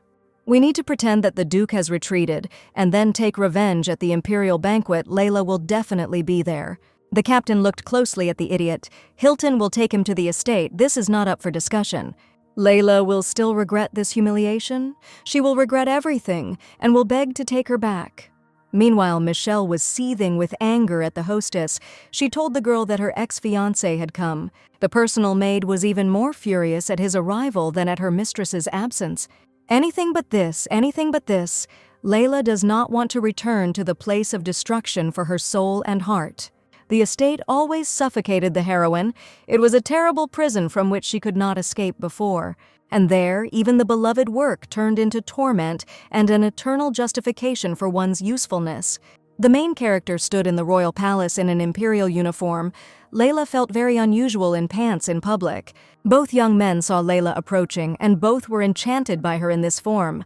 His Majesty greeted his assistant contentedly, and Baron Delrond nodded respectfully to her. The main character was late. The girl apologized. She had to stay a little late at work. She couldn't leave without finishing. The girl tried to curtsy, but it was awkward because the girl was not wearing a dress. The Emperor asked what was going on. It was just that the girl was wearing an official uniform for the first time, and she felt a little uncomfortable. This shape looked so natural on a girl that there can be no talk of any awkwardness. The girl caught a cold from happiness. The support did not hurt her, and His Majesty always felt it. Well, since everyone was ready, it was time for the three of them to go to the hall. The Emperor walked down the corridor, and behind him were his personal assistants. The servants began to open the doors to the hall in front of them. The Emperor called out to Layla, "Let the girl be mentally prepared." The hall was simply enormous in size. It shone with luxury and grandeur, a huge crowd of noble persons and members of the aristocracy. The main character's face was frozen in silent shock at how many people there were, and she would be at the epicenter. Here the girl noticed among the other guests a man she knew. It was Andante Tabesa. The man was the second son of Countess Tabesa. His father was mired in women and his older brother in gambling. But Andante treated the people around him kindly, which made him stand out in this poisonous family. This man even treated his servants with respect, and was always kind and attentive to them. And then, for some reason, the main character thought that Andante was someone she could trust and not be afraid of. But how wrong the girl was then. This degenerate gave Layla a chance to repay his family for their kindness, persuading them to have sex. The girl begged him not to touch her, asked Andante to leave her alone, and called the others for help. But the terrifying cries of Count Tabesa's illegitimate daughter never bothered her. She begged him to save her. For her refusal to marry the second, the Countess's sons all began to condemn the girl and call her ungrateful. She spat in his face. After this event, her family's entire estate began to hate Layla, and she became an even bigger outcast. And today's royal banquet was dedicated to those heroes who led the empire to victory. The main character pulled herself together. Layla simply cannot ruin everything because of her painful past. With not only her life at stake, but also those she could help, the emperor raised his glass to those who were no longer with them. The crowd roared its approval. The guests greeted their ruler and raised their glasses in memory of those who died in the war. What is this degenerate doing here? Andante actually studied at the academy during the 6-year war. Besides, the girl knew very well that the county of Tebessa had not received any invitations. They had not distinguished themselves with any feats, except in hell. A man's hand fell on the girl's shoulder. Layla immediately jumped up in her place. It was only Bear. Baron Delrond apologized. He didn't want to scare his colleague. It was the girl's fault. There were so many guests here. She was nervous. Bear said that it was very stuffy in the banquet hall, so he was going to take a walk to the balcony. If Layla wants, she can walk with him. With pleasure. The Baron had not worn a dress uniform for a long time. It was also uncomfortable for him. Layla herself is dressed in the same uniform. She is also uncomfortable, and she constantly gets confused in greetings. But can't the heroine use the greeting of a man, an aristocrat, and is it really possible to do so? Baron Delrond himself doesn't know. He's just wondering if Layla can use a similar format. The young people laughed and began to develop good and warm relationships. The personal assistant's glasses ran out of shamanic spirits, and Bear took it upon himself to refill them. The girl will stay on the balcony. She doesn't want to hide from Andante and Feline. It's calmer here. In that case, Baron Delrond will quickly go for some champagne and return immediately. Let Layla wait a little. The main character stood on the balcony of the royal palace. In solitude and silence, the cold air calmed him. Layla heard the sounds of heavy male footsteps behind her. Could Baron Bear really have returned so quickly? But it was not her colleague who stood in front of the girl, but the ill-fated idiot Phil, and he demanded to talk. The main character was furious. She had nothing to talk about with this cretin. Get out of her way. But the vile monster did not calm down. Phil grabbed the girl by the hand sharply and roughly. She was not going anywhere. Let him let her go immediately. Otherwise, he will regret when Layla became the emperor's mistress. What this idiot is saying again must be true. If the girl denies it, why would she suddenly be His Majesty's mistress? Layla won't count to 5 anymore. Phil's hand will be cut off if he doesn't remove it himself right now. Let this insecure and limited degenerate continue to believe in gossip. The Duke's eyes widened angrily, and he peered into the face of his former bride, who had not changed at all. If the cretin has nothing more to say to her, she went, don't let her return to the estate, then he will allow her to be an assistant. He will allow her. But no one asked the idiot anyway. His mistress will soon give birth, so what? Actually, his firstborn is Layla's concern. She is actually his fiancée. Has she forgotten already? The idiot lost his memory. Layla broke off the engagement with him. No. She said so in a fit of anger, because Phil kicked her out. The cretin is very wrong. Everything ended between them. It's all because she became the emperor's mistress. Phil talked about talking, but he himself is constantly talking nonsense in a one-sided manner. What's the problem? The Duke knows perfectly well that the Count's illegitimate daughter will not leave him, so stop showing off. Since this brainless wimp doesn't believe it, the girl will prove the truth to him using his own methods. The girl is already fed up with this cretin. He will pay for all the humiliation, and it will finally dawn on him that she is not his slave. An unsuspecting Baron Delrond walked towards the balcony with 2 filled glasses and froze. The main character dragged Duke Williot by the hand through the entire noble crowd. Her grip was like steel. Layla dragged this cretin all the way to the emperor. His Majesty turned to them with interest, after which the girl disgustedly pushed her ex-fiancé's hand away from her. And now pay attention, let him strain his brain. Lady Layla Tebessa officially and publicly announces the dissolution of her marriage to the Duke. A surprised whisper ran through the banquet hall, and all the guests immediately began to discuss this scandal. Baron Bear was horrified. What a disgrace. Where was His Majesty looking? What to do? The personal assistant saw that the emperor was not very worried about the current situation, which made him smile. But not that. Baron Bear immediately put 2 glasses on the tray and turned to his master.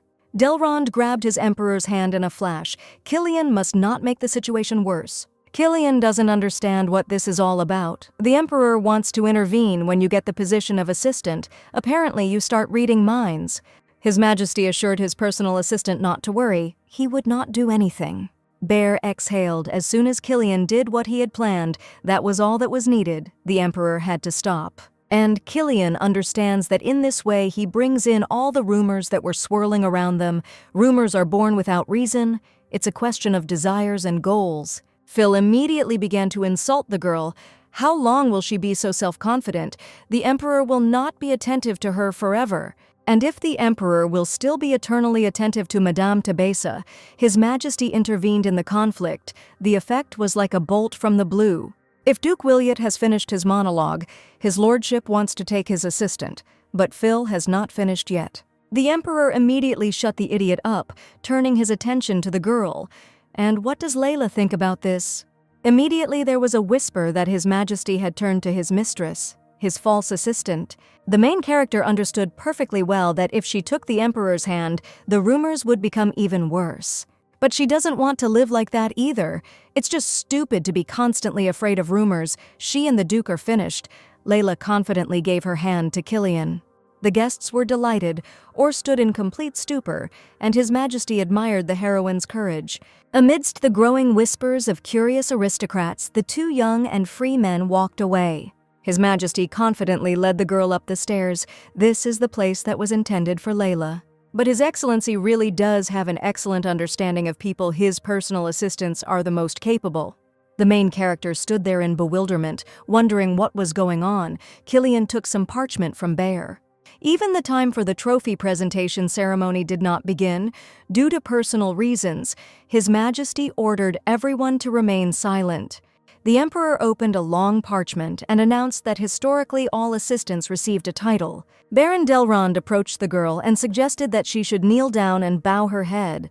Layla did just that. The heroine sat down on one knee in front of the Emperor and bowed. Lady Tebessa awaited the outcome, not understanding what was happening. Bear took the imperial sword from Rachel. Baron Delrond presents the royal sword to His Majesty. With this sword and the law, the Emperor awards Layla the title of Baroness. In addition, for her outstanding services and unwavering support for her empire, the heroine is given Astor Castle. Astor Castle. Was it really for this reason that Killian handed the girl a piece of paper with names in an ancient language in the corridor? So much effort, so much support and praise, the heroine will never repay the Emperor for his generosity. His Highness looked at Layla with pride. The young man smiled at his thoughts. They had never been wrong about her. Why did the man decide to leave? Because he can no longer live in this mansion and advises his interlocutor to do the same. Why leave such a beautiful place as the estate for cheap hotels? The person leaving here can no longer stand it. Because Lady Tebessa had broken off her engagement to Duke Willio, which was simply unthinkable. In addition, the girl also received such a high position along with a title and her own castle. It is only the main character's naive appearance that hides a brilliant and subtle mind. But what about Madame?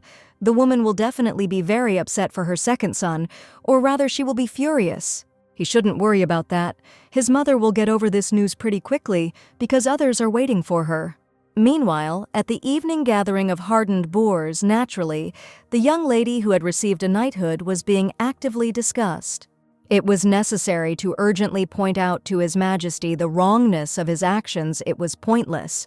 When they tried to convey this to Killian that time, the Emperor replied that there were laws, so a reason was needed to remove Layla from her position. Then we need to emphasize the tradition that now men watch as some girl receives a title. Men and women are different from each other and should have different rights and opportunities. The two old sexists froze when they heard the voice of their leader. As in every refuge of the cowardly, the servants only yelp. The action is too bold for them. Gilton explained that if we talk about traditions, they will be considered old-fashioned. You need a good reason. It would be best to simply listen to His Majesty and then decide what to do with her in the end.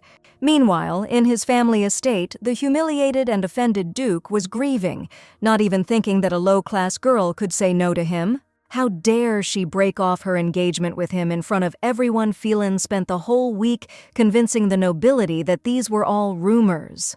And then she left arm in arm with the emperor, showing everyone that the duke was still a worthless man. Phylon threw glasses all over the estate.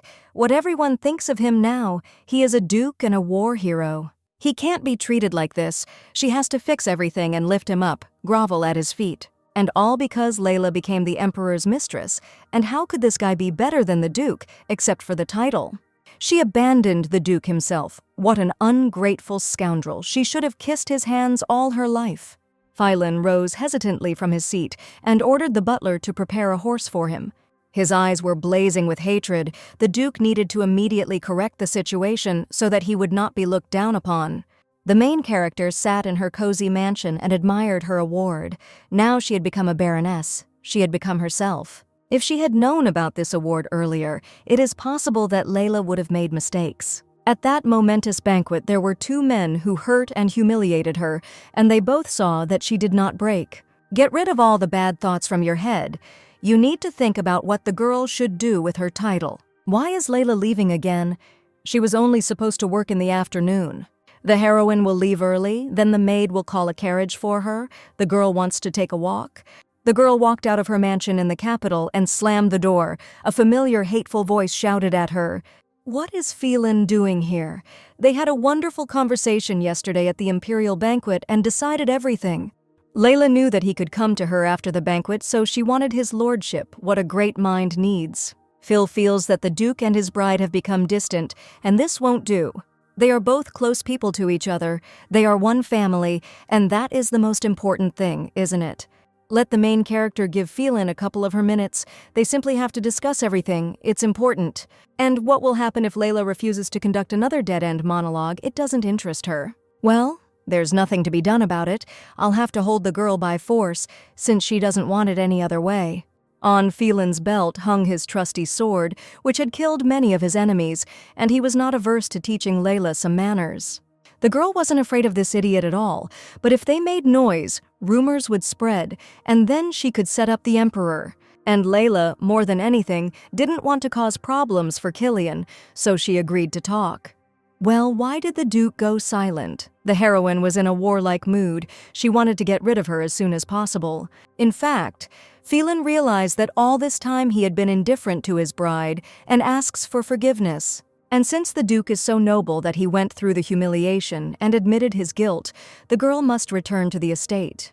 What was unexpected was that Phil died instantly, without even pausing. Of course, there are things that she misses, but they are not worth it.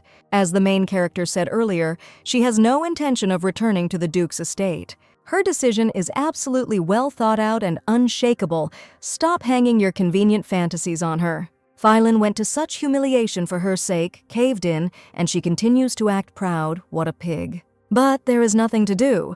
Phil is incapable of anything. The estate is perishing. The nobility is humiliating.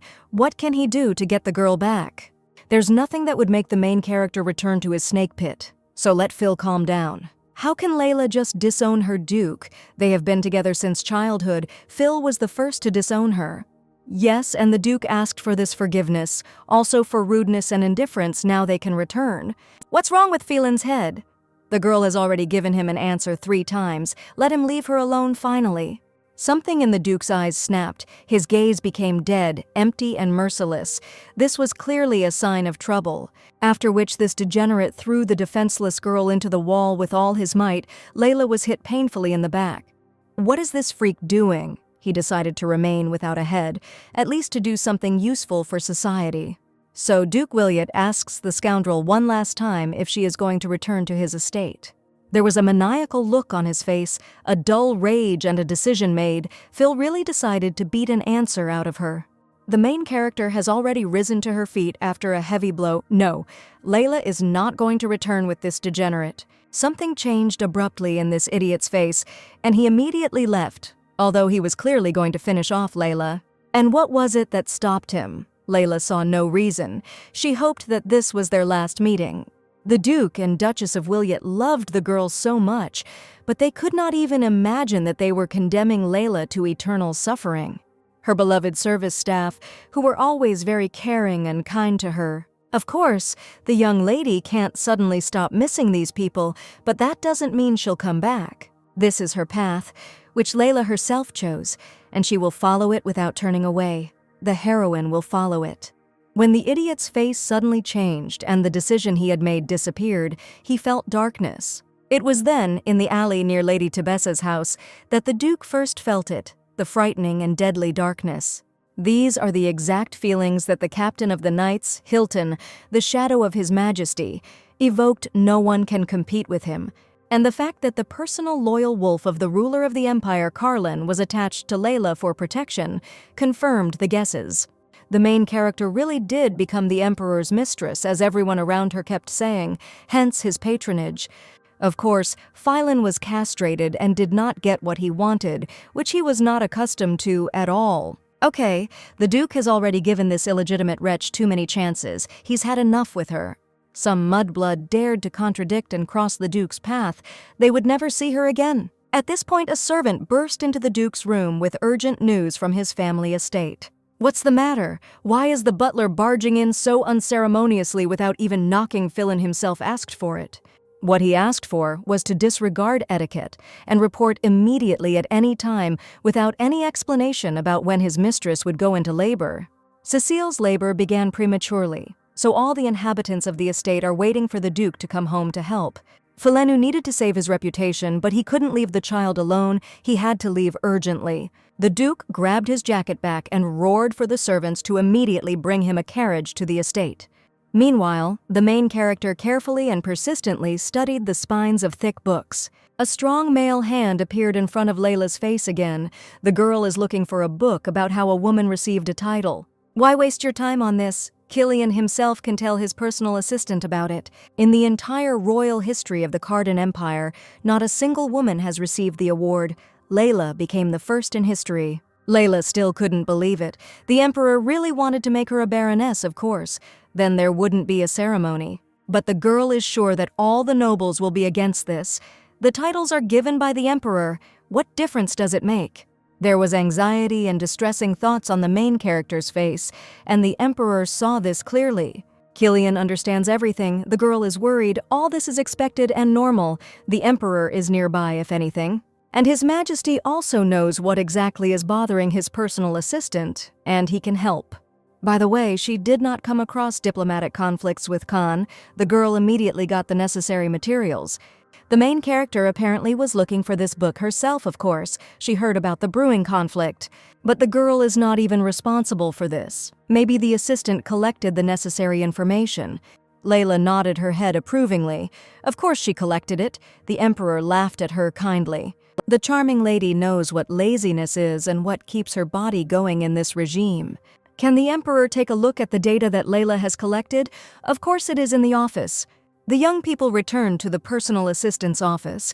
The emperor sat down at Layla's desk and began to study her papers. While Killian greedily read every line, Layla was noticeably nervous, afraid of shame. Her work is simply incredible. Killian can use it, of course, but it is better to use the accounting materials. If we are talking about diplomatic conflicts, these documents are just right, simply fantastic.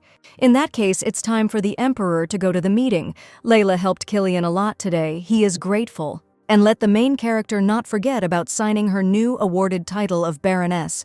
The royal conference room was filled with serious men in luxurious clothes, and silence fell. So Khan is an island located southeast of Hatton, a tiny place with a population of 20 people. This place is not marked on the maps. There is complete lawlessness there due to the absence of a leader. Getting there is quite difficult, and in addition, ships go there very rarely, so it serves as a lair for pirates. And to the east there is the famous Kingdom of Natcha. Consisting of 7 islands, it has a strong fleet. There are huge differences between the Khan pirate fleet and the Natcha Kingdom, so conflicts are inevitable. And the kingdom, in turn, presented a simply absurd demand to the empire that owned Khan. Well, one of the ministers read Layla's documents. Everything was presented brilliantly and clearly. This is already the first case of a daring conflict due to the fault of Khan's pirates. Everything can be left as is. But if Khan takes the kingdom, then the territorial waters of the Cardan Empire will narrow, a delicate matter. We also didn't want to give up lands and waters, so the emperor suggested sending a delegation. At this point, today's meeting can be considered closed if no one stands up. It means they have something to say. The same minister asked His Majesty whether he really intended to confer a title on Lady Thabesa. His Majesty cast a steely glance at the questioner. "Address me properly, Madame Thabesa. What's the problem with the Emperor's personal assistant becoming a baroness? But women have never received the title before. There is no law preventing women from receiving a title, or the reason is just because it is the first time. Of course, but to obtain such a title one must have a number of abilities according to imperial law. That's why Gilton doubts that Mistress Layla will be able to live up to it, that's the reason." "What is the reason for such doubts? The girl passed the exam better than everyone else. If you give a title for passing the exam, then you need to present the academics for the award. As expected, this is not enough for the poisonous nobility to acknowledge and respect the main character." Killian understands that Giltan is categorically against assigning the title, not at all if the girl proves her abilities. He will prove his abilities. Great! What does Lord Baldir think about these documents that he read out?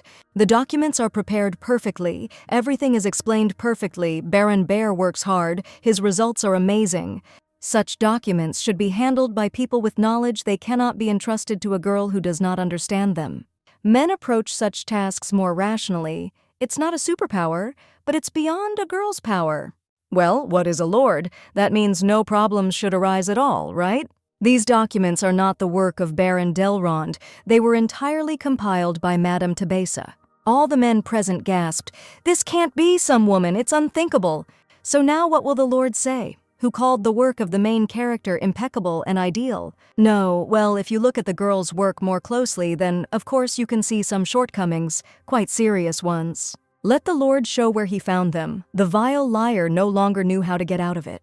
Here Giltan intervened again. His Majesty was confident that Thabesa would cope with her title.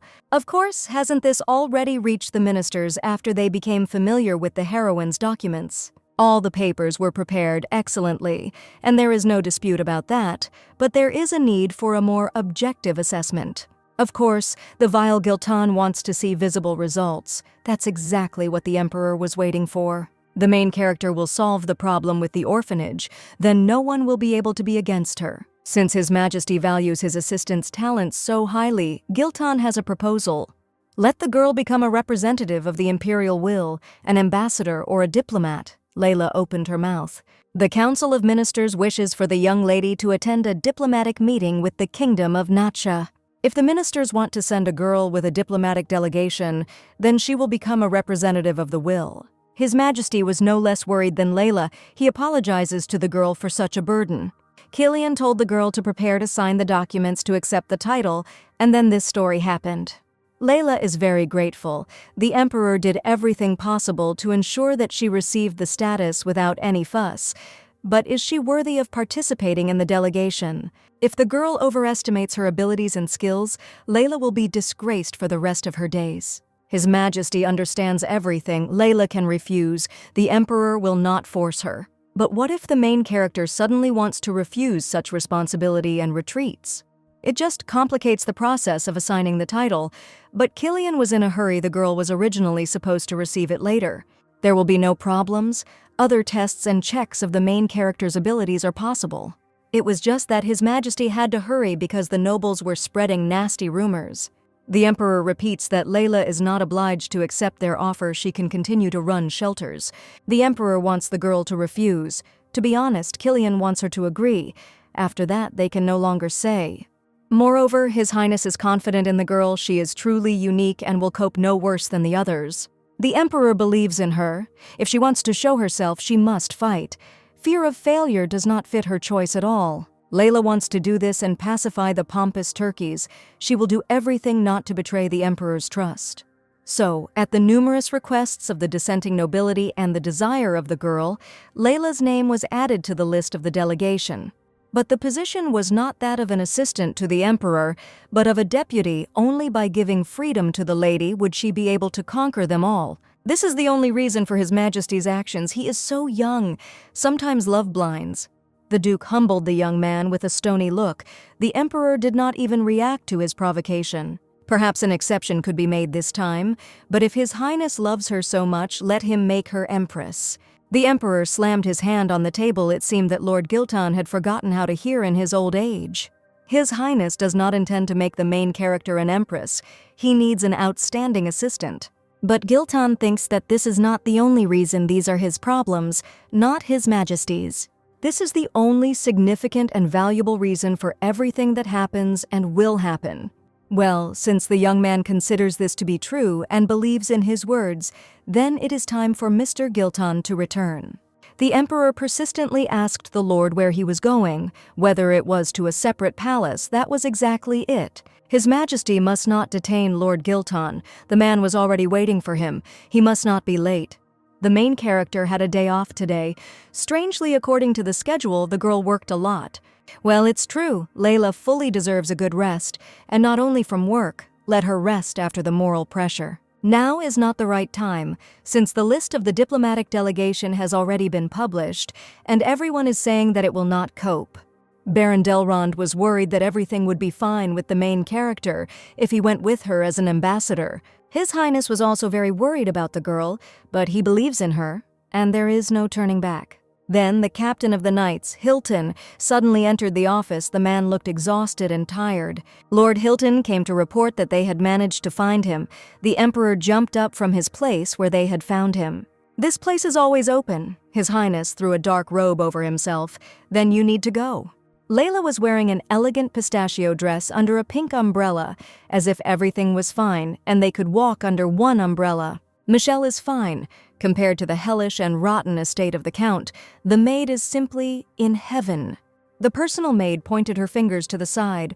Wasn't this the alley with various merchants she was talking about? Two young girls walked into one of the capital's chic boutiques. Michelle squealed with delight. There were a lot of people. Everyone was bustling about and crowding. It was impossible to tell who was a client and who was a worker. One of the ladies screamed in a very menacing tone throughout the entire room that people had not touched anything there and that she was urgently calling workers.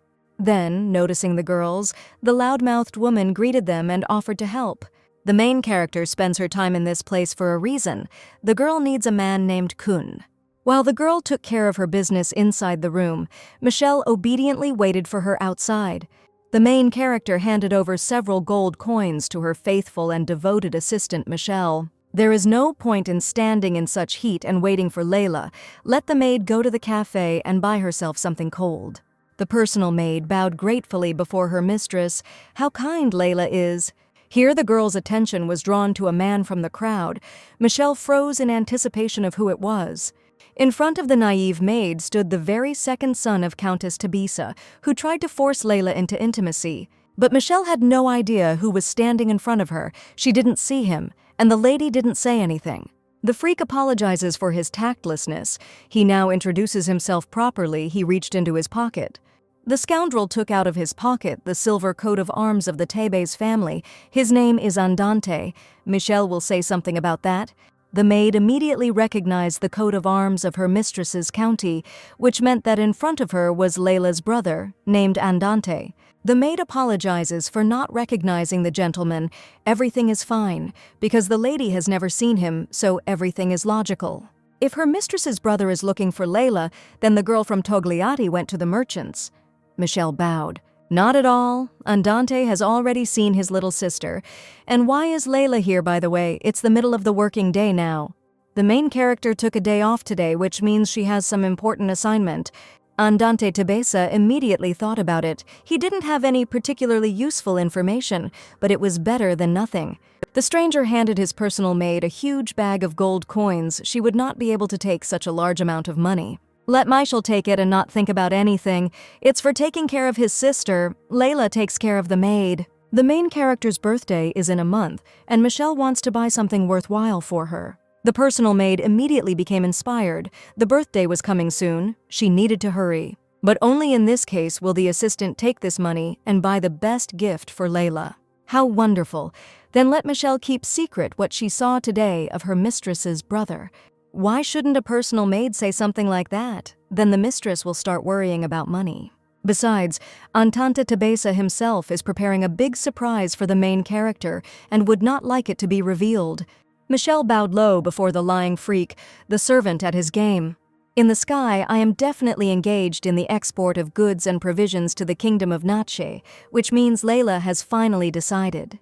If the main character decided to go to a diplomatic meeting, then it seems she has her own plan. Andante scratched the back of his head. Well, they all wished the girl luck, and Andante Tebessa expected that he would get something for it too. And what brought the noble lady to such a place? Wow, how did the man find out about this? She is dressed in an expensive outfit. No commoner could afford such a fancy umbrella, so looking at the girl, it's obvious.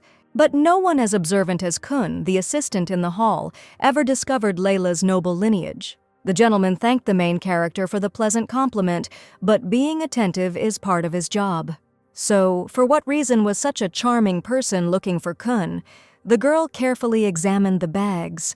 Lady Tebessa was curious to know if there was really a large amount of grain being exported to the Kingdom of Nach, even if Layla didn't continue.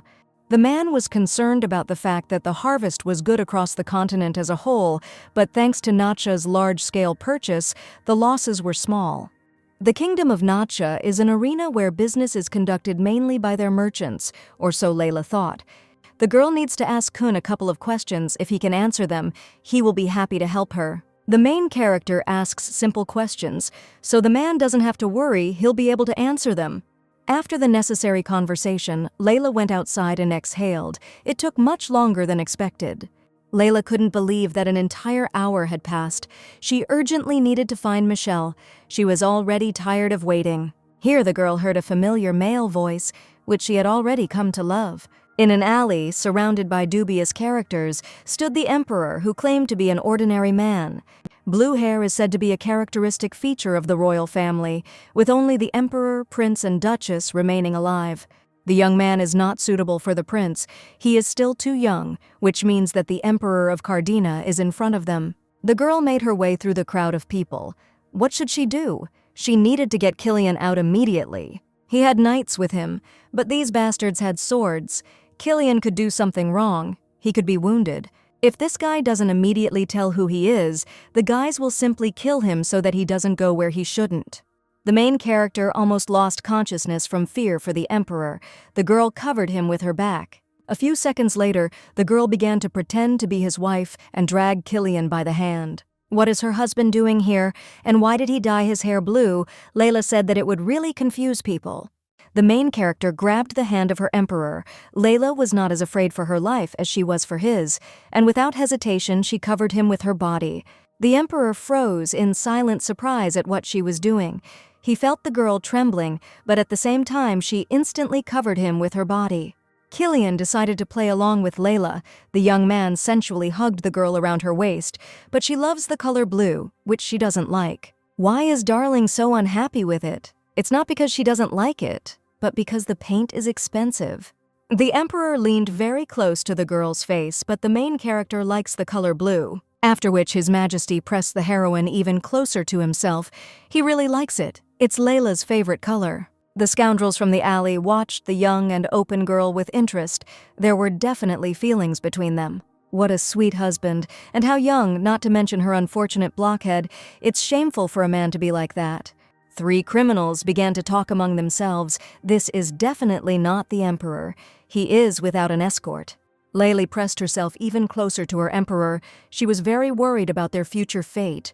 Here the ruler of the empire grabbed his assistant's waist from behind, whispering her name in her ear. Since this is how it turned out, maybe the main character will agree to help Killian finish his business. The scoundrels were convinced that it was not the emperor in front of them at all. This gentleman's wife would also go with them. It was thanks to her that Killian received the invitation. It would be sad if his wife stayed. Let the girl not worry about her maid. Captain Hilton will safely escort her home, as she knew the Lord was here. Well, it's adventure time for the newlyweds. The emperor invited Layla to come with him.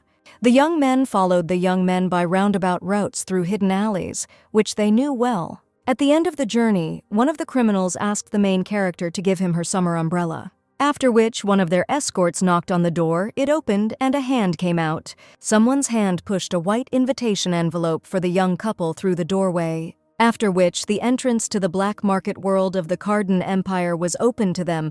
What a day! And it began with tea. When the emperor and his assistant entered, Kiliana immediately threw a robe over her. The heroine should not take it off under any circumstances. If they are recognized, the situation will become very complicated. The girl understood everything.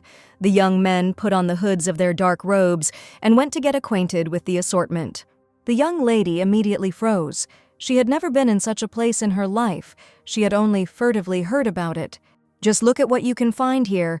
Rare goods that you can't find anywhere else or that are prohibited. Could they really be on the Empire's black market? The Emperor nodded in agreement. That couldn't be. The Emperor is very sorry that Lady Tebesi had to go to such a place because of him. He will make amends. In turn, His Majesty promises that this campaign will not take much time. Layla put her hand in his. The girl looked around carefully, but then something caught her eye and she couldn't take another step. At one of the sites, children were being sold, small and frightened, and everyone was simply passing by them. How is this possible? What are they doing? The Emperor noticed that the girl had become worried. Killian looked in the direction the girl pointed. Everything was clear. Layla was worried about the fate of the little children. The children were sold into slavery. They were all thin, hungry, and frightened. They all had no right to manage their own lives. Unfortunately, slavery is legal in the Cardan Empire, and it flourishes, no matter how hard it may be to take. Layla took this very hard and to heart. Their eyes left a permanent cut on the girl's heart. Young people cannot influence this. This reality must be accepted and not allowed to get to the bottom of it. It would be better to just leave there and not think about the poor children. This is where you need to be careful and not trip. Just a few minutes ago, the girl was in anticipation of getting to such a place, but now her soul was aching.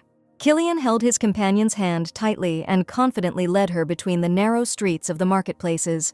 There were many horrific things on the shelves: skulls, bones, objects for black rituals and alchemy. The Emperor stopped right at one of these stalls. Layla had no idea what they were looking for there. A hooded, twisted figure stood behind the counter, walking slowly and menacingly towards its customers. What important people there were in front of the seller. Under the hooded robe, there was a wrinkled face with dead eyes. The Emperor immediately covered Layla with his body. The merchant knows him. Those who know, know. Those who don't know. What did His Majesty want from this terrible old man? This merchant had the poison he needed. It's true that the Emperor said in the square that he was looking for a certain plant that was an ingredient in the poison. The Emperor also gave the girl a bag of seeds that the swindler with the cart had given them. The young man is looking for a poison without smell and color. The seller comes up with more than 100 options for such types of poison. More specific information is needed. After using it, a sweet smell appears from the mouth.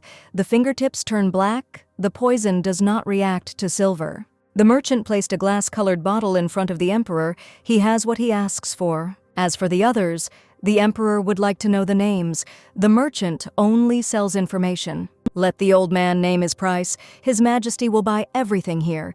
Killian dumped a huge bag of gold coins. Let the young man come and visit the old man again if he can.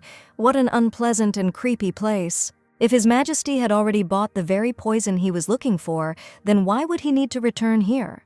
A wild roar was heard throughout the black market. The Emperor's henchman was discovered, and all the merchants' shops were searched. But the black market has impressive security, and the Emperor ordered the girl to be inconspicuous and follow him. The voices were closer. It seemed that they had caught His Majesty. And what should they do now, then? What should they do? Run? Maybe they won't have to run from the guards through the entire black market. Layla pressed her cheek against the Emperor. The Emperor put his arm around the young girl's shoulders. It was unpleasant, but everything would be fine. They would break through. The young people walked along the alleys again, and the further they went, the more they felt as if they were moving away from the entrance. The Emperor walked up to one of the large oak doors and pulled the iron ring towards himself. Layla stood and looked around. The young people quickly ran to the other side and closed the door. The current of the canal was very strong. The mercenaries will catch up with them very soon. What should they do? Dive. There are no other options. The young people are going to leave by water, but the main character does not know how to swim at all. Killian can. Layla must entrust her life into the hands of His Majesty. Killian extended his hand to the girl. From behind the door came the cries of ruthless black market mercenaries. They found the Emperor and Layla. The main character trusted Killian and threw herself into his arms. The Emperor did not expect such closeness. But he was pleased with her warmth and touch. The Emperor smiled. Now it was time to save himself. Layla grabbed her emperor with her hands and feet. His Majesty took a breath and jumped into the cold water. The girl held her breath and closed her eyes. She was incredibly scared, but she believed Killian. It was cold and creepy, but it all ended in just a few seconds. How could that even happen?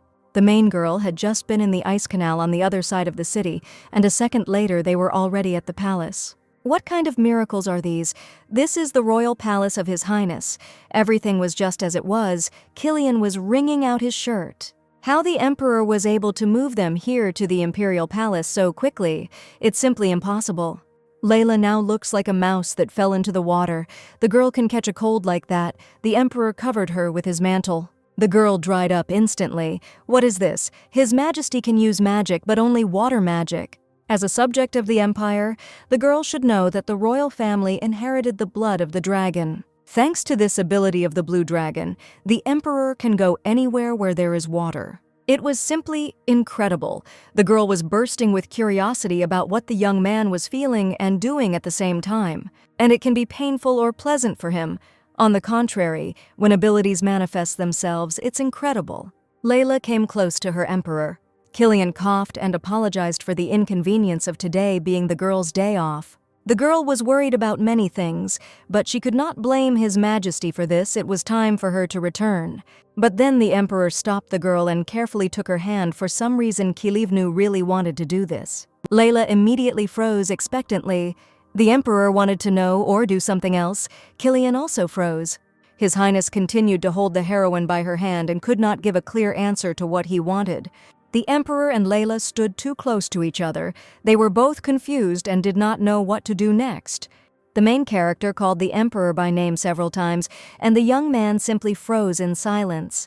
And then finally, His Majesty squeezed out of himself that he would very much like it if Layla stayed a little longer. The emperor immediately apologized. He was very confused and did not understand what he was saying. He did not understand why he even grabbed her. There are some complaints about the girl regarding work issues. They can resolve this today and now. Or Baron Delrond noticed some mistake in her documents. Layla will correct everything. It will just take time. The young people held hands. The emperor did not understand what he wanted. The girl understood, but did not believe that it was mutual. Let the main character forget everything. Today is her day off. There are no questions for her. Layla has done a good job. Let her go home and have a good rest before her work. The main character turned questioningly to her emperor, and what was that all about now? The head of the empire, Carden, smiled on duty, trying to understand what had just happened to him. Killian reproached himself for why he had grabbed Layla's hand, what he had been thinking about, and what he wanted from her. So the young man did not understand anything. Layla gave rise to many new feelings in him. He had not been familiar with the gatekeepers before. It's good that the lady arrived safe and sound. Michelle was already getting all nervous. Everything is fine. The personal maid was just worried about her in vain. Layla simply met her friend. As Michelle herself got home, Lord Hilton saw her off. The knight looked very handsome, such silver hair. And while the personal maid was waiting for her mistress, nothing like that happened. Maybe she met someone. That young aristocrat asked her to keep his presence a secret. She would do so. It would be better to remain silent. Michelle replied that nothing suspicious had happened, and that it was time to stop hanging around out here in the cold. Let Layla rest in the room, and her maid will prepare delicious and hot tea with a light snack. So the fateful day of departure of the diplomatic delegation of the Carden Empire arrived. Layla was very worried. The girl entered the office of the emperor's personal assistants. Layla went further to her desk. Delrond had already left. Apparently Bear was preparing for a diplomatic meeting in the outer palace. The result was a general report, compiled from information from Kuhn and what had already been available up to that point. The flute will be the original, and the copy will need to be given to the Minister of Foreign Affairs, Marquis Baldir. If the main character's prediction is correct, it will prove very important during diplomatic negotiations. In front of the girl was Dylan Baldir, the Marquis's chief assistant. On what issue did the girl come? Layla needs to discuss with the Marquis the issue of a diplomatic meeting with the Kingdom of Nacha. The girl was apparently sent on an errand by His Majesty. Not at all. This was her personal initiative. Marquis Baldir is not here now. The girl will have to come to him later. The assistant clearly despised Layla. Then the Marquis will be able to hand over to his master at least the documents from the Emperor's personal assistant. Well, you can leave the documents. The assistant will pass them on to his master. This girl really wants to join their diplomatic mission. Does she really think she's the Emperor's advisor? The assistant began to reread Lady Tebessa's documents and what she had written to Marquis Baldir. As the deputy thought, the documents were nothing but useless nonsense. What else could you expect from a girl? Let the assistant immediately get rid of this document, but it had to be passed on to the Marquis. Their master is too busy a man. The assistant cannot call him his precious time for such heresy. Madame Tebessa was walking down the corridor of the royal palace, thinking about her answer, when Bear's voice called out from behind her. The colleagues greeted each other. Baron Delrond asked whether the girl had just left the outer palace. That's right. The main character decided to take her report to the Minister of Foreign Affairs. Bear immediately jumped up to the girl, asking how she was.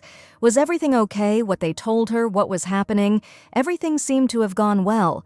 What brought her to the Foreign Affairs Department, poor Layla, was clearly not welcome there. Everyone knows that.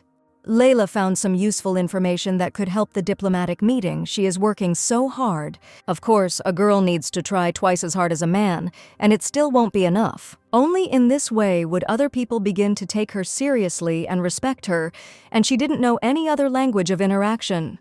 Here, Baron Bear suddenly attacked the girl with furious cries, calling on her to be careful. Layla pressed her cheek against Delron's jacket. What was that? She was having trouble breathing. What was coming? Baron Bear was seriously alarmed and told the girl to behave quietly. But what was it that frightened him so much? There are wasps flying around the palace. What is this? What are they doing inside the palace and in a whole flock of them? Her colleague can't answer these questions, but there are a lot of wasps here, which means that there is a wasp nest somewhere nearby. And this is no joke at all. Wasps, like a company of soldiers, will defend their home until the very end. Layla was afraid of bees and pressed herself against her colleague. The Baron raised his hands up so as not to embarrass the girl. The familiar voice of their emperor called out to these two. The young people had completely lost all shame.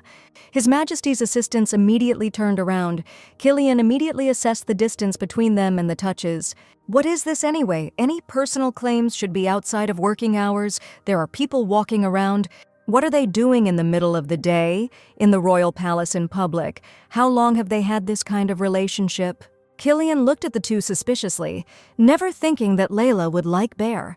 The Emperor will not interfere, but will ask you to refrain from displays of emotion until the end of the day. What other manifestation of feelings? Has the Emperor gone crazy or something? Everything is not at all as he said. Layla didn't understand at all what His Highness was talking about. She was scared, and the wasps were still nearby. Baron Bear was furious. This is how dirty gossip is born, how the Emperor has no shame at all. By the way, his personal assistant was doing his civic duty. Instead of groundlessly accusing them, he would have been better off solving the problem. Well, what happened here then? I was saving the Emperor's personal assistant from an imminent threat. It's all because of those bees. They fly in a whole flock. There are a lot of them. They are hungry and angry. And what were the wasps doing in the imperial palace? Let His Majesty find out from his gardener. Okay, the Emperor understood everything. Killian waved his hand, saving the situation and the frightened assistants. The entire flock of wasps immediately fell to the ground, and the insects, as if at a click, fell into hibernation. The assistant thanked her Emperor for saving her, but how did His Majesty do such a thing? Let the Baron immediately go to the gardener and tell him to sort out what happened. Someone could have gotten hurt. The Emperor has one matter with the main character, so let her follow His Majesty. The girl nodded. There was an awkward and tense silence. His Lordship asked. It is true that he and Bear are not in a relationship, of course. The Emperor himself saw that there were wasps above, so it was simply a defensive reaction. Well, yes, there really were wasps flying there. Well, okay, we dropped that topic. How the girl spent her day, everything is fine. Killian was glad to hear this. The young man was clearly still a little offended by the scene in the corridor, but he tried not to show it. The Emperor called the heroine here because of the report on the orphanage. The girl approached the issue very thoroughly. Yesterday, Killian studied everything and had some questions. Layla will be able to devote time to him. His Highness looked up from his documents. Had it really been that long already? Killian is keeping his personal assistant very long, no big deal, everything is fine. The main character is leaving the capital soon. What are her feelings? Is she worried about something? To be honest, the girl is still in a daze and slightly trembling from excitement. This always happens, especially on the first trips. The most important thing here is to always remember one important thing. Even if everything has gone out of her head, Layla participates in the diplomatic mission as the Emperor's deputy. The main character immediately became much more serious and courageous. The girl will not forget about this. Well then, it's time for the Emperor's young assistant to set off on her first diplomatic mission. Captain Hiltine entered His Majesty's office. The Emperor was looking out his window and was already waiting for him there. His master will have another personal assignment for his faithful captain. Hiltine listens attentively. Let the Lord secretly accompany the main character on the diplomatic mission like a shadow. Layla will be acting as His Majesty in this mission, so any disregard is disrespect to the Empire. If suddenly someone decides to harm the girl, let Hilton not even think about it. The bodyguard will have to get rid of this person quietly and unnoticed, regardless of his status. The personal assistant Bear arrived at the personal office of the Imperial Highness, and the young man found Kilton. Baron Delron said that if the Emperor sends his faithful captain to look after the girl, then he is very worried about her. If the Emperor is really that worried and thinking about assassination attempts, then there was no point in sending her at all. It was her decision. And Killian respects any decision of the main character, but it was the Emperor who prompted her to make this decision. And all this is so that the heroine gets her new title as quickly as possible, and Bear knows everything. By the way, His Majesty has already completely forgotten. Killian found work for Baron Delrond. But the young man will not spend the night at home for 2 days because of this work. But for Bear, this is already the norm. Here is the devil, beautiful, olfactory, and seductive, but give him your soul, you will be in slavery for life. Wait, isn't the orphanage the main character's business? Why was it handed over to Baron Delrond? From this day on, Bear would be responsible for her case, but then all her efforts would not be recognized. The Emperor agrees with his assistant's opinion, but Layla herself wanted it this way, so there is no choice. The girl doesn't want the children to suffer because she will suddenly be delayed on her trip. That is why her colleague should continue her work here. What a noble and worthy girl. Such feats, so much effort and everything passed her by, the Baron will immediately begin to execute. Baron Bear will begin answering about the orphanage immediately. By the way, the assistant almost forgot. The Emperor had not been in the annex for a long time, hadn't he? His Majesty thought. That's true. The man said he was very upset that Killian was visiting him. And while Giltan never leaves there, some duke goes to the man and not the Emperor. Killian understood everything. He would definitely go into the extension in the near future. In addition, this man really wants to know all the information about His Majesty's new assistant. It was still too early for such a meeting. They would definitely get to know each other, but that time had not yet come. The personal assistant understood everything and is in a hurry to return to his hellish work. Let Bear wait. Another stack of documents flew into the assistant's hands for verification. Even the devil would be kinder. The Emperor is clearly practicing new types of torture on him for the confirmed and traitorous. Bear automatically began to run his eyes over the documents. He was in silent shock. What was this? Baron Delrond had in his hands a pact to abolish slavery in the territory of the Cardan Empire, which was simply unthinkable.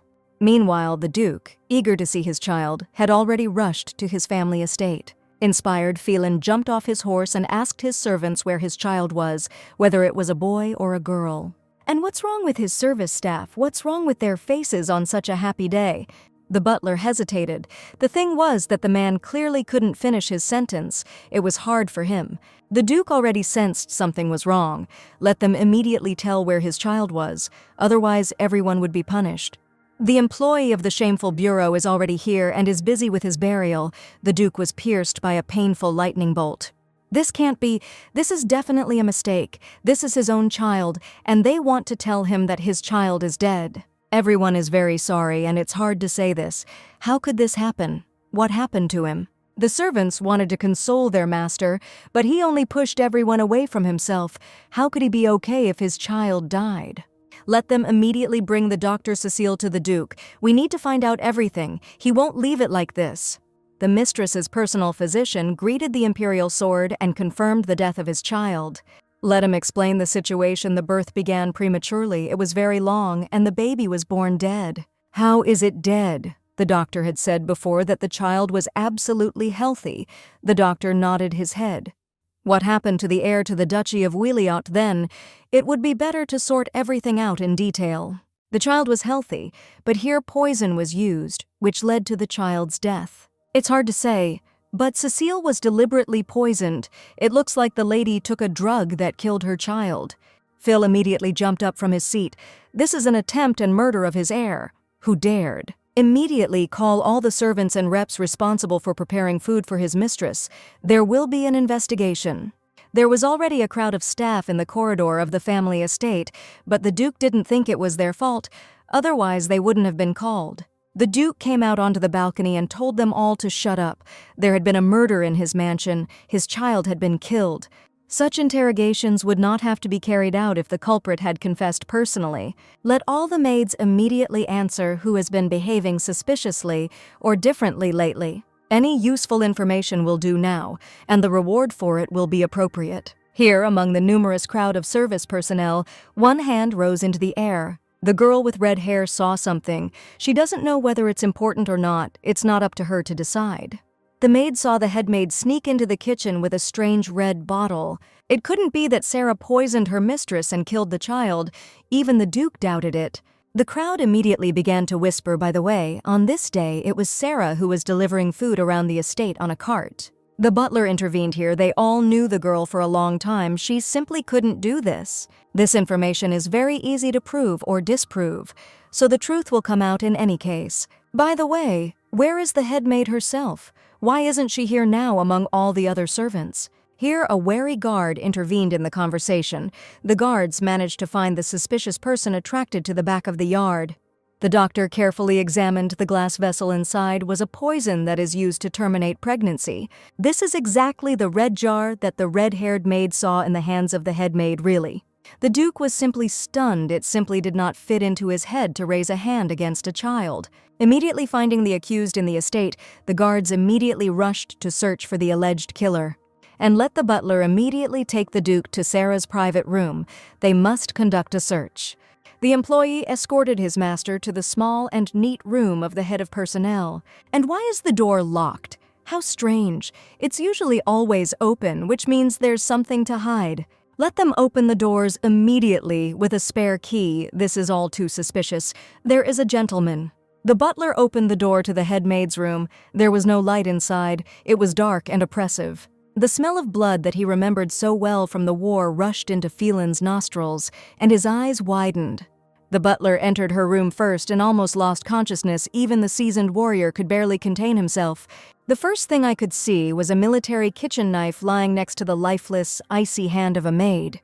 And then the whole body. Sarah was dead. Her body was cut with a healthy knife. Blood was oozing from the wounds. She was dying in agony. The butler was very sympathetic to Sarah. She was honest and worthy, and such a terrible death. The guards immediately came running. One of them stated that death had already occurred a long time ago. Since the blood had already dried, the body had long since cooled down, and the end of the corpse had set in. Sarah's body had already been lying here for a long time. How could others not notice such a smell of irritation?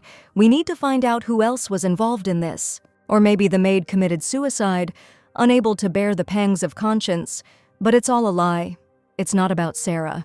But everything pointed to only one person. Cecile began to come to her senses. The Duke leaned over her.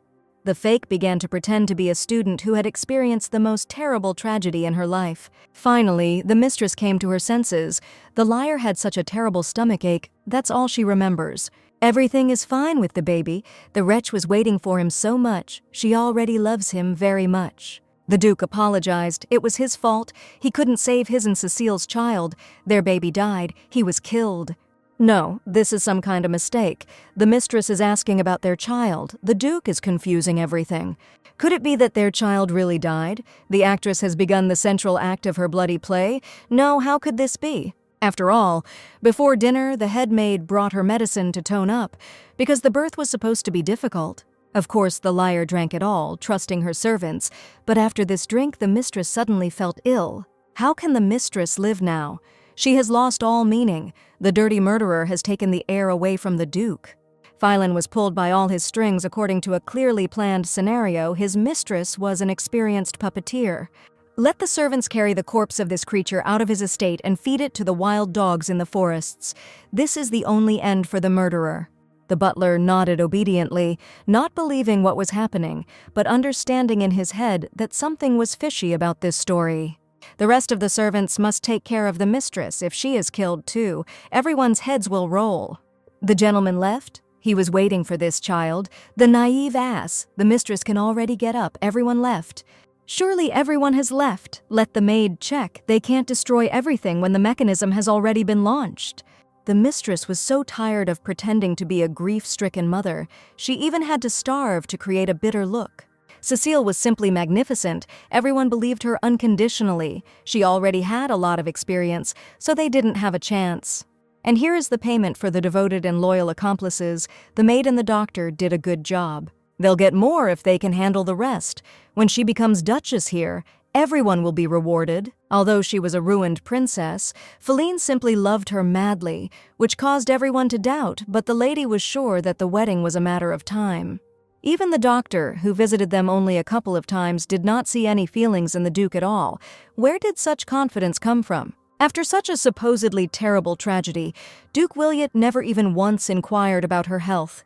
Meanwhile, the royal carriages arrived at the unloading site, and the personal assistant got out of her carriage. It seems that the owner of this hotel was very surprised by the appearance of a woman. What is wrong with all of them? His interlocutor called out to the owner of the establishment. Something happened to him. Everything is fine. He is just surprised. Only double rooms were booked, and no one informed his hotel about the lady's arrival. Apparently, the information was not entirely accurate due to the fact that she was the only lady among the whole group. Because of these stereotypes, everyone thought that it would be Sir Tiisa, but not a young girl in the position of deputy. His Majesty would have torn everyone apart for such a mistake, accidental or intentional, but he has enough problems of his own. The main character asked if there were any other rooms left where she could stay. Yes, there is one single room, but it is very small and old. It is nothing. The lady will spend the night there. But there is almost nothing in that room. The lady will definitely be uncomfortable. It's only for one night. No, that won't do. Gentlemen cannot allow a lady to sleep in a squalid room. One of the ministers intervened in the conversation. Moreover, she is His Majesty's guest. This scoundrel just called Layla the Emperor's mistress in front of everyone. The Emperor announced that the main character would represent the Emperor himself in this expedition. It seems that only His Majesty considers her a full-fledged member of the diplomatic delegation. The Marquis still didn't calm down. He had decided everything. The lady would not sleep in the hut. That was the end of the conversation. The tapeworm will give her his place like a gentleman, and he himself will go to a single room. And how can a noble gentleman sleep in a horrible and damp hovel? What kind of news is that? He won't. The minister gave him a steely look. Clearly, Zeppel simply had no choice. Amazing. Thank you, Layla. There is nothing else to change. Everything has already been decided. Layla was terribly uncomfortable. The gentleman will be patient.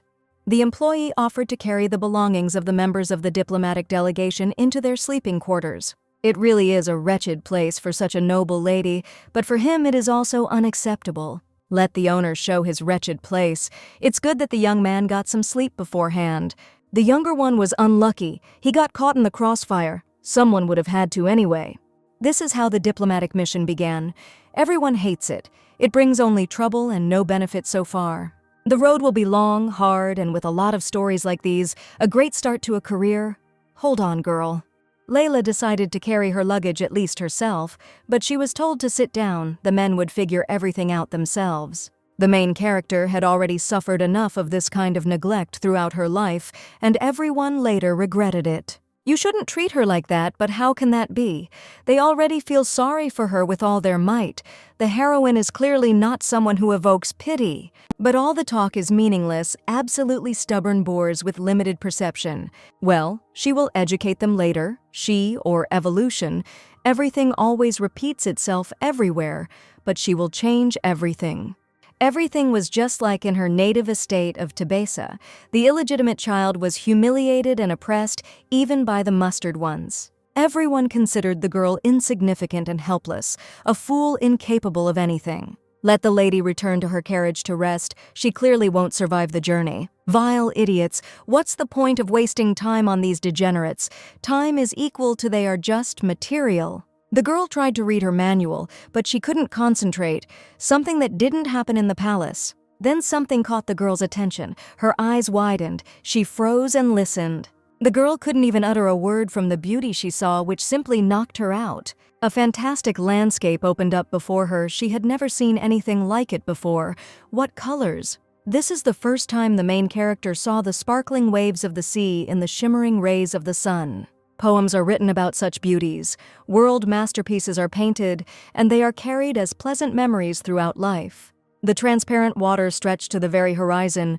It was unthinkable. I wanted to see and touch everything. Here lives the Marquisate of Hathon, head of a family of distinguished family sailors. They say that a certain Armand Hatton has no equal when it comes to navigation, a worthy ally. This man runs an entire city, but no one says a word about it. That's how influential he is. A stately and majestic young man greeted the imperial delegation at the Hatona estate. The man's name was Aldor Hathon. He was the second son. The Marquis immediately offered him his hand. They were acquainted. The man immediately asked what the name of such a beautiful lady was behind the back of his old friend.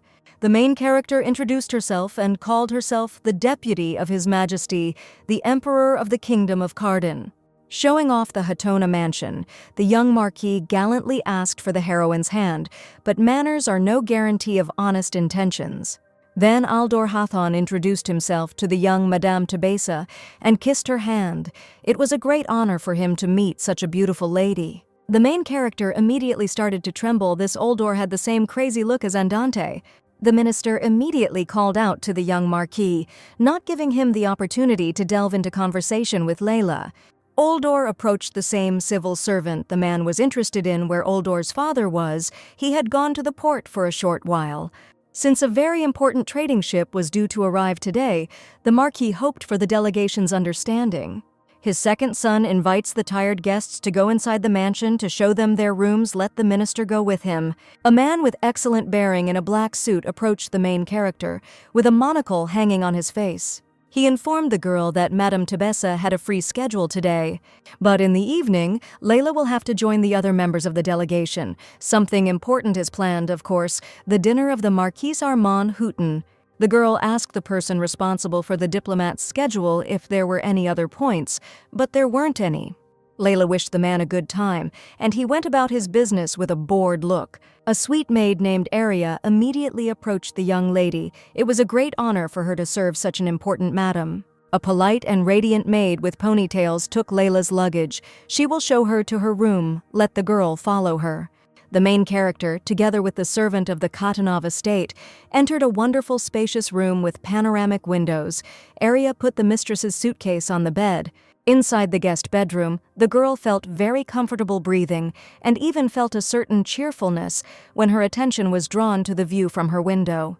It was simply amazing. Right from the windows of her bedroom, one could see the surface of crystal salt water, how beautifully it shimmered in the rays of the welcoming sun. Aria began to unpack the lady's suitcase and discovered that she liked the sea. Layla saw it for the first time and immediately fell in love with it without appeal. Wow, apparently the beautiful lady spent most of her time inside her country, and there was no opportunity to see the coast. That's exactly how it was. In that case, maybe Lady Tebessa would like to look at the sea before dinner. I would like to, but for this she will have to get permission. Layla immediately went to the Minister of Foreign Affairs, and to her deepest surprise, the man immediately let her go without any questions. Since the nearest and central port was far away, Marquis Baldir would ask for a carriage and a knight to be prepared to accompany him.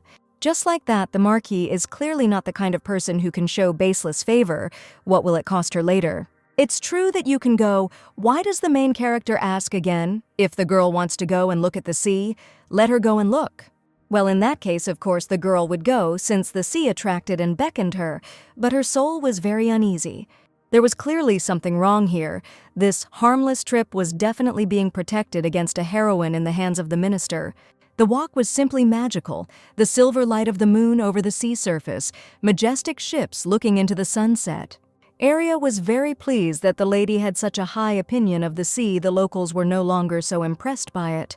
As Her Highness thinks, the girl managed to rest at least a little, more than enough, of course. Thanks to the sea wave and the sound of the surf, all worries disappeared. This is the charm of the sea. First, the gentleman will ask for an opinion about their documents. She will not get rid of them. They are egging her on. The main thing here is to cope with the mission. The butler announced that Marquis Baldir was not there at the moment. Where could he be at such an hour? The servant knew something about where he could be. As far as the butler correctly knows, his lordship is currently holding a meeting with other diplomatic envoys, and here is the price for the Marquise's generosity. A crowd of diplomatic representatives were leaving the meeting room, Lady Tebessa just in time. The girl liked the sea. The main character heard that the Minister of Foreign Affairs had called a meeting of all diplomats. Yes, the girl understood everything correctly. Then for what reason did the Marquis decide to neglect the Emperor's deputy? Actually, the girl herself asked for permission to go on a pleasure walk. Didn't anyone warn her that there would be a meeting?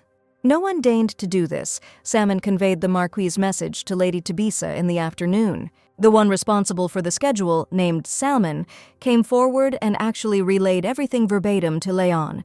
It was a blatant lie. She had been told clearly that there would be no important negotiations before dinner, but Salmon remembered being told exactly that.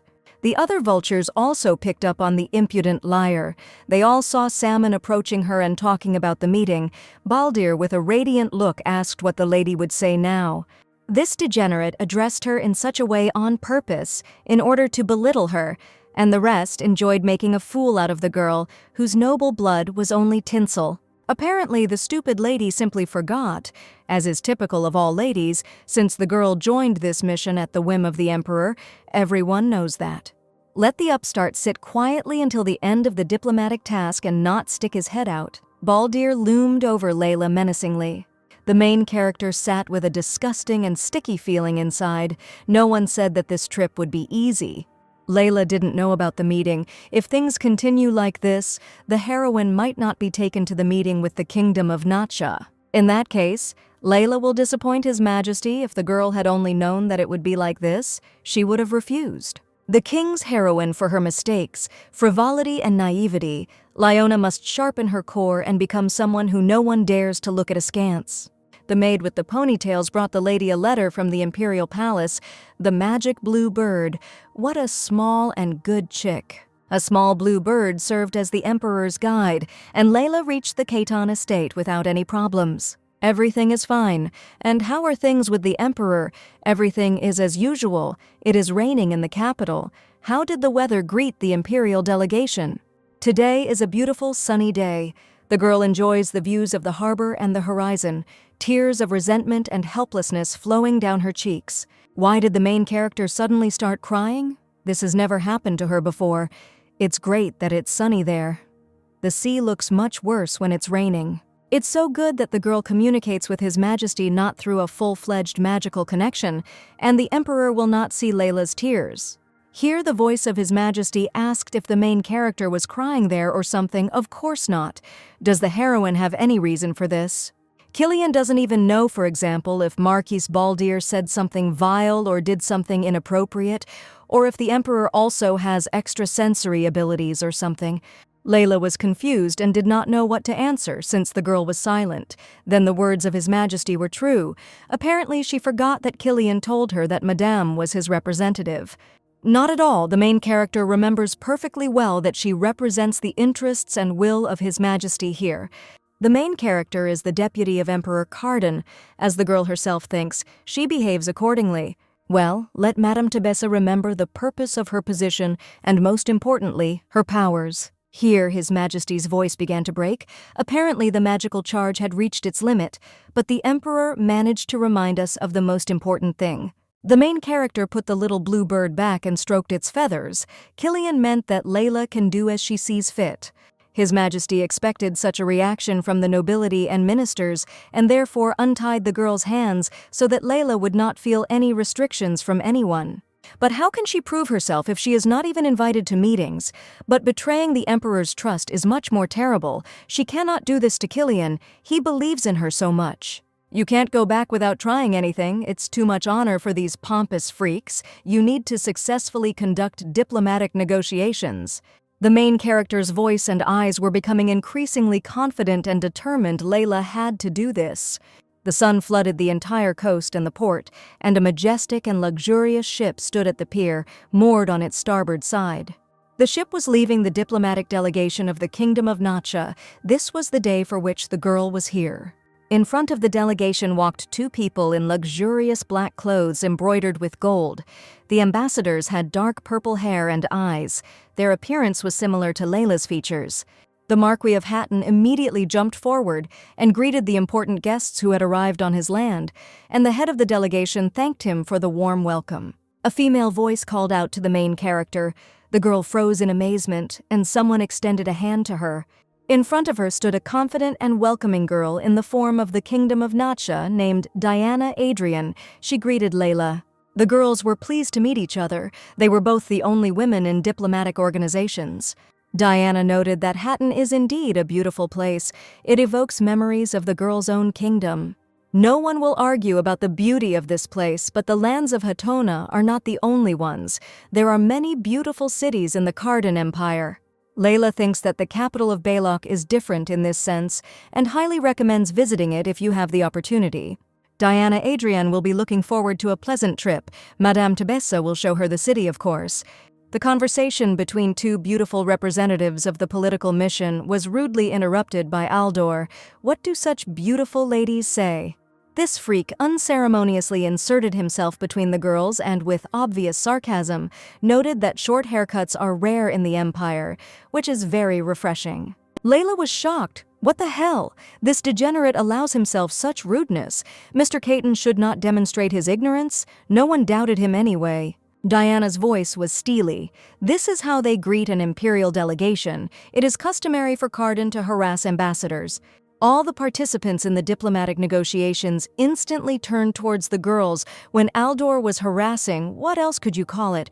Who taught the idiot to treat strangers like that? The Marquis of Hatton immediately intervened in their conversation, pushing his son away. He apologized for his son's rudeness in his place to Lady Adrian. Diana accepted the Marquise's apology, but the gentleman must address her accordingly, either Madame Adrien or Viscountess, but not Lady. Diana came here as a diplomat, or no one is familiar with business etiquette. The Marquis understood everything and asks for forgiveness from Madame. The main character was shocked by such steadfastness of character and confidence in her position, which for girls of their era was completely nonsense. Meanwhile, at the estate of the Duchy of Wiliot, the investigation into the murder of the child Feline continued. What the maid just said, let her repeat her words immediately. This bottle belongs to Lady Tebessa. How does the maid have this information? She is not Layla's personal servant. On the day when the lady was packing her things for the move, the maid was helping her with this and saw this bottle in her hands. The maid handed the glass bottle to her duke, exactly the same one that the mistress had that day. In addition, the maid rummaged through Lady Tebessa's things, which were also in the warehouse, and found it there. Meanwhile, at the Hayton estate, two representatives of the Nacha kingdom were talking. Diana did not overdo it too much on the pier. The master himself told her to find fault with everything, and besides, the girl didn't even have to do anything. This freak is simply ignorance itself. Yes, but the conversation turned out in such a way that it was possible to do without it. It doesn't sound very convincing. Marquis Hatton seems normal at first glance, but the Minister of Foreign Affairs Baldir is a complete idiot. With such an ignoramus, the Empire's days are numbered. With such a small-minded, pompous bunch of idiots, there's no point in worrying about the outcome of this diplomatic meeting. Diana is not sure about this. The man was surprised. Could the Viscountess really initiate a person who could interfere with their plans? There is such a person in the diplomatic delegation, but we need to figure it out. It's too early to say. Meanwhile, the main character sat at the table with hot tea and thought about what had happened to Diana.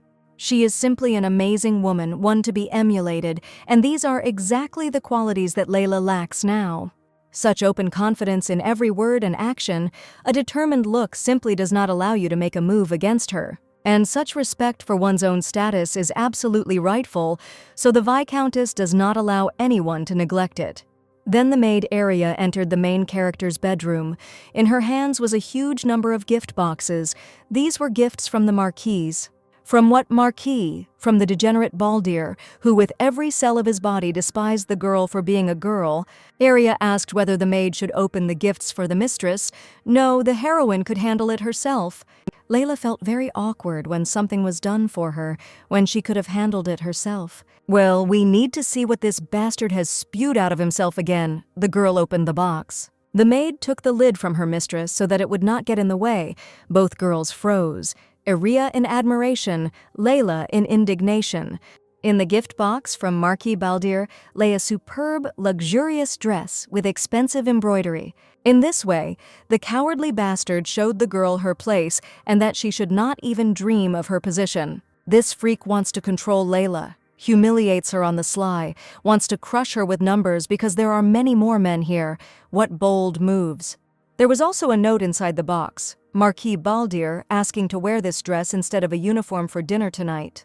What a degenerate! He specially added a note to his dress, because she cannot ignore the orders of the Minister of Foreign Affairs. The maid asked quite clearly whether the mistress would try on her gifted dress. No, the girl would not. But the Marquis also sent shoes and accessories that match this beautiful dress. Aria will do everything to dress up the young lady for dinner tonight. Stop, she's talking too much, she's clearly nervous. The main character said in a steely voice. The maid was carrying out Marquis Baldir's orders behind her back, wasn't she? The maid immediately broke out in a cold sweat, and it was because of this degenerate that Aria invited Layla for a walk. The maid immediately froze in silent shock. She didn't expect the heroine to guess, since she hadn't done anything like that. Well, everything is clear. What a helpful girl. How she was paid for such hard work. A real worker. Aria immediately bowed. The maid apologized profusely to her mistress because she did not do it out of malice. His lordship simply said that he wanted to show the beauty of Hatona to the young lady. But Layla had never been here. Well, of course, and the poor maid simply had no choice because of the Marquise's orders. Layla understands everything perfectly. And the same situation with this note. The main character angrily squeezed the note. Now she is angry, she is in the game. The main character looked at the gifted dress with disdain. Well, let's start taking the first steps with it.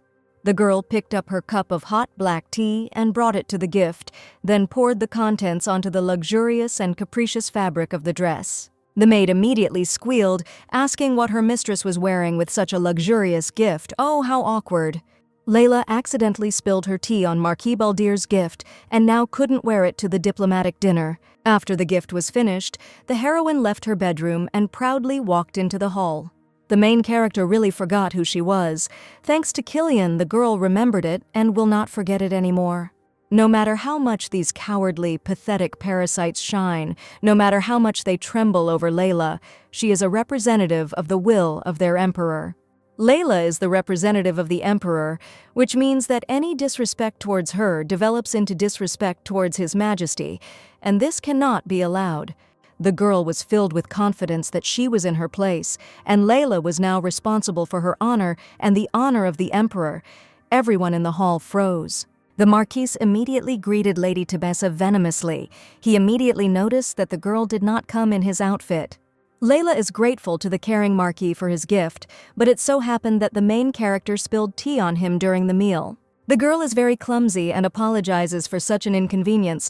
The Marquis was shocked by the heroine's disobedience. Layla asks for forgiveness. How could this even happen? Shock turned to anger.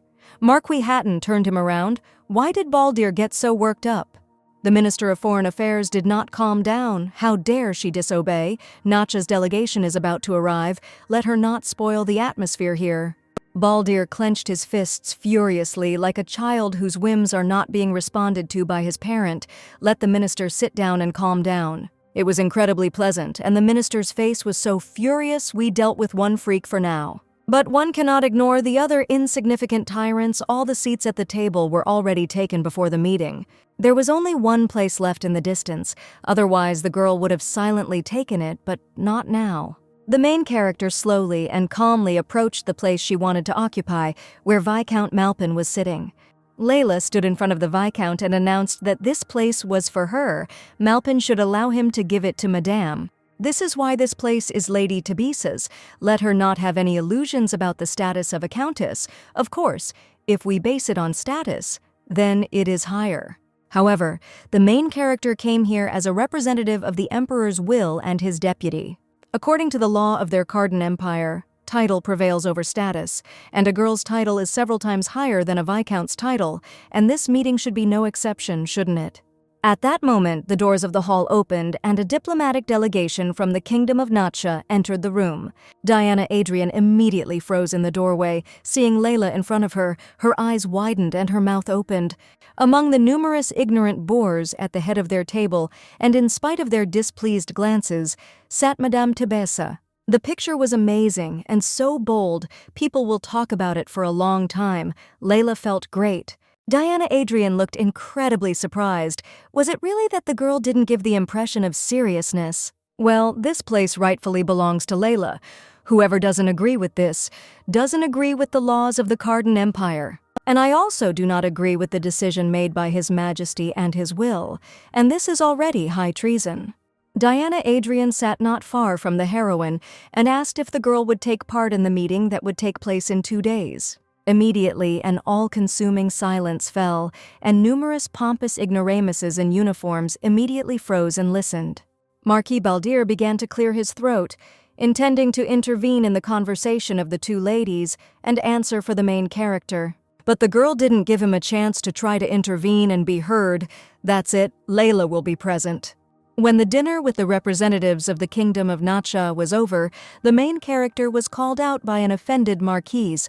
What was the upstart thinking? Let Baldir explain himself immediately. The girl will continue to pretend that she doesn't understand. How can you come to the meeting of your own free will? Doesn't Layla know that it is the Minister of Foreign Affairs who chooses who will be there and who will not? Of course, everyone knows about this, and the Marquis persistently does not allow anyone to forget about it, but the girl has an order from His Majesty, or the idiot decided to challenge it. The Marquis had the pitiful look of a protester. Inevitably, he roared for the girl to refuse the meeting. The Marquis apparently did not understand. Once again, the girl asks the question to the offended boor. The Minister of Foreign Affairs is going to go against the will of his emperor. The goal of the main character's mission is to participate in diplomatic negotiations, to demonstrate her abilities, and the pathetic whims of an ignorant Turkey are not taken into account. If Marquis Baldir is so eager to stop the heroine, then let him immediately send a request and receive approval from His Majesty. The Minister of Foreign Affairs was removed from the race. Layla did an excellent job. Diana was talking about this girl. She worries her so much. How interesting, and from her appearance you wouldn't say that there is any power hidden within her. Diana's uncle is just inattentive. Then why in that case did the delegation of the Kingdom of Nacha agree to go to dinner? It was more profitable not to go. Too boring. The main character has gone too far, and this will definitely become a stumbling block, so Diana considers her a hindrance. The Viscountess turned to her uncle and calmly said that she was not reading Layla's interference yet. Even if this girl were a stone or a boulder, they would forget about it today and will check it tomorrow. Meanwhile, the main character was thinking over a strategy for conducting diplomatic negotiations. Layla was not yet familiar with all the representatives of the Kingdom of Nacha, but Diana Adrian needed to be taken under close attention. It was necessary to think through all the possible ramifications of the diplomatic debate in order to avoid being trapped. Diana is extremely smart. A servant of the House of Hayton brought a bird, a messenger from the Emperor, to the young representative of His Majesty's will. The feathered postman didn't have much magic mana this time, so it would only last for 10 minutes of communication. A blue feathered chick sat down on the girl's desk, the communications department of the Imperial Palace. You need to state your name and position. Layla Tebessa, who is the representative of His Majesty's will and deputy, would like to speak with the Emperor. The caller's identity is being verified. Layla will be contacted later. Then His Majesty's voice was heard. What kind of uncertainty and confusion is in the main character's voice? She contacted Killian herself. She just didn't expect the Emperor to answer her so quickly. Well, as it turned out, that's how His Majesty answered Layla. Next to the Emperor stood a breathless signalman. Judging by the calm voice of the young heroine, nothing bad happened. Is it really that noticeable? It is always noticeable. The main character is an incredibly sincere girl. Her face and voice always reveal her true intentions and feelings. Madame Tebessa contacted His Majesty for a reason. Negotiations are coming soon. She needs to ask something. The Emperor was all ears. Killian was clearly glad that the girl's voice finally sounded confident. Finally, the right question was asked: how far could she go during a diplomatic dinner? His Majesty beamed. Clever girl. This was exactly the kind of Layla he wanted to rescue from within, exactly as much as she herself wished. So the day of the conference with the diplomatic delegation of the Kingdom of Nacha arrived. The ambassadors were already sitting in the meeting room opposite each other. The head of the representatives of the Kingdom of Nacha held a piece of paper in his hands. All they needed was the lands of Khan Island. Marquis Baldir grimaced in indignation upon hearing such an outrageous demand. Nacha hoped that Cardin would not be upset by such a request. Here the niece of the head of the delegation, Diana Adrian, also spoke up, adding that they just want their lands back. The Minister of Foreign Affairs clarified whether the Kingdom of Nachi really considers the lands of Khan Island to be its own, and that is exactly it. Diana Adrian rose from her seat, setting the right tone for the diplomatic negotiations, and the game began. Nacha is an alliance. 700 years ago, this alliance was called Randall and consisted of 7 islands.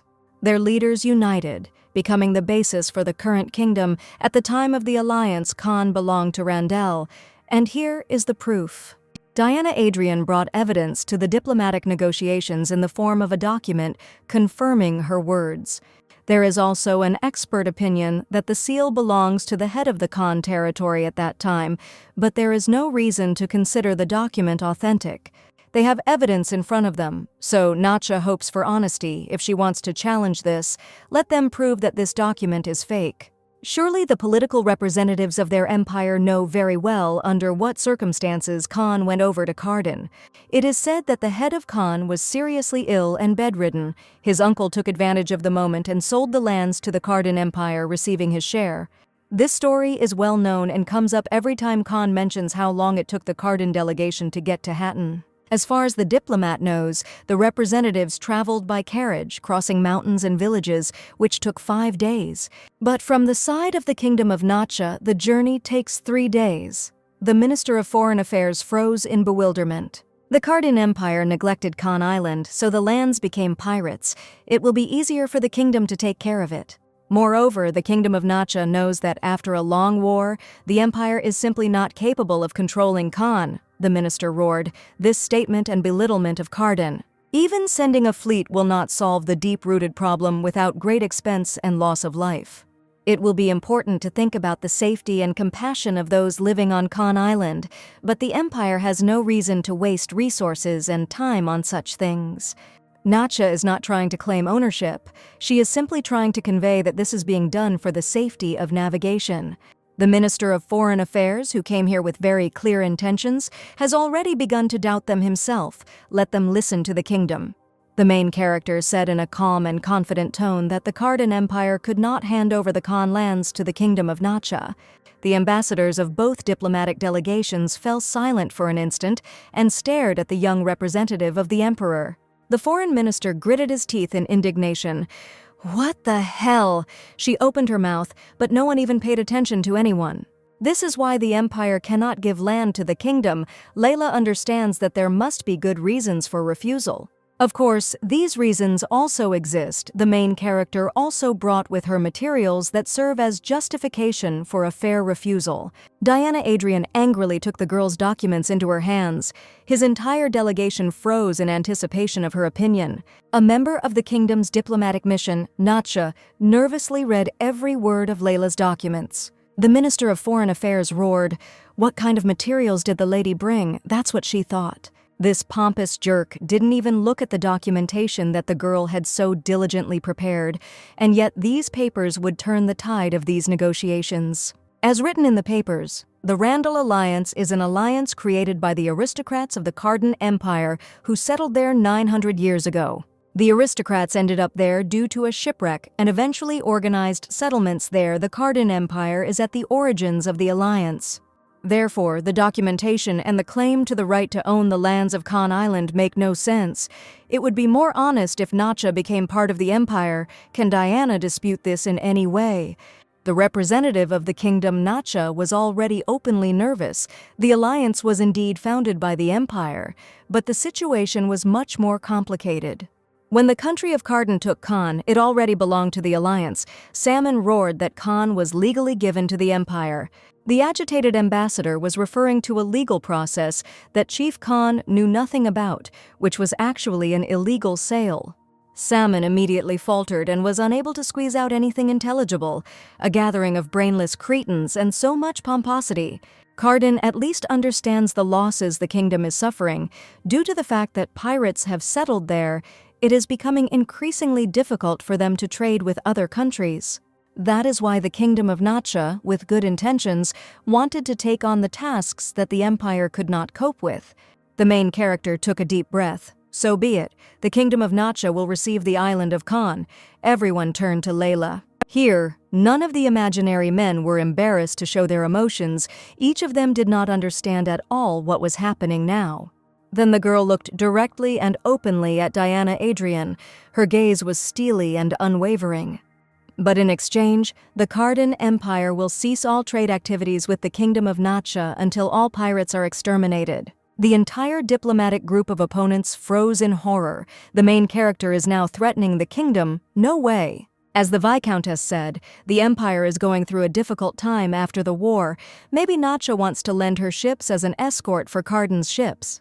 Since this was necessary until the pirate problem was resolved, the kingdom's delegation immediately fell silent. Diana Adrian was at a loss. Her entire group believed that their success was just a formality. With such ministers of the empire, Khan would have been theirs today. But this girl... At first, this girl seemed to the Viscountess to be an easy obstacle, pushed forward by her own people, but now it is clear what her outer appearance was hiding. The main character calmly and confidently continued her thought, but there is one more suggestion. Madame Adrian immediately blurted out that their delegation was ready to get acquainted with it. The rest waited in fear and silence. The pirates have set up a base on Khan Island, and it is interfering with both the local inhabitants of those lands and the trade processes. Therefore, Emperor Kardon hopes that the kingdom of Nacha will lend its naval power, that is, an offer in alliance with Kardon. What benefit does this have for the kingdom? If Nacha helps get rid of the pirates, then a trading base will be set up on Khan that they can use. To compensate for the damage their country has suffered, the grain export tax will be reduced for 10 years, and the purchase limit will be increased. All members of both diplomatic missions stared at Layla. Grain export. Where did this information come from? The kingdom of Nacha is forced to import half of the food it consumes, as production suffers due to unfavorable conditions and climate. This is the reason why the kingdom was so greedy in trying to get Khan Island. It was supposed to be their base, so they could use it to import goods to other countries. The main character grounded all the participants. No one dared to whisper a word. No one expected such a cold and unbreakable force in her. But it was enough just to read the documents, so as not to demonstrate incompetence now, and these are political luminaries. It's just a disgrace. Diana Adrian was seething with anger. This girl understood from the very beginning why the kingdom needed Khan. The uncle saw that his niece had nothing to say in response, and tried to direct his focus to the stupid Marquis Baldir. But Madame Tebesa did not allow this to be done. This question is for the representative of the Emperor's will. They are ready to accept His Majesty's proposal. The diplomatic negotiating table of the two political delegations was empty. The meeting was over. The Marquis, of course, could not admit his worthlessness. What was the point of this bragging? Layla wanted to ridicule the ambassadors. The girl was glad that the Marquis appreciated her skills, but all the materials on this issue were handed over personally to her assistant Baldir. The Minister of Foreign Affairs roared at the young assistant, "This girl is lying, let her answer immediately." The young man turned white with fear, but in fact Layla had indeed handed over these documents, and the chief assistant had called them useless and thrown them away. The Marquis's eyes went blank. Cold sweat ran down his face, and he opened his mouth in surprise. His assistant, Dylan. Baldir was incredibly angry with his son and disappointed in him, but the Marquis would not curse him, since he doted on his hereditarily stupid child.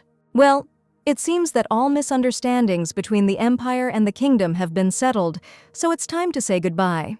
The main character turned around. The Viscountess stood in front of her and smiled, even though they had lost, recognition and respect could be seen in her eyes.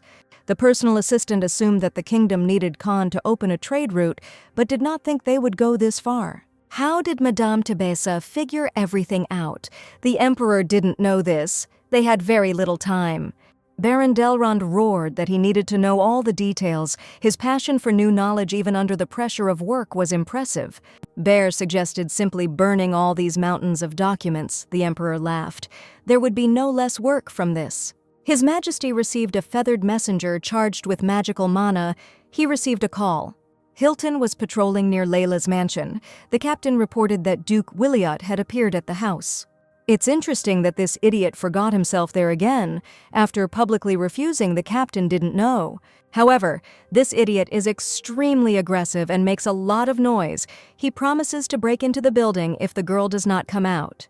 The Emperor assumed that this cretin would do something like this, but this is simply going beyond all bounds. What to do with the Duke? You should call the guards so that they stop the madman, then continue to monitor the territory. His Majesty ordered to find out how things are going at Layla's mansion. There should be an impeccable security system there. As a personal assistant, things are going well with the orphanage. The paperwork is so well organized that it is a pleasure to work with them. Here are the documents on the current progress. Everything is great, but His Majesty is not given by the temple, which is worried that it will stop receiving donations from the Empire. The issue is very delicate. We will need to monitor the situation closely. It will be decided when Layla returns. Baron Delrond really wanted to do everything before the girl arrived, but this turned out to be a difficult task. Therefore, we will have to work on the main character's question after her return to the capital. His Majesty felt Layla's absence as if it were not his usual melancholy. He waited for the girl to return and fill the emptiness of this place. There were many feelings with clear outlines inside the Emperor, but Killian could not yet comprehend them. Everything takes time. To be honest, without Layla's participation, the negotiations would have been unbearably boring, but they were never fun either. Layla made a strong impression on the first day, so now, even without the girl's presence, the negotiations are going well. Diana was surprised that Madame Tebessa was not going to continue to appear at diplomatic meetings. But the main character just smiled good-naturedly. She had already received what she came here for, and the formality could already be handed out to the hyenas. Lady Tebessa should think twice. If word gets out that the foreign minister has disgraced himself in front of another country, it will reflect badly on the Empire's image. Therefore, it is better to keep Layla's actions a secret. The girl does not intend to agree to something like this. If Lady Tebessa is so concerned about the judgment of others, then she may not worry about it at all. His Lordship Marcus Baldir will praise the girl to Duke Gallant, and everyone will benefit. Of course, this one or the other was delayed. His fame will now go beyond the borders of their empire. The girl has already given her answer. It seems that the lady doesn't care about the reputation of her empire. There is no patriotism in her. She humiliates and calls me a lady again, but it's okay. Soon all these cretins will come to terms with it. It was necessary to approach this issue responsibly from the very beginning and familiarize yourself with the materials. The report was prepared in advance. Layla won't change her mind, so let the sixes hand it over, and that's the end of the matter. The man jumped up from his seat in an attempt to stop the departing lady. Madame Tebessa, madame, let her remember this well. Let the limited sir repeat this every day until he begins to address Layla without mistakes. After leaving the meeting room, the girl ran into the owner of the estate, Marquis Hatton, in the corridor. The Marquis apologizes for disturbing the young madam and asks to give her a little time. The sixes opened their mouths. Of course, the owner of the estate knew that the heroine played a key role in the negotiations, although the case was clearly lost. The girl said that she was just lucky, but luck only comes to those who have outstanding skills. And in the opinion of Marcus Hatton, the Cardan Empire is very lucky to have such a representative. He is impressed. In addition, Marquis Hatton very much hopes that the girl will continue to defend the interests of her state. The main character was very proud of herself. For the first time, someone recognized her other than the Emperor and Bear. If a girl remains brave and confident, does not deviate from her intended path, but will be able to conquer many more people. The girl thanked the Marquis of Hatton with all her heart and soul for his honesty and recognition. The Marquis froze and carefully examined the girl to see what her reaction was to her gratitude. Here the owner of the estate's eyes widened, his eyebrows rose. Why was the man suddenly so surprised? The interlocutor apologized for his question and asked whether the girl had an escort, which she did not. Marquis Hatton was deep in thought and looked at the floor. Perhaps it was because of his character. And how old will the girl be this year? Dale will be 24 years old. Well, the girl is still too young to give up after failure. Are we talking about breaking off the engagement or something? For a normal person, this is considered tactless, but for nobles it becomes a habit. It is stupid to be offended. Since Layla has no barriers to communication, the Marquis would like to introduce her to a suitable person. Well, that's it. That's too much of a violation of personal boundaries. Layla thanked him, but she only follows her feelings. If she and the Marquis had already discussed everything, then the girl would already want to leave. She has plans, of course. The Marquis cannot distract such a serious man. The girl said goodbye and wished him a good day. The owner of the estate was left in a very depressing state because it was such a wonderful idea. His family clan could use such an outstanding person. The girl is truly worth her weight in gold. Here, the Marquis's eyes widened again. You can't just give up. It's customary to fight for any treasure. The head of the Katona family clan called his butler to him, and the servant immediately arrived. Marquis Hatton ordered his servant to immediately find his second son and bring Aldor to him. Meanwhile, the maid in the main character's room squealed in delight and covered her mouth with her hands. How beautiful the young lady is. Her new luxurious dress perfectly sets off her dark eyes and hair, as well as her marbled light skin. Arya stood behind her mistress and began to tidy up her long hair. Her dress was perfect for a dinner party. It was a gift from the Marquis of Hatton. The maid worked hard to create the right hairstyle for her madam's image, and the hair was finished. The girl was at a loss as to what jewelry Her Highness would choose to wear. The jewelry had already been given to her by Marquis Baldir, so she did not want to touch it. By the way, the main character took with her a necklace with a spirit stone, which His Majesty gave her. The choice was obvious. Layla no longer needed any other jewelry, only the necklace from Killian. The necklace with the magic stone was incredibly beautiful and perfectly completed Lady Tebessa's festive look. Then someone knocked on the door of the main character's bedroom. The girl got up from her chair. Who else was there? Aldor Hatton entered her room in a luxurious festive attire. What is this obsessed fool doing here? Madame Tebessa looked questioningly at the uninvited guest. Something had happened at the Hatton estate. A beautiful and delicate bouquet of fragrant raspberry roses, powdery peonies, and meadow flowers appeared before the main character's face. Not at all. Everything is fine at the Hatton estate. Everyone is preparing for the dinner party. Aldor Hatton has come here to escort the young madam. His father, the Marquis of Hatton, insistently told his son to be sure to accompany Layla. Marquis Hatton ordered his son to become an escort. His intentions are clear. He wants to introduce the heroine to his second son. It won't be hard to guess his intentions after those words. He really thinks that this horny idiot will suit her. Layla doesn't think so. The main character insistently repeats that the girl does not need an escort at all, so Aldor cannot waste his time in vain. Aldor Hatton began to advance and come closer to the girl. Layla rolled her eyes and slammed the door in his face. The second son of the Marquis of Hatton looked at the closed door with a stony face and an unkind look. Then a sly and threatening smile appeared on his face, which clearly foreshadowed something bad. Well, Aldor Hatton would retreat for now, but that was not the end for the young lady, and then he threw the bouquet on the floor and left. Madame Tebessa was happily called out by a female voice from behind her. Wow, absolute beauty. Madame Adrian looked at the main character with admiration. It was impossible to tear herself away. If she were a man, she would immediately fall in love. The girl covered her mouth with her hand. Layla can say the same about Diana. What a stunning and bold dress she is wearing. Diana Adrian will gladly give something similar to Leda next time. The heroine is very grateful, but it is unlikely to suit her. What is the main character even talking about? This dress would look even better on her. The conversation between the two beautiful ladies was interrupted by the male voice of the owner of the Hatton estate. Madame Tebessa is already here. The ladies greeted the Marquis of Hatton coldly. The man remarked on the elegant beauty of both girls. Marquis Hatton began to look around for his wayward son, who was clearly directing him towards Layla. Did the girl really come to the dinner party all alone? That's right.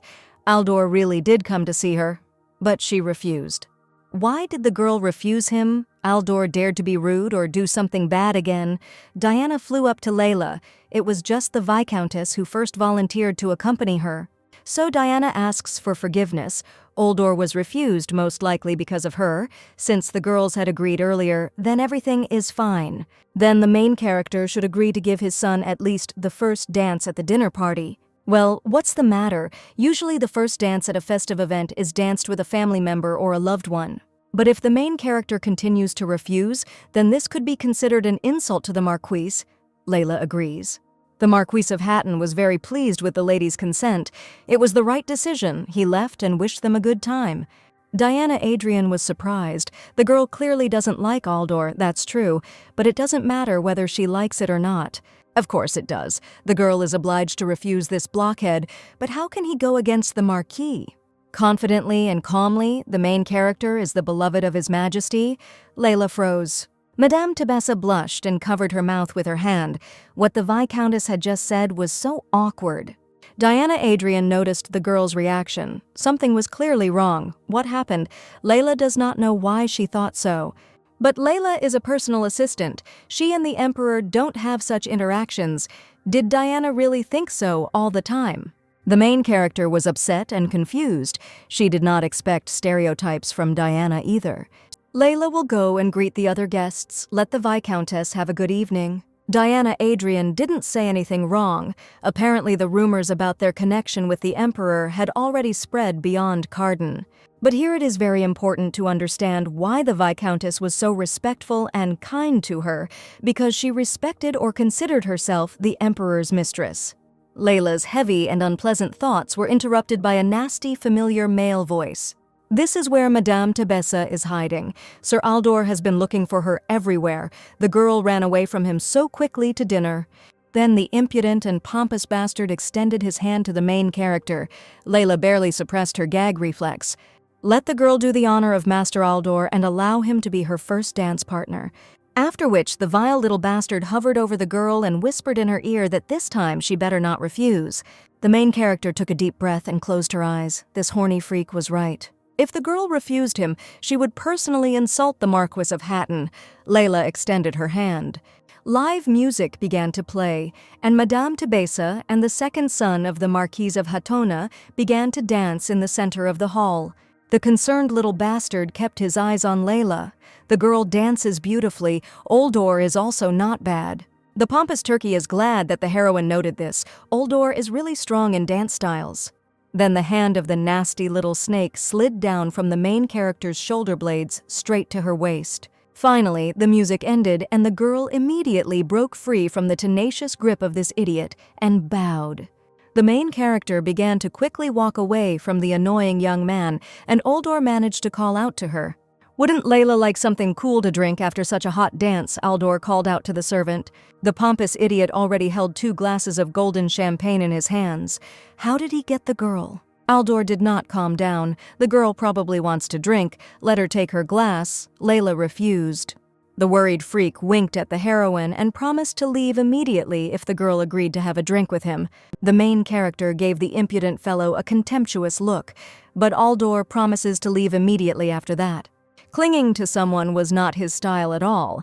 Aldor glanced sideways at his father next to him, but Layla should understand.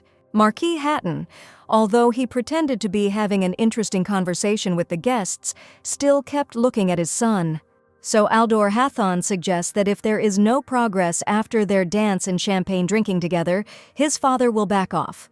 The girl would happily drink to the Cotton family, leaving the main character alone. By the way, the second son of the Marquis of Hatton heard a very fascinating and delicate rumor about her. Layla answered with a stony face that she was not His Majesty's mistress. Aldor was surprised. He didn't even have time to say anything. The girl really was very smart. The rumor is definitely unfounded. It's all true. People have gone completely crazy from idleness. They don't know how to entertain themselves anymore. Aldor Hatton looked at the girl with an unkind and predatory look.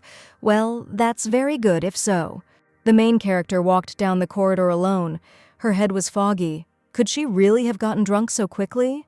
The girl thought she knew how to drink. It was a bit early, but in such a state she had to leave dinner. If Layla leaves through the main entrance, the guests will notice. You need to sneak out through the back door unnoticed. The main character opened the back door of the banquet hall, and a salty breeze immediately hit her face. The girl froze, and before her opened a simply stunning view of the shining dark waves of the sea under the moon. The sea at night looked completely different, simply fantastically beautiful. How wonderful it is to see this every day. The heroine felt both good and bad at the same time. The fog in her mind was increasingly consuming her mind. Here, the girl's privacy was disturbed by the butler. He approached the girl on the balcony and called out to her. Madame Layla is fine, she looks very confused. The girl covered her face from the blinding light. It was necessary to admit that the heroine was getting worse. Let the servant accompany her to her room, of course. The main character was already having difficulty making her way along the corridor. Her mind was clouded. What's wrong with her body? She can't switch off. She needs to stay conscious until she gets to her room. On the roof of the luxurious estate sat Captain Hilton, like a shadow, watching what was happening. The faithful lord conveyed to the emperor that the second son of Hatona was obsessed with Layla. His intentions were unclear, and his reputation was very bad. His Majesty immediately fell silent. The captain knew his master well. The emperor was making a decision. Let Hilton keep an eye on Layla and make the idiot stop if he does something wrong. What exactly will need to be stopped by Hiltina is absolutely everything that the girl does not like. The emperor decided to clarify for understanding that the captain should not allow touching the heroine's body without her consent. This horny freak was still at the party. Strange, the party somehow dragged on too long. The emperor has a bad feeling. Let him not take his eyes off the girl. Captain Hilton understood everything. The imperial spy silently jumped from the roof of the estate onto the balcony to improve visibility. The captain carefully peered into the window of the banquet hall and began to look for Madame Tebessa. But the girl was nowhere to be found. How could he have missed her? She had just been here before his eyes. There is a crowd of guests and service personnel around. The guests continue to relax, but Layla is nowhere to be found. Did she really go to the restroom? But no one was passing by in the direction of the main building. Hilton would have noticed. But how then did the girl manage to leave the banquet hall without appearing in the lord's sight? Did the main character really leave through the back doors? Then it's clear why the captain didn't notice her leaving. Meanwhile, the main character was laid on the bed. Her body no longer had any strength. It was like cotton wool and did not obey her. The girl didn't understand anything at all, where she was, what was happening to her. Then the heroine danced at a banquet in the common room, then suddenly became drunk and the butler escorted her to her room. Apparently, Layla fell asleep immediately upon arriving in the bedroom. Then a creaky voice was heard. The girl was getting ready to sleep again. The main character immediately perked up. She was not alone in the room. What the hell was going on here? What kind of ignoramus would dare to come into a lady's room at such a late hour? Layla is mistaken. This is not her bedroom at all. This voice was well known to her, vile and impudent. The girl clenched her teeth. Is this really that horny freak Hatton? How dare he misunderstood everything correctly? This is his bedroom. How is it that the bedroom isn't hers? That can't be. The girl couldn't go into someone else's room. But why is the main character in the room of the Marquise's second son? The girl clearly remembers that she asked the servant to take her to her room. Layla apologized. The butler had obviously messed something up. She asked him to take her to her bedroom, not someone else's. The main character collected her thoughts and got up from the bed of the Marquis's son. It was time for her to return to her room. But then the vile degenerate grabbed the main character's hand. What does this freak even allow himself to do? Then the scoundrel suddenly pulled the girl towards him, squeezing and twisting her arms tightly. Who does this degenerate think he is? He has nothing to lose, or he is tired of living. Let the girl be kind to him. After which, the vile monster carelessly threw the girl onto his bed. Layla was still weak and could not give a full-fledged fight back. The main character is the deputy of the emperor. Oldor is completely stupid and does not understand that his head will not be cut off only by him. Aldor laughed heartily. The girl really was going to tell his majesty about this, of course, to see his head fly off his shoulders. In this case, the main character will very quickly lose her favorite position. What a disaster. Let the girl now think for herself whether the emperor would need such an imperfect woman. Aldor doubts that the emperor will believe the girl's words, since it was she who entered the room of the Marquise's son. You can tell the emperor. They will see together who he will trust more. Layla's brother also said. Andante also tried to rape Layla on that terrible day and declared that he was not afraid of being caught because no one would believe her. Will His Majesty really do the same to the main character as they all did then and not believe her? Well, the Marquis's son hasn't even done anything yet, and Layla has already started crying. How absurd. No matter how much she pretends to be strong, a girl is just a girl and is only needed for one thing. Then a pendant with a magical artifact appeared before the girl's eyes, and the spirit stone began to glow. The Emperor always believed in Layla, in her words and actions, and he himself risked his position for her sake. Killian is not like all those pathetic freaks. He is truly special in every way. The main character activated the magical spirit stone on her necklace and launched the transformation. The first blow landed on the degenerate's jaw. With the second blow, the girl threw the insignificant worm away from herself into the wall. The Marquis's son clearly did not expect this. Then a voice was heard in the corridor, calling out worriedly for Madame Tebessa. They were clearly looking for the girl. Madame Adrian and the captain of the knights, Hilton, burst into the bedroom of the vile monster, and the girl was saved. There was movement in the master of the estate's room. The butler stood with a candle in front of his marquee. No outsiders should enter. The butler should ensure that this does not create a commotion. At the feet of his father lay the vile degenerate Hatona, who had been tied up by Captain Hilton and was screaming furiously.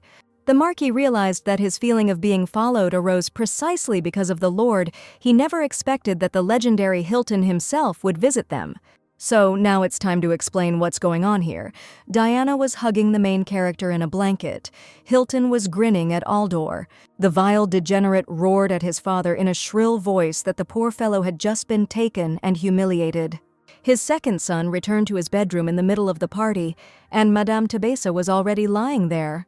They were drinking and dancing together, so the bastard thought the atmosphere was right, but he was accused of violence. Layla screamed that she clearly refused this bastard, but Aldor deliberately ignored her and mocked her. This degenerate deliberately tried to act against the will of the main character, a blatant lie.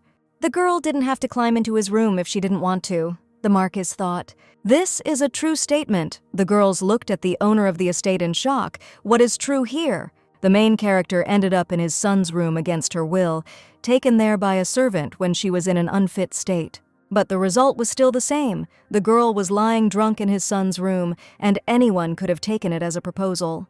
Let the main character point to the butler who brought her to his son's room. In that case, they will interrogate the butler and find out his intentions. The girl could not remember his face. Layla can't remember the face of this employee. Diana Adrian immediately realized this poor girl. In this case, the Marquis of Hatton suggests accepting everything as a misunderstanding, since there is no one to blame. Isn't this the best option for the girl herself? How could a noble lady want to get into such a scandal? The little rat grinned contentedly, confident in his own inviolability and Layla's vulnerability. Diana was simply furious at what this idiot was saying. Let the girl not interfere. She doesn't know the laws of a foreign country. And then it finally dawned on the main character that Marquis Hatton knew everything from the very beginning, and that this Silt had acted on his orders. It was the Marquis who planned it all, persuaded him to dance with the degenerate, got him drunk, and sent the servant away. There is no misunderstanding here. This is a clearly planned crime. And there can be no talk of any peace until the entire family of pathetic degenerates sincerely regrets what they have done. Will Layla really continue to insist that Aldor is to blame for everything, and he blames her, the Marquis himself, can see for himself that he is right? I wonder how the main character decided to prove her case. Elementary, they will meet in court. It's very simple. The Emperor's representative will submit her forgiveness and application to the Divine Court. The Divine Court is the final authority and is used to obtain confessions from hardened criminals. This trial is no different from moral torture, incredibly cruel, but at the same time the most effective method. The Marquis humiliatingly called Layla a lady. She is really ready to do this for her whims. It looks like a threat to his family clan. There was no such thought, but since this is the only way, she is ready. And the Caton family clan is ready to take responsibility for what they did after the truth is revealed. The vile degenerate immediately turned pale. He was not ready to go through torture at all. He was cowardly and weak. His father immediately shut his son up. Since that was the case, then they would all unanimously appeal to the Divine Court. So, at the estate of the Marquis of Hatona, 2 carts, harnessed by horses, stood and waited for their travelers. The Viscountess looked into the distance with a heavy heart, and gazed today's incident was hard for her. Diana Adrian called out to Layla. She was very worried about the young heroine who had been through so much. Madame Adrien approached the girl with concern she would not dissuade the girl from her intentions. Diana wishes to return to Layla safe and sound. The Viscountess has something to tell her upon arrival. Of course, the heroine received very pleasant words of support and care towards her, especially from the girl now. The doors of the divine court swung open, and inside stood servants in white robes, waiting for the accused. Just let his son do everything right, the Marquis confidently walked towards the servants. Aldor was not at all confident. He was constantly pestering his father, but the Marquis was unwavering. Everything is fine. His son did nothing wrong. There is nothing to worry about. His confidence is confusing.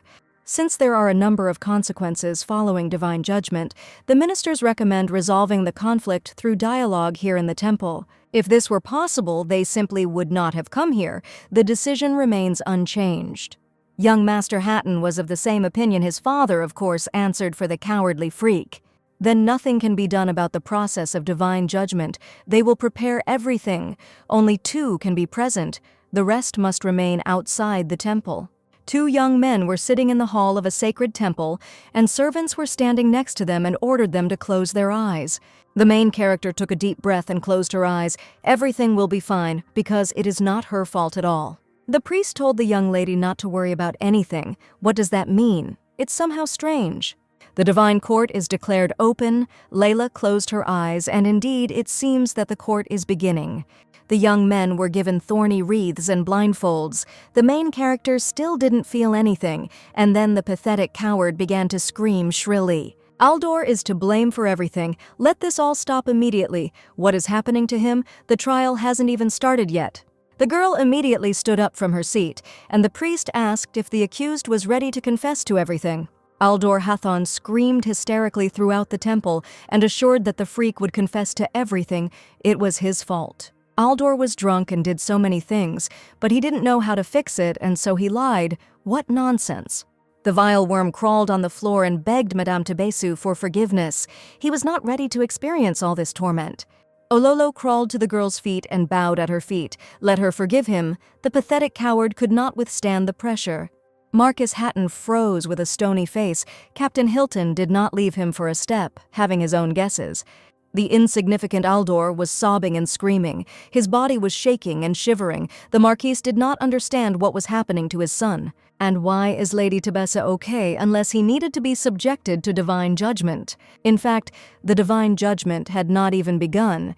It was just that his son, a pathetic coward, was afraid of pain and decided to confess everything. And now the main question, did young Aldor plan it all himself, or was he helped? The Marquis ordered to stop. His son is now in shock. Then let the divine judgment continue. Layla needs proof, but not this. Aldor will tell everything. The vile little snake screamed out loud that he would not be held responsible for the actions of others. He was not alone. Marquis Hatton immediately ordered his son to shut up, to close his mouth immediately, or it would be the end for him. The girl got her way. The Marquis admits his son is guilty, and that's where they'll end this situation. Well, the main character got the truth and scared the culprit to death, and his dad will remember that Layla shouldn't be touched. The main character wanted to clarify something with the priest, and the temple minister nodded approvingly. What happened to the vile freak before the divine judgment? Aldor, of course, is a pathetic coward, but there was something else here. The priest smiled kindly at the girl and said that he would not reveal this secret to Madame Tebessa, but he can allow himself to add that the main character is accompanied by a very good knight. In the royal carriage, a puzzled Layla and a focused knight captain, Hilton, rode in silent silence. The main character decided to turn to her savior and thank him because the captain protected her all the time. After all, this was not the first time that Kilton had saved the girl, and the captain reproached himself and said that this time he had not managed to come to the rescue in time. The knight captain asks the main character for forgiveness for his mistake. Hilton bowed his head before her. Layla raised her hands in surprise, for which the captain apologized. Hilton had saved her so many times, and that was the most important thing. His Majesty ordered the execution of anyone who touched the girl without her permission. Layla froze in shock. Did Emperor Cardan really give such an order? The captain nodded his head in approval. But why go so far? We are talking about taking a person's life. That would already be murder. The main character began to remember that day. Captain Hilton was already ready to take out his blade, but Diana stopped him. Layla wouldn't want anyone to die even though it was unfair. It was too much, so please let the captain not do it. But this was an order from his emperor, and Hilton had already disobeyed him. The knight was worried that he was dishonoring His Majesty's honor. The girl sincerely regrets that Hilton had to go against the emperor's order because of her, but she will not change her mind. Moreover, the girl sees that the captain of the knights himself does not want to kill people. Hilton froze nervously. The captain immediately covered his face with his gloved hand. His eyes were burning, which made the girl freeze in alarm. The main character had already reached out to her savior to help, but he refused. At the hated Hatona estate, the girl was immediately met by Arya. She had already heard that something terrible had happened at the party. She was so sorry. The maid waited to hear the young mistress's explanation of what had happened, but was it possible to tell such things to Arya? Layla smiled good-naturedly. Everything was fine, just a minor incident, but it would be difficult to hush up the topic after such a fuss. When the main character returned to the Marquise's estate, Caton himself immediately ran out to greet Layla. The parade of hypocrisy begins, and in front of her stood the instigator of this whole incident, who was ready to sacrifice his son. Marquis of Hatton apologizes for his son. He was not always like this. He will be taught a lesson. By the way, the Marquis really hopes that Layla will keep this incident a secret from everyone. Let the girl keep this misunderstanding even a secret from the Emperor, of course, because there is always reputation. It would be great to show the true face of the degenerates of the Caton family, but then the heroine herself would be criticized. It will only get worse if His Majesty is known. Well, so be it. Layla will keep silent. This terrible day finally came to an end. The culprits were identified and punished in their own way. How tired the main character is. How much more blows will she have to take? How much more pain and humiliation will she have to overcome? The girl definitely wouldn't be able to fall asleep today. She didn't feel safe, and her feelings weren't giving her any peace. Apparently, she won't be able to get enough sleep for a while, and everything was just starting to get better. But why can't all these vile and disgusting people just leave Layla alone? Just give her a chance to live. The main character was sitting in her bed. Layla looked completely unwell. Her gaze was worried. A maid came into her room with a tray. The light in Layla's bedroom was on all night, and the mistress could not sleep. After something like this, it is impossible to sleep normally. The mind reacts to every rustle, taking it for a threat. Arya put down a tray with a cup and a teapot on it, and the maid brewed some tasty and strong tea for her mistress. The tea was chamomile, so it was supposed to promote a pleasant sleep, and the aroma was fresh and light. The main character immediately remembered the chief servant of the estate. After the death of the Duke and Duchess, she brewed chamomile tea for Layla to overcome her insomnia. The Williott's maid always lit lavender candles and fluffed the pillow before bed when something was bothering the girl. The maid did everything to help the heroine get some sleep she will need to write to her upon arrival in the capital. There was a knock on Madame Tebesa's bedroom door, and a familiar female voice was heard, which could only belong to one person. Viscountess Adrienne entered Layla's room. The heroine was surprised, and the maid immediately hesitated. Diana sat down on the chair next to Madame Tebesa's bed. How was Layla feeling after yesterday? The girl hadn't had time to tell anything yet, and Diana was very worried about her. Aldor confessed everything. Everything was fine. The Viscountess was glad to hear this.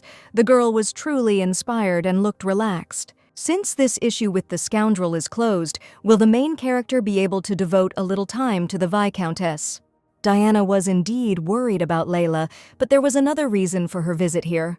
Diana Adrienne bowed her head and asked for forgiveness for her thoughtless and offensive words. She did not think that way about the girl at all.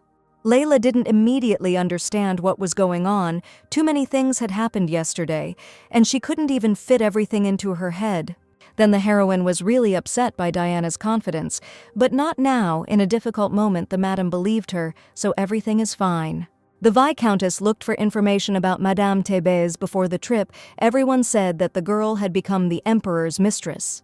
Layla is just the Emperor's personal assistant. With such fantastic abilities, it's no wonder. It's a pity that they already have to part. The girls were just starting to talk. They will see each other again. Diana was deep in thought about something. The main character looked at her questioningly, and there was an awkward pause. In fact, the Viscountess would like to say something else to Madame Tebessa, so that the heroine would have something to think about. In the kingdom of Nacha, sexism has long since given way to equality, and Diana Adrian is a living example of this. In their state, any capable person can take a place in the government, and talented people are given support, both single and married. It was very hard for Diana to leave such a brilliant mind with those who did not even want to recognize it. The Viscountess took Layla's hand. The main character never thought about moving to the kingdom of Nacha and finally spreading her strong wings. Layla was completely confused by such a proposal. She had never thought about moving from her country in her life. She loves her empire, so she was forced to refuse. Diana expected exactly this answer from the girl, didn't think for a second, and immediately refused. It was necessary to simply kidnap the main character and take her with you to the kingdom of Nacha, then the girl would be appreciated. The day of departure of the diplomatic delegation of the Kingdom of Nacha had arrived. Cargo ships were already waiting for their travelers. On the shore at the port, at the pier, stood two representatives of different countries. The girls were saying goodbye warmly. Diana Adrian really liked Layla. She left her here with heavy thoughts and offered to hug. The Viscountess hugged Layla tightly. She really hoped that the girl would be happy and appreciated. The main character is a person of rare intelligence and honesty, so the girl deserves all the best. In addition, Diana asked to think carefully about her offer. As long as she was alive, it would remain in force. The girl was completely embarrassed. She had not been praised at all. And then such an attitude. The Viscountess was invited on board the ship. Well, it was time for her to go. Matters of state importance would not wait for her. Their time was up.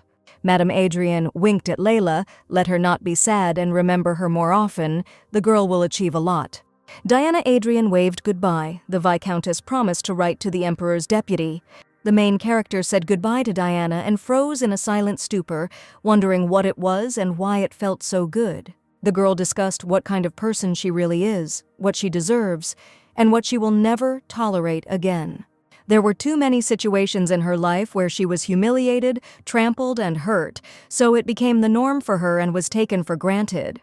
Of course, the prospect of finally becoming completely free and free from constant oppression is attractive. Diana Adrian's proposal was very interesting, but the first person the girl thought of was not herself. Her thoughts were all about Killian, and it was unbearable to even imagine that she would never see him again.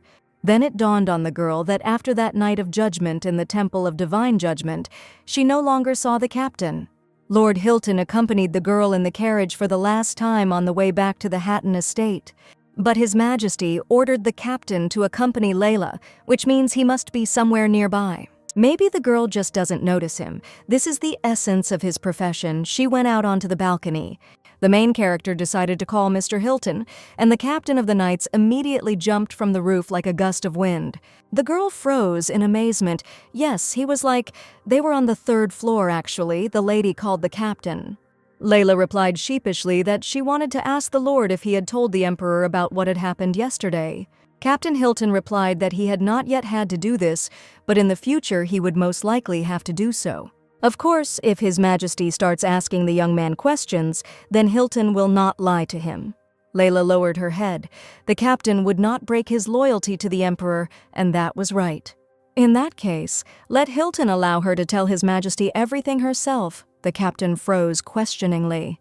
Therefore, Madame Tebessa asks the captain to keep this information until she herself tells him. Lord Hilton thought and nodded, but he couldn't wait long. Layla understood because this was not a simple request.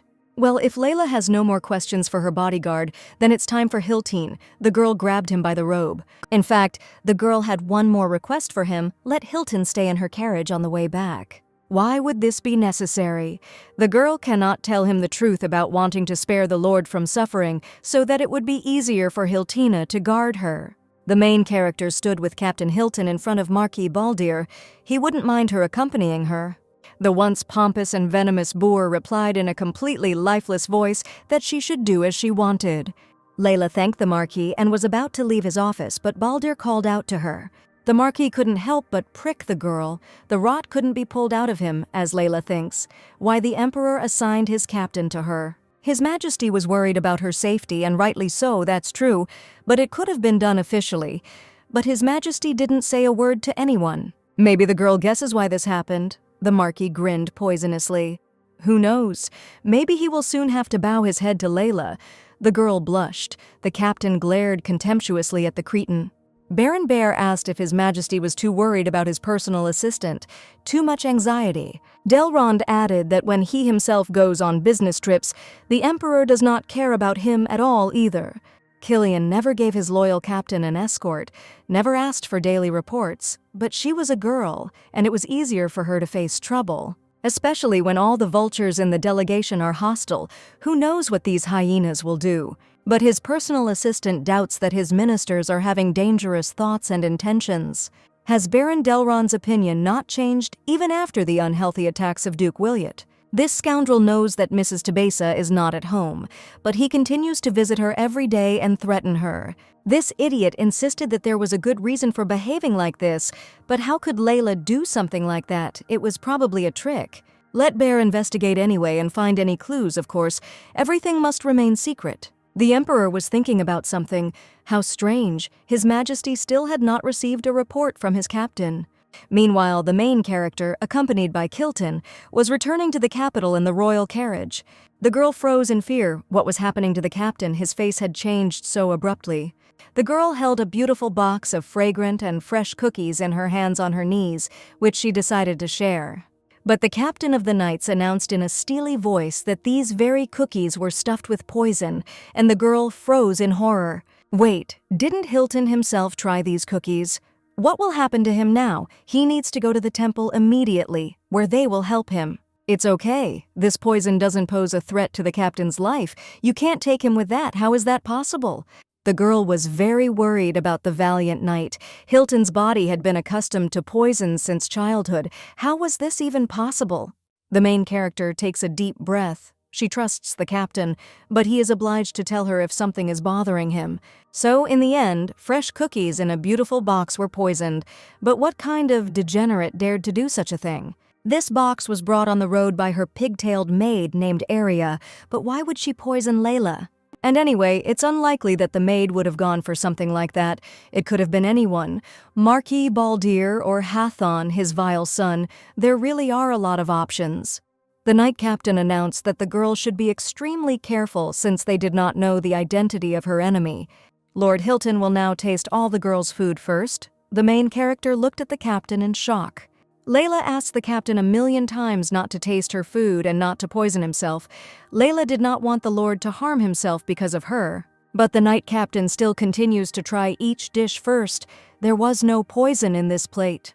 The only thing Layla liked was that she didn't have to eat with other people, which is necessary to detect poison. The easiest way to detect poison is silver, but there are enough poisons in the world that cannot be detected this way. These types of poisons can be detected by color, taste, or smell, for example, and there are also other ways to detect them. For example, giving questionable food to another person and not touching such food yourself sounds simply horrific.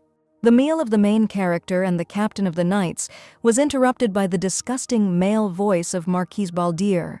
The vile bastard stood at the door of the room and waited for the lady to free herself. Something happened. Marquis Baldir waited for the girl to be free, as he wanted to talk to her alone, and where he wanted to hold the conversation. The hotel reception area will be empty. You can safely talk there. 3 people were walking along the corridor. The captain did not lag behind Layla for a step. Baldir ordered the bodyguard to remain in the corridor. He had to talk to the girl alone.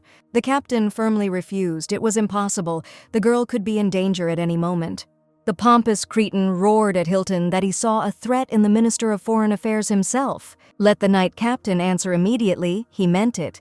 Layla was trying to protect her captain. How dare some commoner ignore the orders of Marquis Baldir himself? What news? Who would have thought that a true legend and great warrior is an ordinary commoner?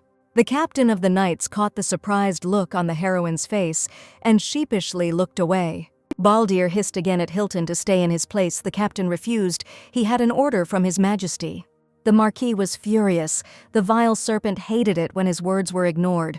Baldir did not argue further. He turned around and ordered the night captain to do as he wanted. In the reception room of the hotel, freshly brewed tea was poured for the main character, which was recommended by the owner of this hotel. From behind the girl's back, Kilton looked out disapprovingly. Well, he was right. If she wanted to drink it, then he should be the first. Since the ill-fated cookies could have been poisoned by Marquis Baldir, it is better not to touch this tea. So why is the girl here? Marquis Baldir assumed a serious and concentrated look and began to clear his throat. They will start by saying that this is not his personal opinion, but that of those below him in rank. Well, another game has begun. Everyone says that it would be better to give all the credit to the Minister of Foreign Affairs, meaning the credit for the diplomatic meeting with Natasha. Well, it's clear, Layla didn't do anything about it, and this vile freak decided to attack first. It will be difficult. The Marquis is one of those who steals other people's merits for his own benefit. What an absurdity! He does it for the Empire. This is exactly what the girl is talking about. The girl also wants to give credit to everyone who tried for the Empire, but too many people were watching her. Including diplomats from another kingdom, Layla could go for a small lie, but in this case, the truth will only be a matter of time. And that's when it will become clear to everyone that the Marquis was trying to appropriate other people's merits. The Marquis pursed his lips angrily.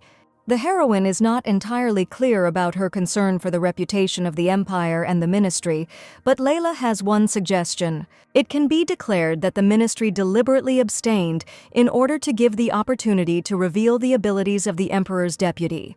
Cold sweat ran down Marquis Baldir's face. Well, that was a good idea. Then there wouldn't be any problems. Layla is present as the representative of the Emperor, so everyone respects her infinitely. What a degenerate! He has already forgotten how he humiliated her and tried to put a spoke in her wheel. Vile and pathetic hypocrite, once the Marquis has stopped shaking for his own skin, Madame Tebessa returns to her place. Of course, the Marquis does not dare to detain His Majesty's deputy himself. Baldir waved his hand contentedly to the girl. This room is too small, the ceiling is too low, and this house is too far from the road. Bear was working hard. Day and night I went through all the materials and prepared lists of suitable buildings and estates, but all were in vain. Baron Delrond roared, "The Emperor at least understands how hard the assistant tried to prepare all this. He will have to try even harder." Madame Tebessa doesn't have a large family. Wouldn't this place be suitable for a girl? Killian is sure that Bear will find much better. Delrond was already at his limit and angrily glared at the Emperor. "Okay, that's enough for today. Time for dinner. Today His Majesty will be eating in the annex, and so will Bear, so let the Baron prepare properly." Was His Majesty really going to go to that very man? The Emperor glanced over his shoulder at his assistant. The Baron understood everything correctly, so Delrond should not hesitate. They simply cannot be late. Bear noted that His Highness had not been there for a long time, so he would certainly be welcome there, he really hoped. Then a rustling sound was heard among the foliage, and His Majesty and his personal assistant immediately turned towards the sound. Then a blue-haired boy suddenly jumped out of the bushes and screamed, trying to scare the young men. Then the boy rushed to hug his older brother. There was bewilderment on Killian's face, and Bear tensed up. Then the blue-haired boy broke into a warm and gentle smile and ruffled his younger brother's hair. The baby's name was Hesse Zeppel Uzelvidia. He was the crown prince of the Cardan Empire and Killian's younger brother. And finally, the day of the main character's return to her now native capital has arrived. Her carriage has already arrived at the palace. Baron Delrond was already descending the palace stairs to meet the girl with joyful cries. The girl got out of her carriage and turned around. She too was finally about to meet Bear and return in general. The personal assistants had not seen each other for a long time. It seemed like an eternity had passed. Like Layla, everything was fine. The main character looked quite normal, which couldn't help but please the assistant. Her work didn't burden Bear too much. The girl really hopes that the Baron did not overexert himself during her absence. He froze. Baron Delrond nodded dutifully. No way, it was just a normal working day in the royal palace for him. At this point, the beaming Minister of Foreign Affairs appeared at Layla's carriage, and Bear greeted him with a cold look. The entire diplomatic delegation was already standing in the conference room before His Majesty, with Layla and Baldir standing in front. The foreign minister immediately stepped forward and announced that all members of the diplomatic delegation had arrived safely. The obliging salmon immediately flew up to the vile marquis, and Baldir prepared a report on their meeting. His Majesty humbled him with a steely gaze and said through clenched teeth that the Minister of Foreign Affairs had begun to forget the laws of his country. Since when in the Kardon Empire is the status of the Minister of Foreign Affairs higher than the position of Deputy Emperor? The main character also froze, of course. The girl had the right to present a report on the negotiations, but instead of the Minister of Foreign Affairs, she felt a little uneasy. Marquis Baldir grimaced in an offended and humiliated grimace. What the hell? He was being neglected. Madame Tebessa should not stand aside, let the Emperor's deputy report on the diplomatic negotiations. The main character stepped forward with her delegation. Baldir gritted his teeth. Whatever. Madame Tebessa gave a detailed and organized account of the negotiations, and that was all. His Majesty was delighted and called Layla's work excellent and the results of the diplomatic negotiations brilliant. The Emperor turned to Duke Giltan. The man might have some objections or questions, but not at all. The other members of the meeting present, the ministers, may have questions or additions, but they do not. His Majesty rose from his throne and looked triumphantly at all the people present. In that case, Madame Tebesse, for her outstanding services and the validity of her abilities, will be given the surname Astor and the title of Baroness. The main character bowed before her emperor as a sign of gratitude for the trust shown to her and the assignment of the title. Duke Giltan immediately approached Madame Tebessa, or rather Madame Astor, with congratulations. Of course, the main character did not consider him sincere. This scoundrel was one of the most dangerous people in the palace. A rough male voice interrupted Layla's conversation with Duke Giltan. Were they really that close? It had been a long time since they had seen Layla, and in front of the girl stood a red-haired man in luxurious clothes. It was the father of that same lying scoundrel Sophia, Duke Hadlin. He transferred his powers to his son for health reasons. What is he doing here? The girl had grown and changed a lot since their last meeting, apparently, like all other people. After the impudent Sophia burst into Thebes' estate and caused a pogrom, they did not communicate. Then it all ended on a depressing note. What had the Duke forgotten here, and what was the point of this forced joy? Duke Giltan clarified whether Madame Astor is close to Duke Hadlin, rather they have known each other for a long time. The satisfied Duke Giltan stretched into a poisonous smile. This expression did not bode well. So, if they were familiar, then we were no longer talking about events that happened 10 years ago. Father Sophia's eyes immediately flashed furiously. The tension was so palpable that it could be felt with one's hands, and lightning thundered between the two dukes. The royal palace, despite its grandeur and beauty, is essentially a political arena, a permanent place for battles. Well, at least Phil is not here. By the way, Duke Cloud is not visible either. If Phil was given a rest as a reward, then Cloud should be in the capital. Delron called out to the girl and congratulated her on her new title of Baroness. He was so proud of his colleague. They have the same titles, and now they can only communicate by name. His Majesty is looking for Layla. It's time for her to go. The main character asks both dukes to understand her situation. Giltan replied that they would see each other again. Hadlin remained silent. Bear escorted the girl to the Emperor's office. His Majesty was waiting for her, and it was already time for the assistant to go. The girl thanked Baron Delrond for seeing her off, let Baroness Astor contact her if anything. The personal assistant walked into Killian's office with a serious look. She's already here. How wonderful. Let her sit down. The main character was worried inside. Why did the Emperor call her? The girl did something wrong. The Emperor, with a serious look and calm tone, announced that His Majesty was giving Layla a new mansion. There are some problems with the house where she now lives. Why a new estate if the Baroness and Deputy will live in such a small house? It will undermine the Emperor's reputation. And if so, the girl is grateful for the concern. Which mansion His Majesty wants to give for use has not yet been decided. Apparently the house has not been chosen yet, so the girl would not mind living in the palace for now. How is it in the palace? Only members of the imperial family can live here. Layla simply does not have the right to do so. Why was the main character so surprised? The Emperor said something unnecessary. Layla became embarrassed.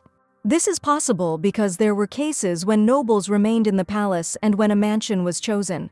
Such a question will not be resolved in one day, then the day after tomorrow, and in 2 days such an important issue will not be resolved either. And when the question of the girl's place of residence would be resolved, the emperor wondered, somewhere in 2 weeks. Layla was shocked. How could this be?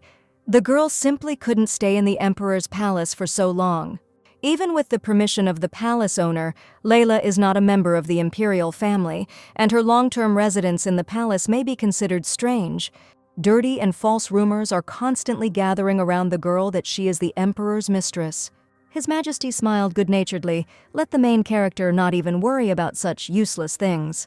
Of course, the emperor allows Layla to stay in his palace because of housing problems. It is also connected with their common matter of childcare. Since the heroine has already returned, it's high time to finish this issue off. Wouldn't it be easier to do this if Layla stayed in the palace? In a way, Layla frowned. It was more burdensome than she thought, and the rumors weren't going away. The emperor knew that the girl would be uncomfortable, so Baron Delrond decided to also stay at the palace. Both personal assistants moved to the royal palace to carry out a plan to establish an orphanage. A loud sneeze from the emperor's personal assistant, Baron Delrond, was heard in the emperor's office. What on earth was that? What a new scourge, my ears are itching, my nose too. Someone clearly remembers Bear with an unkind word. His Majesty asked whether his assistant would ignore this. Even the emperor is sometimes remembered with bad words. The emperor had long suspected that someone was speaking badly of him behind his back.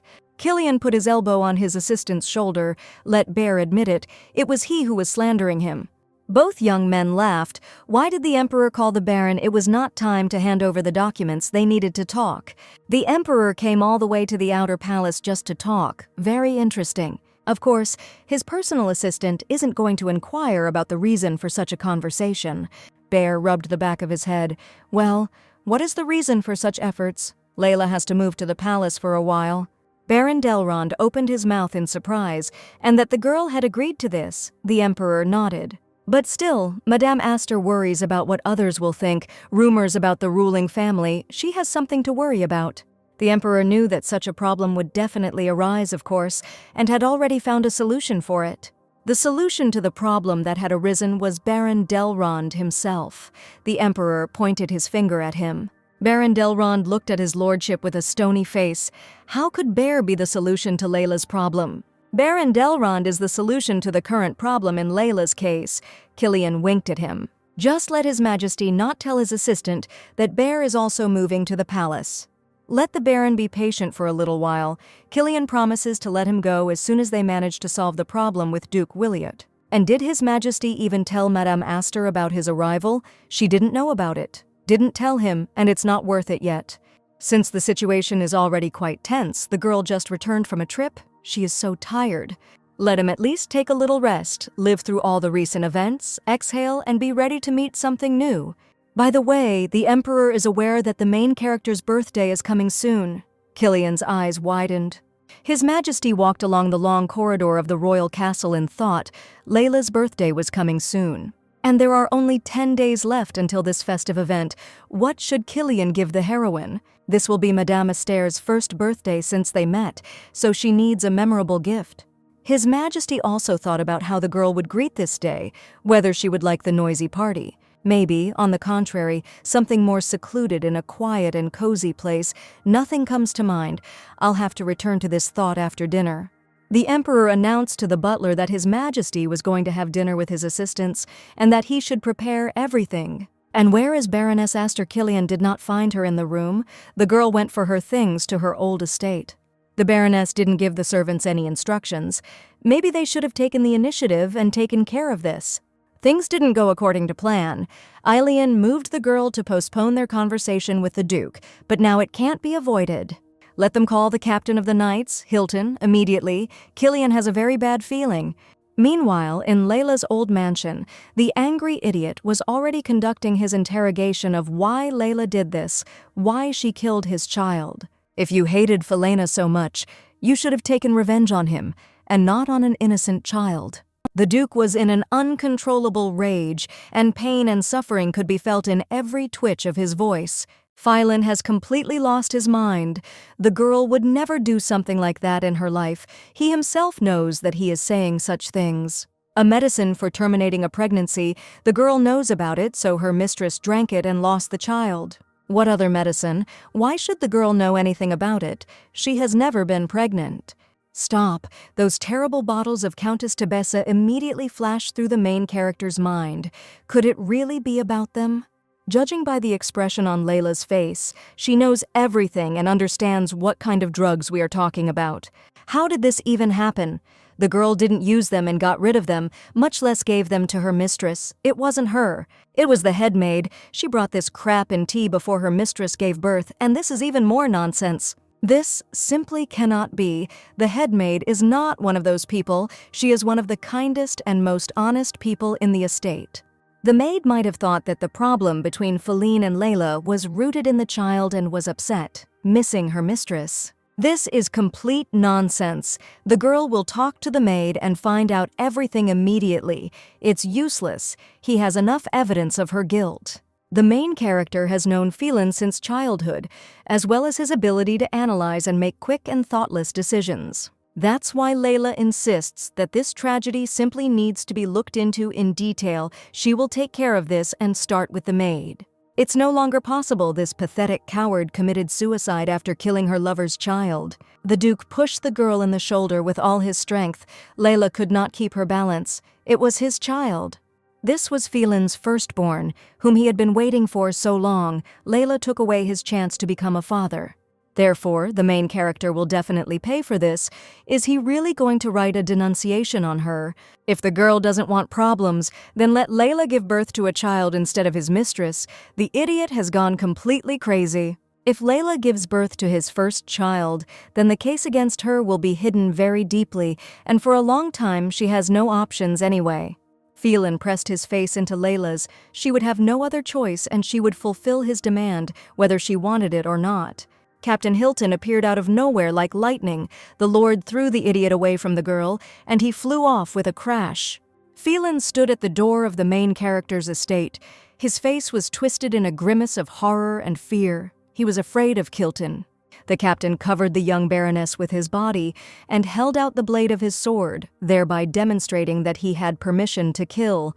The main character didn't have time to process the information about what Hilton was doing here, what the hell was going on.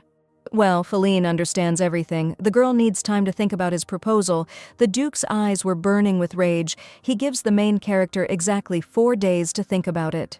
And if Baroness Astor does not want to lose everything she has achieved, then it would be better for her to return to the estate. Otherwise, Layla will suffer unbearably, but even this will not be enough to compensate him for the pain of losing his firstborn.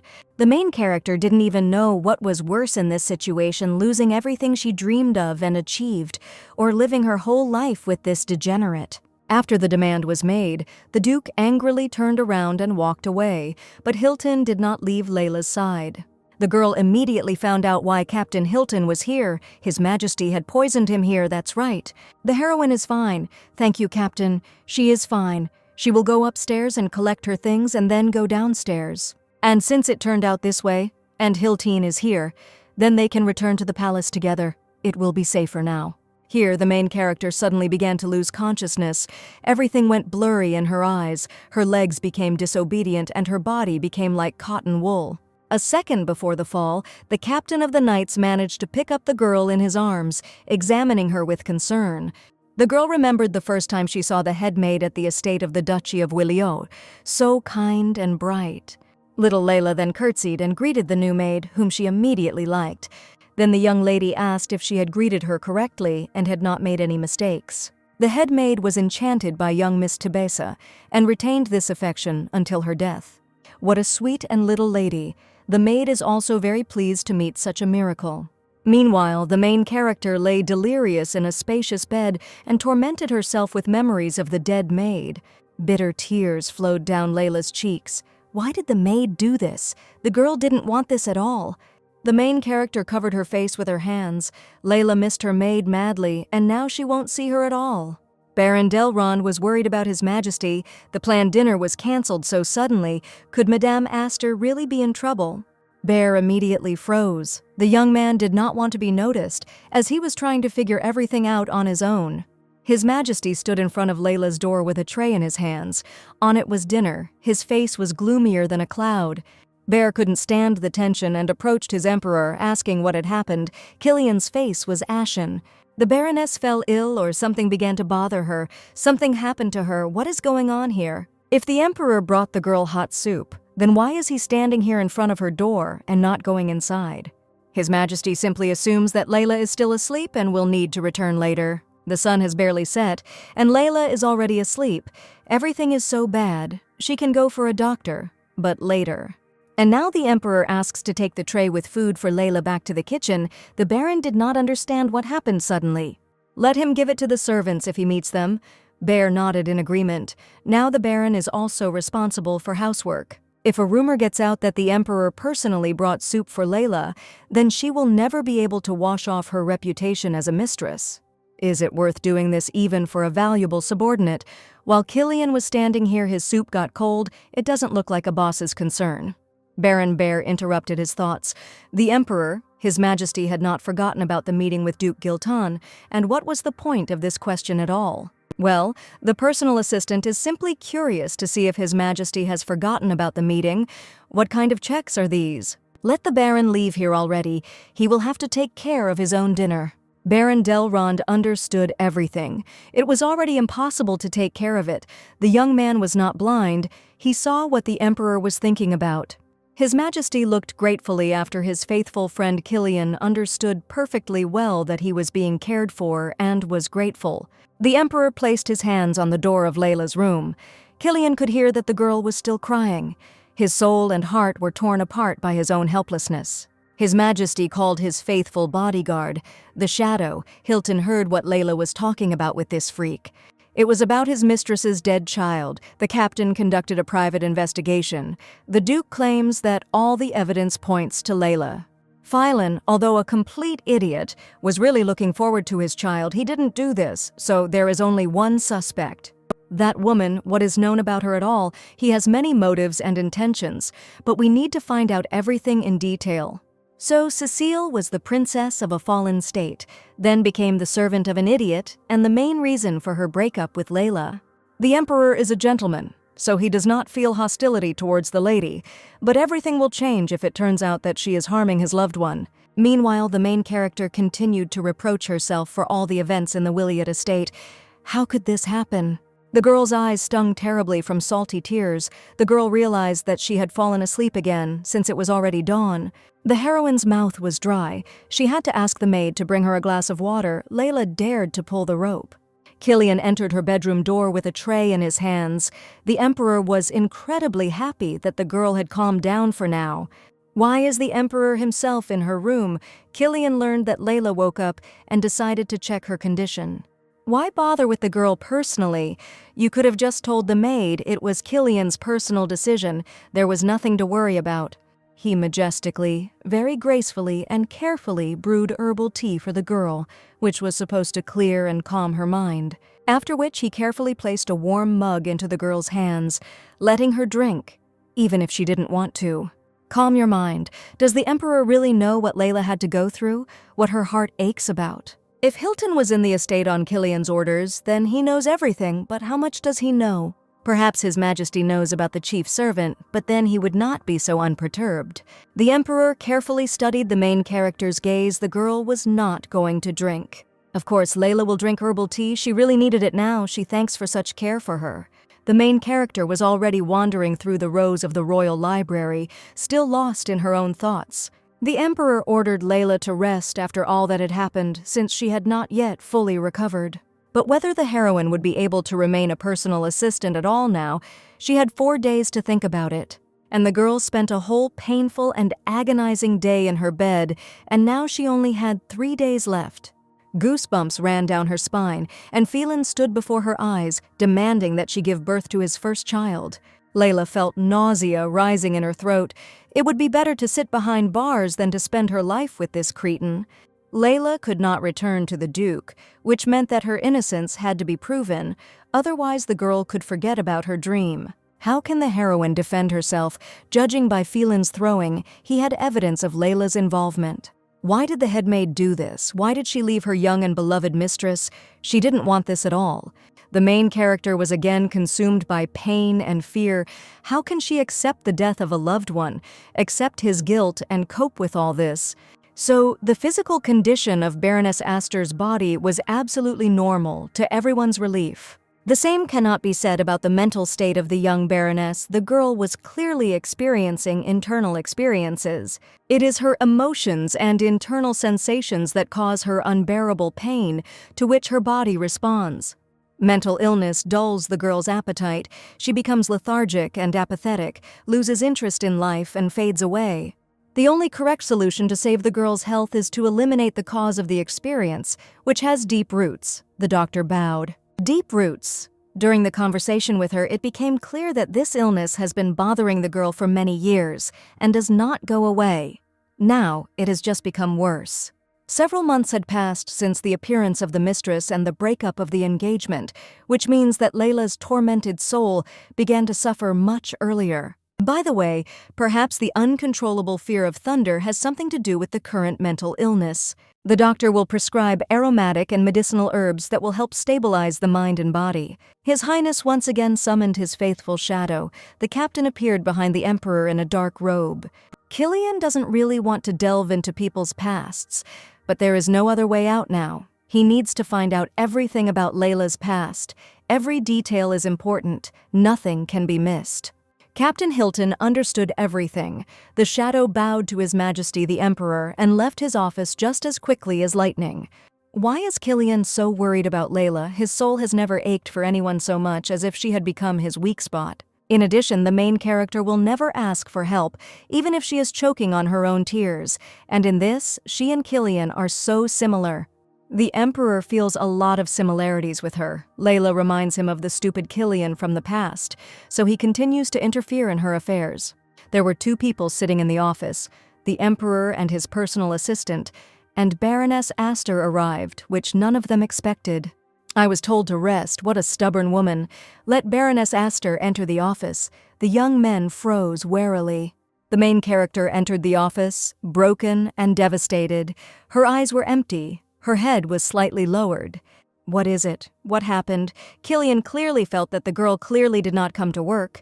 Bear also became nervous. Layla came to talk. The Emperor asked his personal assistant to leave the office. Bear nodded. The Emperor crossed his arms in front of himself, sensing something bad that the main character wanted to talk about. Baroness Astor placed a document signed by her hand on the desk. What was that? Killian wanted to take the document, but the girl interrupted him. Then the girl sat down on the sofa opposite His Majesty. In front of him lies the Baroness's statement about her dismissal from her position. The Emperor was shocked by such a statement. What was the girl saying at all? The girl continued her explanation. Layla has a request for the Emperor. Let His Majesty not sign the girl's statement yet. What does she mean? The main character is going to leave for the Yuliet's estate to clarify the circumstances of the incident and reveal the whole truth. In no case should you do this. It's too dangerous. Doesn't the girl understand this herself? Besides, Killian can help with this. The girl refused His Majesty's help. She is obliged to cope on her own. After all, it is her past and her mistakes with Phelan. Does the Baroness at least realize what danger she is exposing herself to in vain? Killian has long noticed that the girl is too stubborn in useless things. Layla thanked His Majesty. This was not a compliment at all, but a plea that the girl would listen to common sense at least once. So Baroness Astor wants the Emperor not to accept her resignation until the whole truth is revealed, but then he won't be able to help. It's not like that. If Layla fails to get to the truth, she will be disgraced and doomed, in which case how can she ask for protection from His Majesty? The Emperor took a deep breath. How much can he touch this girl? He agreed to fulfill her request, but in a different form. His Majesty tore up the girl's statement before her eyes, and so that the Baroness would not dare bring him anything like that again. The Emperor will never let go of the main character's hand as long as she remains faithful to him, the cherished words that everyone dreams of hearing. Killian ordered Baroness Astor to rewrite the statement. She is not a knee, but is on vacation. If her innocence is not proven, then his reputation will be at risk. What a stubborn guy, but Layla specifically submitted her resignation letter to protect Killian and what he was doing. The main character's thoughts were interrupted by a servant. He informed Baroness Astor about the arrival of a guest, let him come into her room. The Baroness's personal maid, Michelle, entered her bedroom. What is she doing here? Something happened. What if she was also being threatened? The main character immediately rushed to Michelle, how she missed the girl, how things were going with her, what was new in her life. Michelle didn't answer a single question. She knew everything, and her mentor would never do something like that. Layla doesn't believe it either, but Feline, even though he's an idiot, would never accuse her of something like that without evidence. But this simply cannot be. This letter was left by the head maid for Layla, and she asked to deliver it on the day of her death. The handwriting really belonged to the deceased maid. The letter was for her beloved mistress. She worries about Layla every day, wants to know how she is doing. Since her mistress's birthday was approaching soon, the maid planned to visit her. If Layla was against it, then let her at least allow her to send a gift. The maid will be looking forward to the time when they can see each other again. Layla pressed the letter to her chest. She is not guilty. Could this all be the work of that fake bitch? But would she really harm her own child? It seems that the criminals are someone else after all, and Layla will definitely find him and make him regret what he did with her own hands. The main character is filled with confidence and invincible strength, and she and Michelle immediately head to the Williot Duchy. The royal carriage was already waiting for its traveler. The girl was determined and calm. She now knows that her beloved mentor died innocent. The personal maid carried the mistress's suitcases to the royal carriage. Layla was about to get into the carriage, but Killian shouted at her. The girl immediately turned around. The emperor clarified why the Baroness was planning to leave. Right now, the girl simply wanted to sort this out quickly. His Majesty noticed on the girl's neck the same necklace that he had given her during the walk. It seemed she liked it. The emperor came close and took the pendant in his hand. Something more elegant would look much better. He would give her a new necklace for her birthday. Therefore, let the girl definitely come back. They will all be waiting for her very much. Killian kissed the girl's pendant. The main character was touched by Killian's attention. The girl had long ago realized what she felt for him. She would definitely return. By the way, Baroness Astor also has a gift for His Majesty. Killian must have it. The royal carriage moved off, and His Majesty watched the departing carriage where his Layla was. Baron Delrond was running quickly down the stairs of the royal palace, where the worried Bear was rushing too. Bear tried to catch his breath. Could Baroness Astor really have left? How could the emperor let her go? He had to hide her or take her away. Killian couldn't change the girl's decisions that she had already made. The emperor sighed deeply. The Baron noted that His Majesty's reaction was surprisingly restrained. He was sure that he would be angry. Killian had managed to talk about something with her. A warm smile appeared on the handsome, blue-haired young man's face. His friend was also worried about Layla, but it was okay. She would definitely return to them. Then His Majesty placed his approving hand on the shoulder of his faithful comrade. The Emperor was sure of this. Killian walked along the gloomy corridor of the royal palace. The young man became calmer in his emotions, but he still felt uneasy. A shadow appeared behind the Emperor. Killian did not call the captain now. It was already his initiative. His Excellency froze questioningly. Something had happened, not yet, but His Majesty really was not against it. Killian's face remained even and confident. He had already made a decision and resigned himself to it. The Emperor was not against it. Today was the last day for Layla to make a decision, so it was necessary to prepare the estate for her return. Duke Williot enthusiastically ordered the butler to prepare everything for her return. The girl would definitely come. He knew that for sure. By the way, it was necessary to start looking for a magician as winter approached. Their prices for services became more expensive. His Excellency received a message from the Duchy's residence. The Duke will receive him. Phil nodded. A fake lover appeared from the magic crystal ball and happily squealed a greeting. Phil asked her distantly if she had had lunch, but Cecile had eaten and it was already 2 hours after lunch. The Duke didn't even listen to her answers. All his thoughts were occupied with Layla. Why wasn't she here yet? Would she really never show up? The mistress immediately realized that she was being neglected. Something had happened to Phil. Maybe he was sick or had problems at work. It's all right, what the mistress wanted, but can she only contact Phil on business? Of course, that's not true. The mistress lost her child. She is probably heartbroken, so at first you need to be attentive to why Layla is still not here. Phil, the Duke generally listens to Cecile, Feline. What's going on there at all? Definitely nothing happened, what the mistress said. The butler announced that Madame Layla had arrived, and the Duke immediately jumped up from his seat. Well, finally. The Duke immediately jumped up and ran to meet her. He would call his mistress back later. He had urgent business. His mistress tried to attract him, but all was in vain. The mistress shook the crystal ball and called the Duke. "What the hell is this? What the hell? She's back again." The plan was precisely that Phelan personally dealt with this upstart for the death of his firstborn, and she returned, and he was glad to see her. This idiot doesn't understand anything at all, so we need to change the plan. The scoundrel has already gone too far. It's not in her position to give up. The main character will have to die so that the lying creature can live long, happily, and luxuriously.